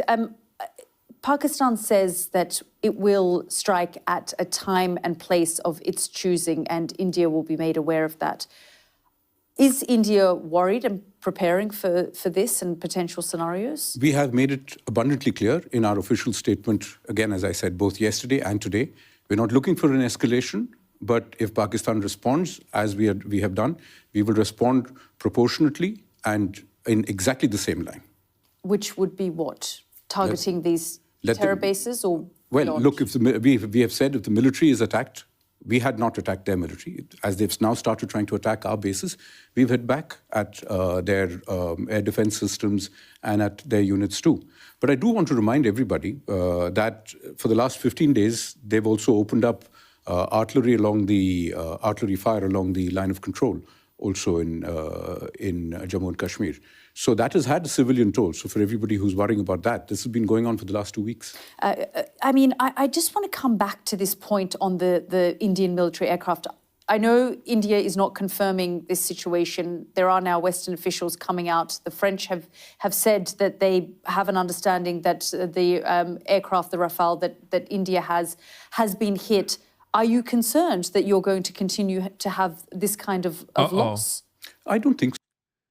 I feel like she's egging him on. She's like, come on. Yo, they fucking your shit up right now, fam. They got them Chinese missiles coming out the wazoo. She's like, bro. Bro, they are fucking up the Indian Air Force real bad. What do you have to say to this? He's actually pretty reserved, for the record, all things considered, you know? So, what is the purpose? First of all, we don't know if this has happened. But as a famous British admiral once said, the purpose of military infrastructure and hardware is for it to be used, right? If it serves its purpose, and it all serves its purpose brilliantly, I think there is little doubt that we have hit with great precision as many as 9 terror infrastructure camps. We have shown we have the capacity to hit with surgical precision at individual buildings within the terror camps. What we are then signaling is we have the capacity, if Pakistan escalates it, we have the capacity to really punish them harder. High Commissioner, I just have a minute left, but I've spoken to a retired general who in Pakistan who referenced India funding and backing the Baluch Liberation Army. They've said that they have done that for years, and when I asked him about Masood Azhar, he said, well, their family members were targeted. Should we be doing the same to, the high-level militants from the BLA, the Baluch Liberation Army, that are seen and operate within Delhi? Well, look, let me show you this photograph of yesterday, I believe it is, to your viewers. This person here is a sanctioned terrorist under the American sanctions regime. His name is Hafiz Abdul Rauf. He's a brother of the founder of the terrorist groups that you're mentioning. Look who's behind them. Pakistani military. Look at the coffins there. They have the Pakistani national flag. If you're going to be giving terrorists state funerals, what does that make of your system? Bro, everybody knows that for the last 30 years,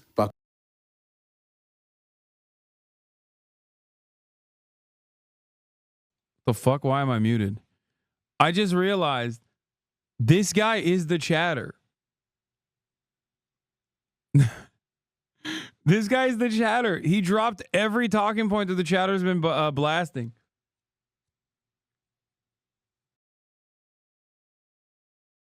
Oh my God. Yo, we got fucking, dude, that's kind of sick.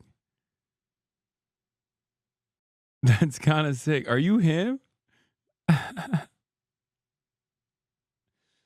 Yeah, notice how he didn't respond to the, what do you have to say to the evidence that suggests that India's been arming and funding and offering logistical, offering training and logistics to the Balochistan Liberation Army. And he's like, well, look at this photograph. That's pretty sick. It's better your big brain stay out of this conflict.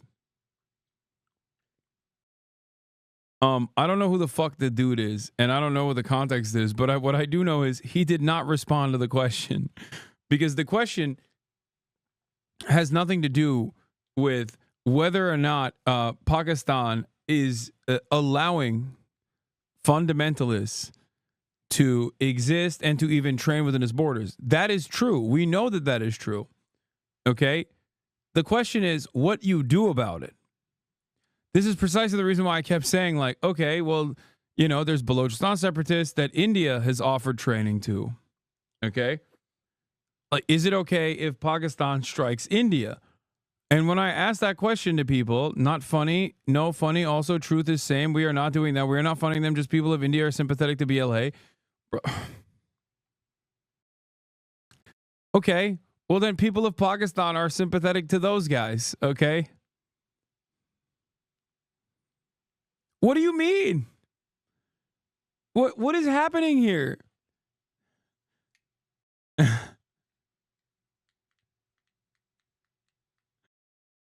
Yeah, the Pakistani military is sympathetic to that guy, and the Indian government is, oh my God, I found a Pakistan version of that chatter. Indian psyop, bro, watch the fucking press conference by Pak is in English, please. It presents so much evidence.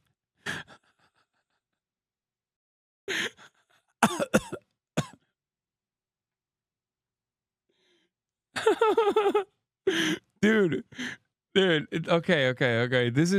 If this wasn't such a serious situation with two nuclear nations that have so much smoke for one another in direct contest with one another, I would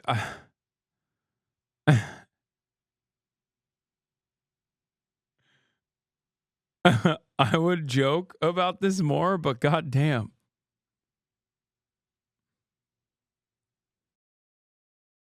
Nah, don't insult me like that.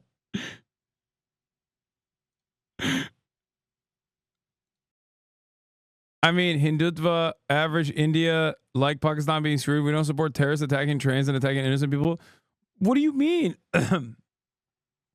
First of all, you're wrong. There is evidence that they have offered training, at least on reporting that I've seen and I've read on this broadcast. But secondly, the point isn't that, like, there isn't validity to separatist groups or anything like that. The point is, like, what does the Pakistani government do?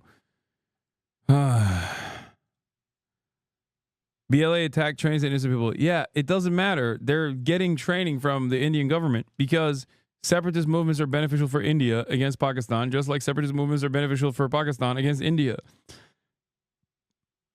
The point I'm trying to make is, what do each of these states do? Wait, what the fuck? Retired Indian Major General Bakshi, India is a nuclear power. We can blast the hell out of Turkey if we want. That India is a nuclear power. India is a space power. Yeah. We can blast the hell out of Turkey if required. Yeah. Turkey has been... Yo, chill. Hey, yo. Brother. Hey, Oh, man, Indian politics is awesome. Indian politics is so crazy with it. He said we can blast the hell out of fucking Turkey with our nukes.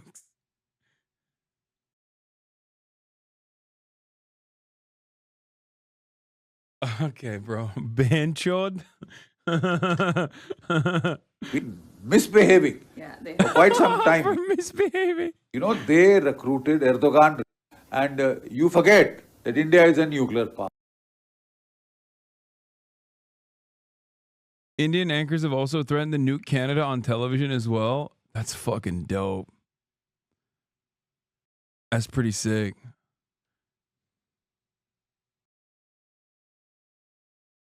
Uh-oh, they know. They know Pakistan is Turkish. Pakistan has used this as a means of subcritical warfare against India. If the international community really wants to be able to look at this and worry about it, the simple solution is to tell Pakistan it has an opportunity for an off-ramp. These are things that the world should have compelled Pakistan to do. So what, like India doesn't have an off-ramp? Like, I don't understand. No off-ramps for India. Is Pakistan. 30 years ago, and to compel them to implement their promises about taking down this infrastructure. It has not done so. We can't verify these images ourselves, and this is part of one of the problems, High Commissioner, that both sides, there's a lot of information coming out, but independent journalists, foreign journalists are not being given access. The Pakistanis have said to me, you're free to come to the sites that have been targeted, and we can take you to the line of control as well with the military to show you what's been hit and targeted. And in the same way, the information that we find... Why do you completely ignore the photo he showed? What? Because it had nothing to do with the fucking answer. Also, why are you getting mad at me? She has an even worse response than me. She literally goes, we can't verify what that photo is. You just like showed me a photo. What am I supposed to do with this? Like,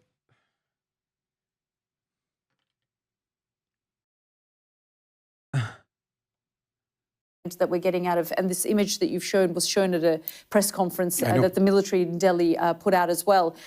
But that is part of the problem here as well, isn't it, High Commissioner? I mean, there is an information warfare that's taking place. Of course you would ignore the photo, law. No, I'm not. Okay. I'm not ignoring the photo. Okay. What the guy is saying about the photo is not true. The guy who did the prayer, the dead, wasn't Abdul Rauf Azhar, but Hafiz Abdul Rauf, and the guy himself has issued a video stating he has no relation to the terrorists. But even if he did, I still wouldn't give a shit. Like, what do you mean? Okay. Yeah, they're fucking at the funeral of a child and a terrorist is there and they're posing behind it.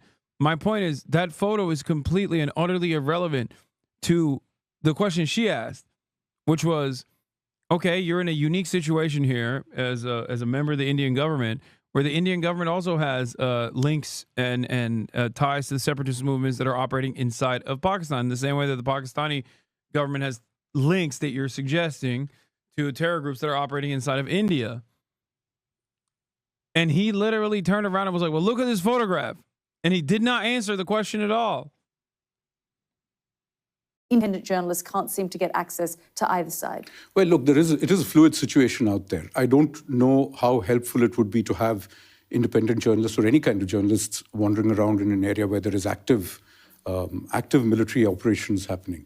The logical solution would be, as we've said repeatedly, for Pakistan to take the opportunity of an off-ramp, which we have made abundantly clear, including this morning, that if Pakistan stops attacking our military facilities, the matter ends there. But it is for them to decide.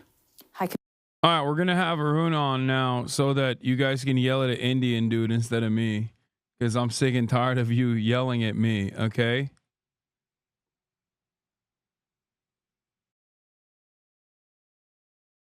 If you have the, what? One of the chatters called Arun a DMK agent already, and he hasn't even been on yet, which is cool. That's cool. He's not even on yet.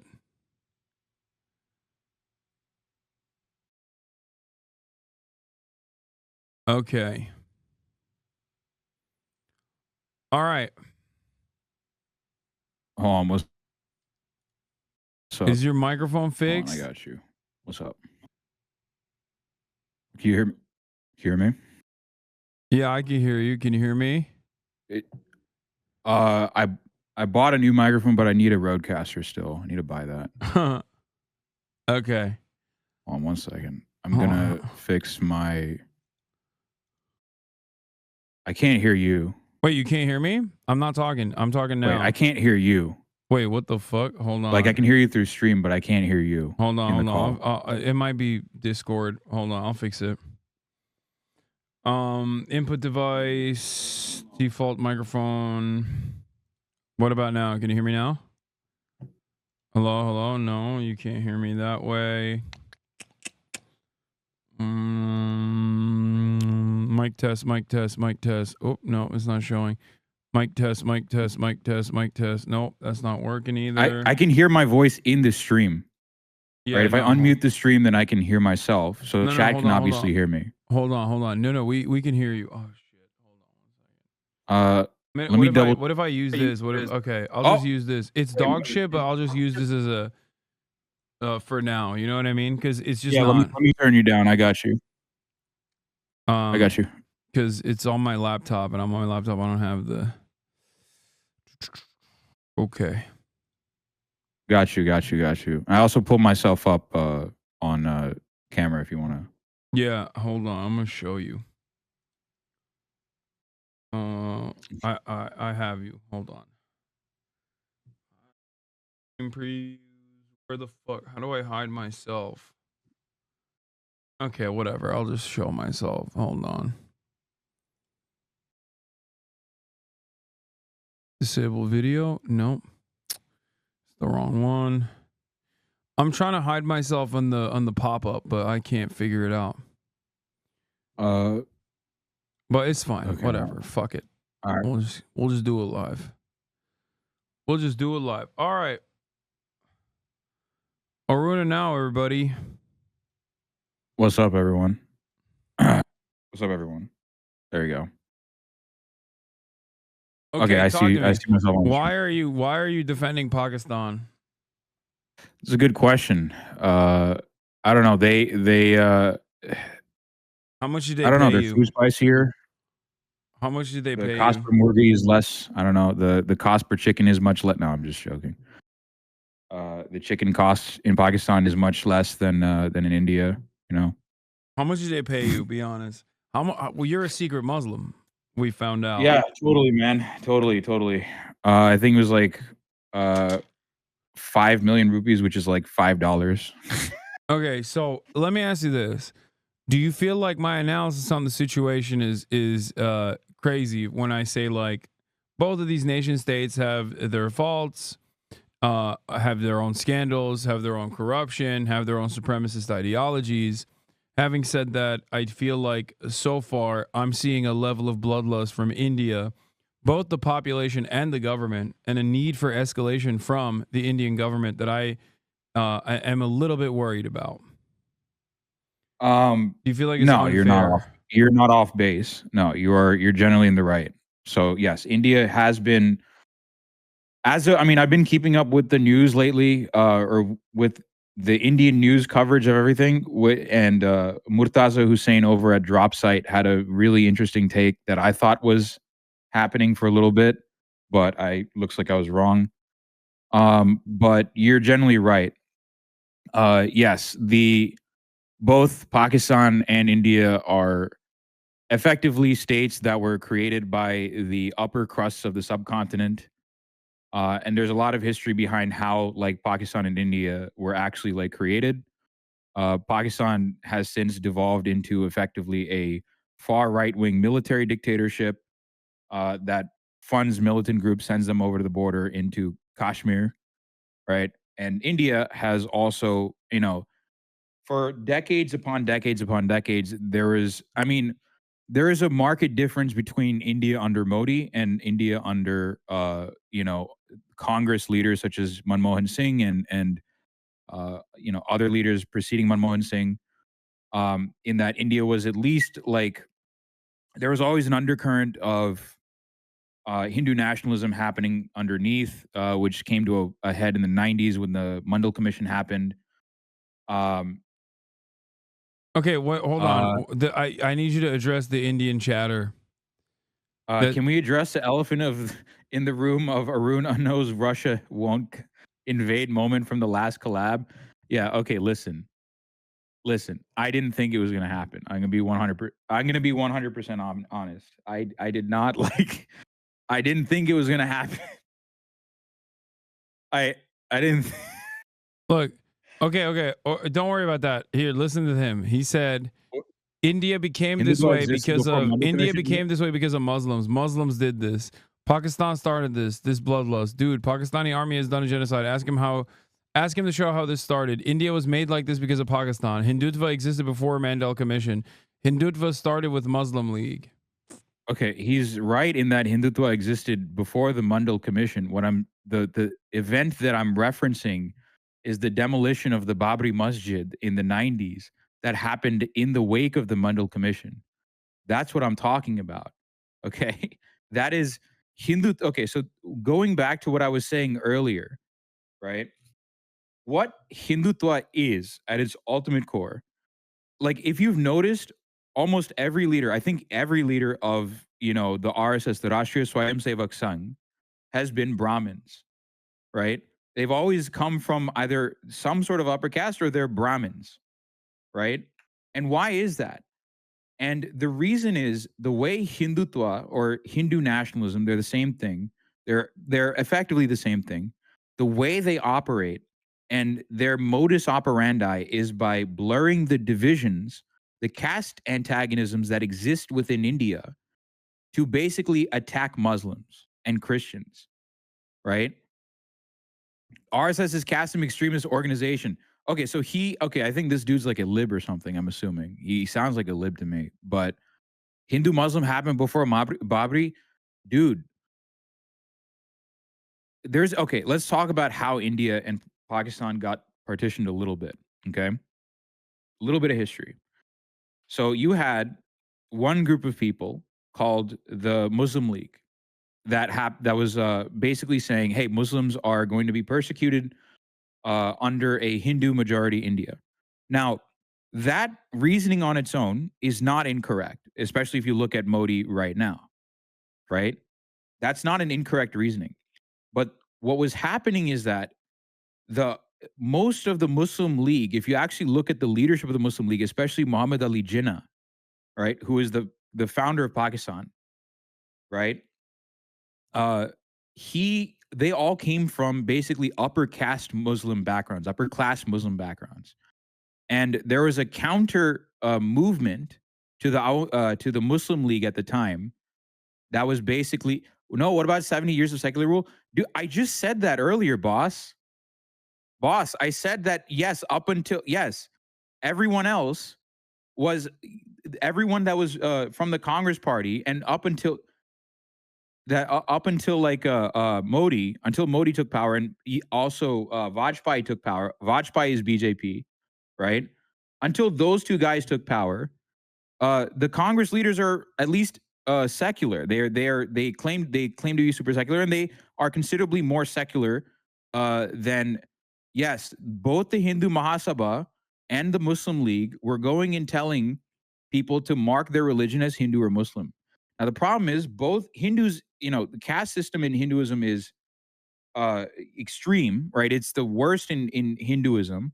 But the thing is, because caste is such an integral part of subcontinental society, it's penetrated every other religion, right? So Christians also practice caste, right? So Christians also practice untouchability. And so do Muslims in the subcontinent. They also practice untouchability and caste as well. So there was a counter movement to the Muslim League saying, hey, we are not represented by Muhammad Ali Jinnah. It's called the Momin Conference. And they basically went to Nehru, who was the head of the Indian National Congress at the time. And they basically said, hey, listen, what Jinnah is doing is they're coming from elite backgrounds that don't represent us. Now, what happened was Nehru basically literally came back and said, yes, we agree that the Muslim League is basically run by elite upper caste Muslims, right? But we have to go along with partition because if we let you guys have a voice, if we let you guys have that sort of voice, then what'll happen is the oppressed caste in our ranks in the Indian National Congress will try and rise against us. So the only reason that partition happened, or Nehru actually agreed to partition mainly, was because it would actually reveal the caste antagonisms within this entire charade, right? And that's what I was trying to get at, right, with this chatter.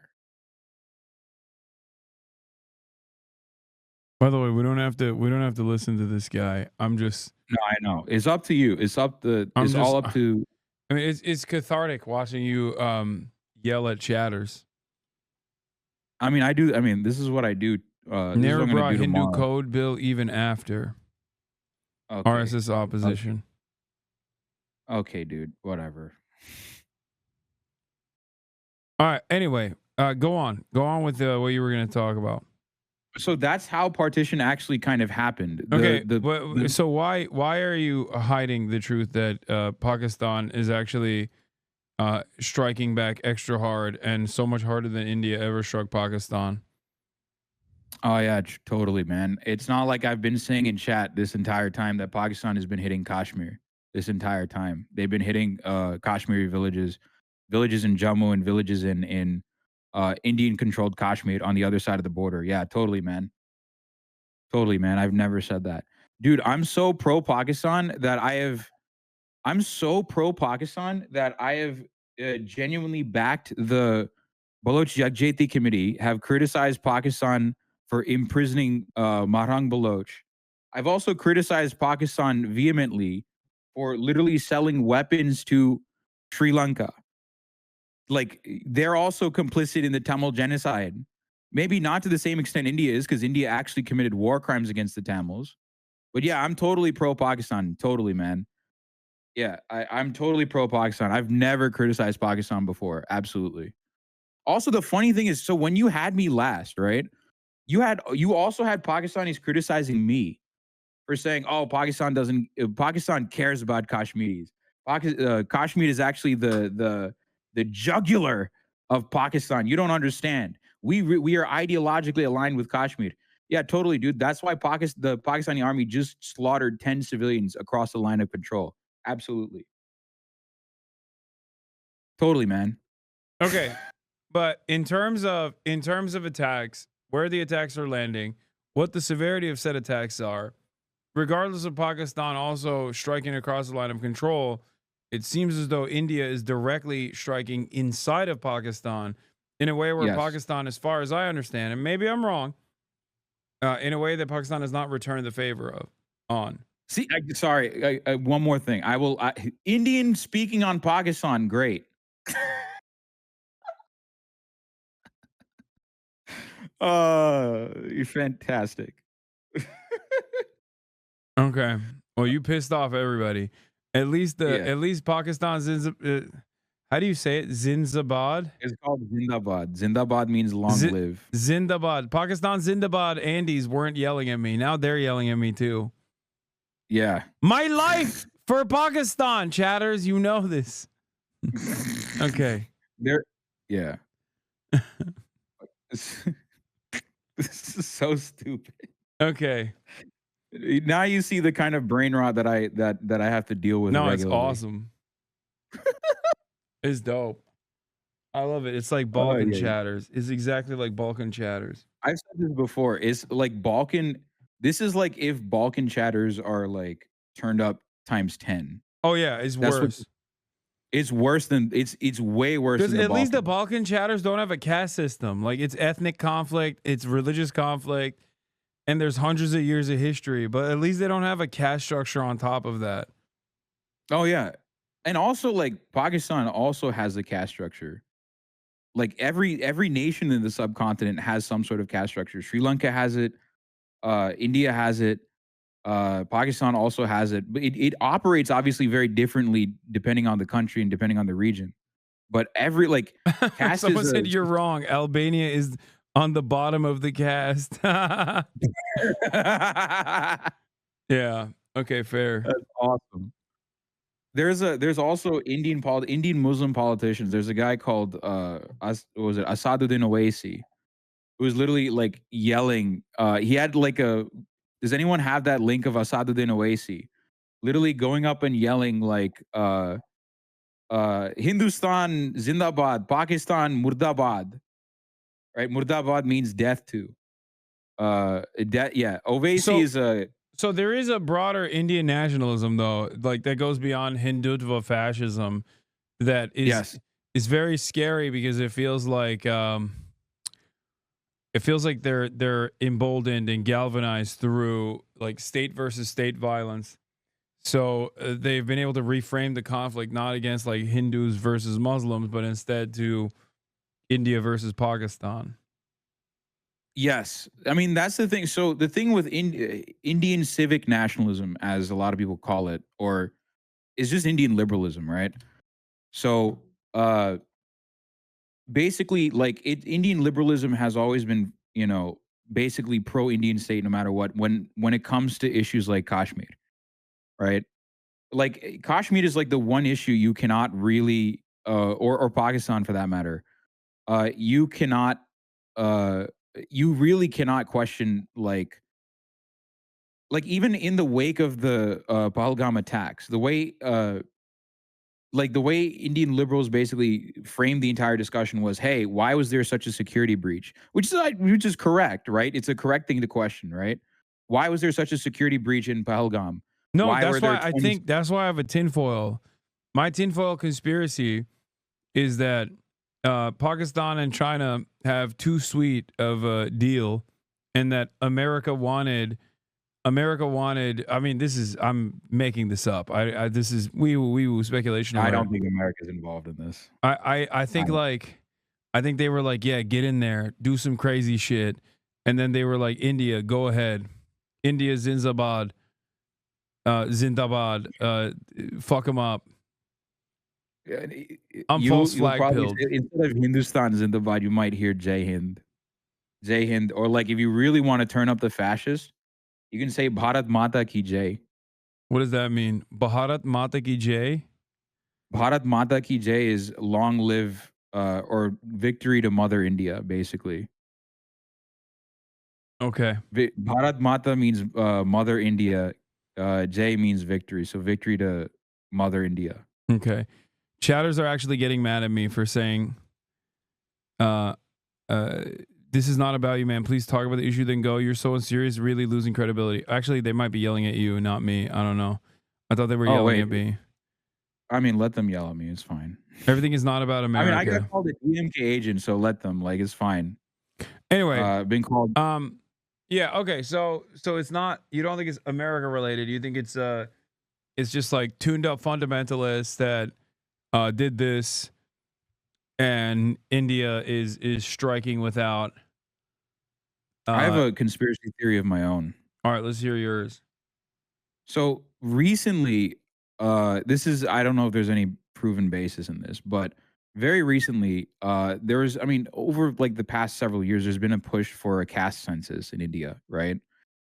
And the reason that caste census is super important is that, so like I mentioned earlier, the way Hindutva operates is that it basically relies on Brahmins are like 5% of the population, something like that. Upper castes are maybe like 10 to 20% of the population, but they have all the fucking power, right? You look at the media, you look at the judicial system. I think, I don't remember the statistics off the top of my head, but I think over the past 3 years, it was like 97% of high court appointees was like, they were UC, they were from the general category, right? Something like that. I'm probably fudging the numbers a little bit, right? I'm a Hindu supremacist. Okay, keep going. Okay, yeah. So basically, so the way Hindutva works is that it buries the reality that there's a disproportionate representation of upper castes in both like the government, right, in power, the media, and basically all the main reigns of power that exist in India, right?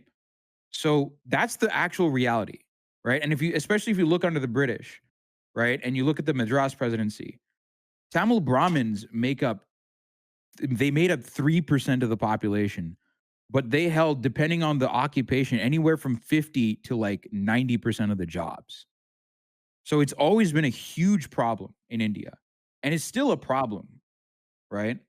Now, the thing is, the Hindutva wants to completely bury this. They want to completely bury this reality because their goal is to eradicate Muslims and Christians and and communists as well. Those are the three groups of people. It was Golwalkar or Savarkar said that need to be eliminated. But in order for them to do that, they need to create this idea of a unified Hindu, demographic that never existed, by the way. Hinduism was never a unified religion. What happened was when the British came, a lot of their advisors were Brahmins. And so the Brahmins basically told the British, hey, the books that we wrote, the Dharma Shastras and the Shastras, the Smrtis and all of that, this is what's called Hindu law, right? We're going to call this Hindu law. So in order to make the British administration of the subcontinent much easier, they basically lumped everyone that wasn't Muslim and that wasn't Christian as Hindus, right? And that also included Sikhs for a while, right? Now going back to this, right? So Hindutva wants to basically unify these very disparate groups of castes into one demographic called Hindus. And they want to weaponize this Hindu, demographic against Muslims, right? But this, broad coalition of like roughly 1 billion people relies on the majority of the population not understanding their caste position in society, right? There's an India Inc. video that I want to pull up, right? And these guys are, if you are learning about India politics, right? This is a must watch. Like these guys are, hold on a second, let me pull this up. This is an absolute must watch. You have to watch this. This is your first intro to the caste system. You actually have to watch this because this will give you how we got here in terms of like Hindutva.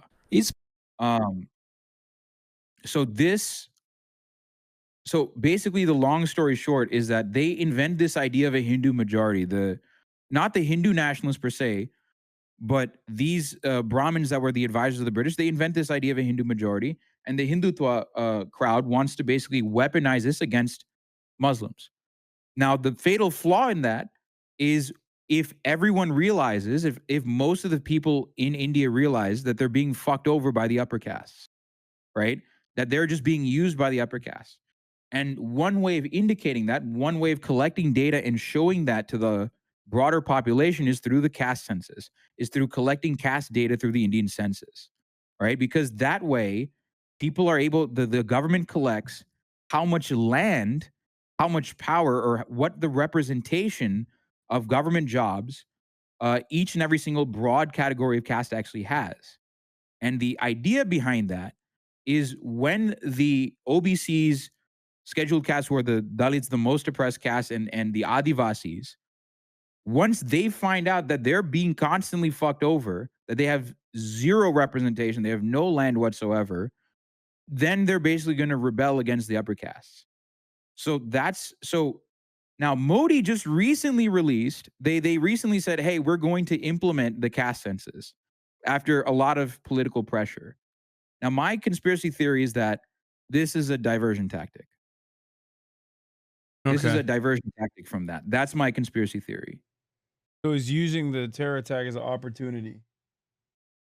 Yes. To move the discourse away and unite India, no caste, just even Muslims alongside Hindus. Like, we're one united India attacking against a nation that has consistently done terror attacks inside of India. And that's their justification. Yeah, it's mind fucking, I know. Okay. Well, it's very late here, so I have one last question for you. Where do you see this going? Especially considering you might have gotten it wrong last time in terms of like it won't escalate that much. I have no idea. I have no idea where this is gonna go. I'm not gonna make any predictions. Okay, so we need China to come in and quash the tensions. I don't know if China's gonna help, considering they also have tensions with India. But Yeah, we'll see. they need to occupy Kashmir in its entirety. That's what I think. No, I'm just kidding. It's not. I'm not saying that seriously. Nobody clip Dude, that. the Kashmiris are gonna get pissed off at you for that. I know. That was a joke. Okay. Yeah. I'm not being serious at all about that. Okay. Well, thank you, Arun, for coming on. All right, man. And Anytime. explaining your theories. Love to have you on as always. Mhm. All right. I'm gonna go to sleep now because I'm dying. It's 5 hours in and it's 1 p.m. 1 a.m. here. Arun and now, everybody, if you can learn more about this stuff from him, he's Tamil HasanAbi. He used to be Indian HasanAbi. Now he's Tamil HasanAbi. Yeah. I mean, I was the Indian HasanAbi because I couldn't explain like what Tamil was to people, but now India's like engaged. Now India's rep is so in the toilet that I'd much rather try and explain to people what Tamil actually is rather than. I feel you. All right. Well, have a good one, dude. You too, man. Take it easy. All right, bye. All right, everybody. I try my best to go beyond one. No, Tam just went up in Pakistan? No. All right, well, I'll cover it tomorrow, okay? Hopefully I'll be live earlier tomorrow than this time. Because I'm friggin' dying right now. Anyway, love you guys. See you tomorrow. Peace, everybody. All the shadows trickling in has helped people hate. Sunny Los Angeles, California, says Hasan. The starlight to the starlight to the topic just begun. There he is again, Hasan is streaming, Hasan is streaming. There he is again, Hasan is streaming, Hasan is streaming. Reviewing the P.O. box, Uncle Uger's face. Sudden discord agitprop, great names take embrace. Tiny Bernie Sanders, LGBTQ Air Force. The whole left at your fingertips, Ane at your door. H3 crowded debate, the Young Turks online show. 3 full fucking years of this, plenty more to go.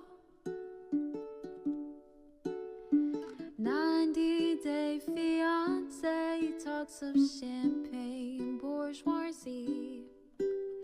A Trump rally live reaction, a mass riot at DC. There he is again, Hasan is streaming, Hasan is streaming.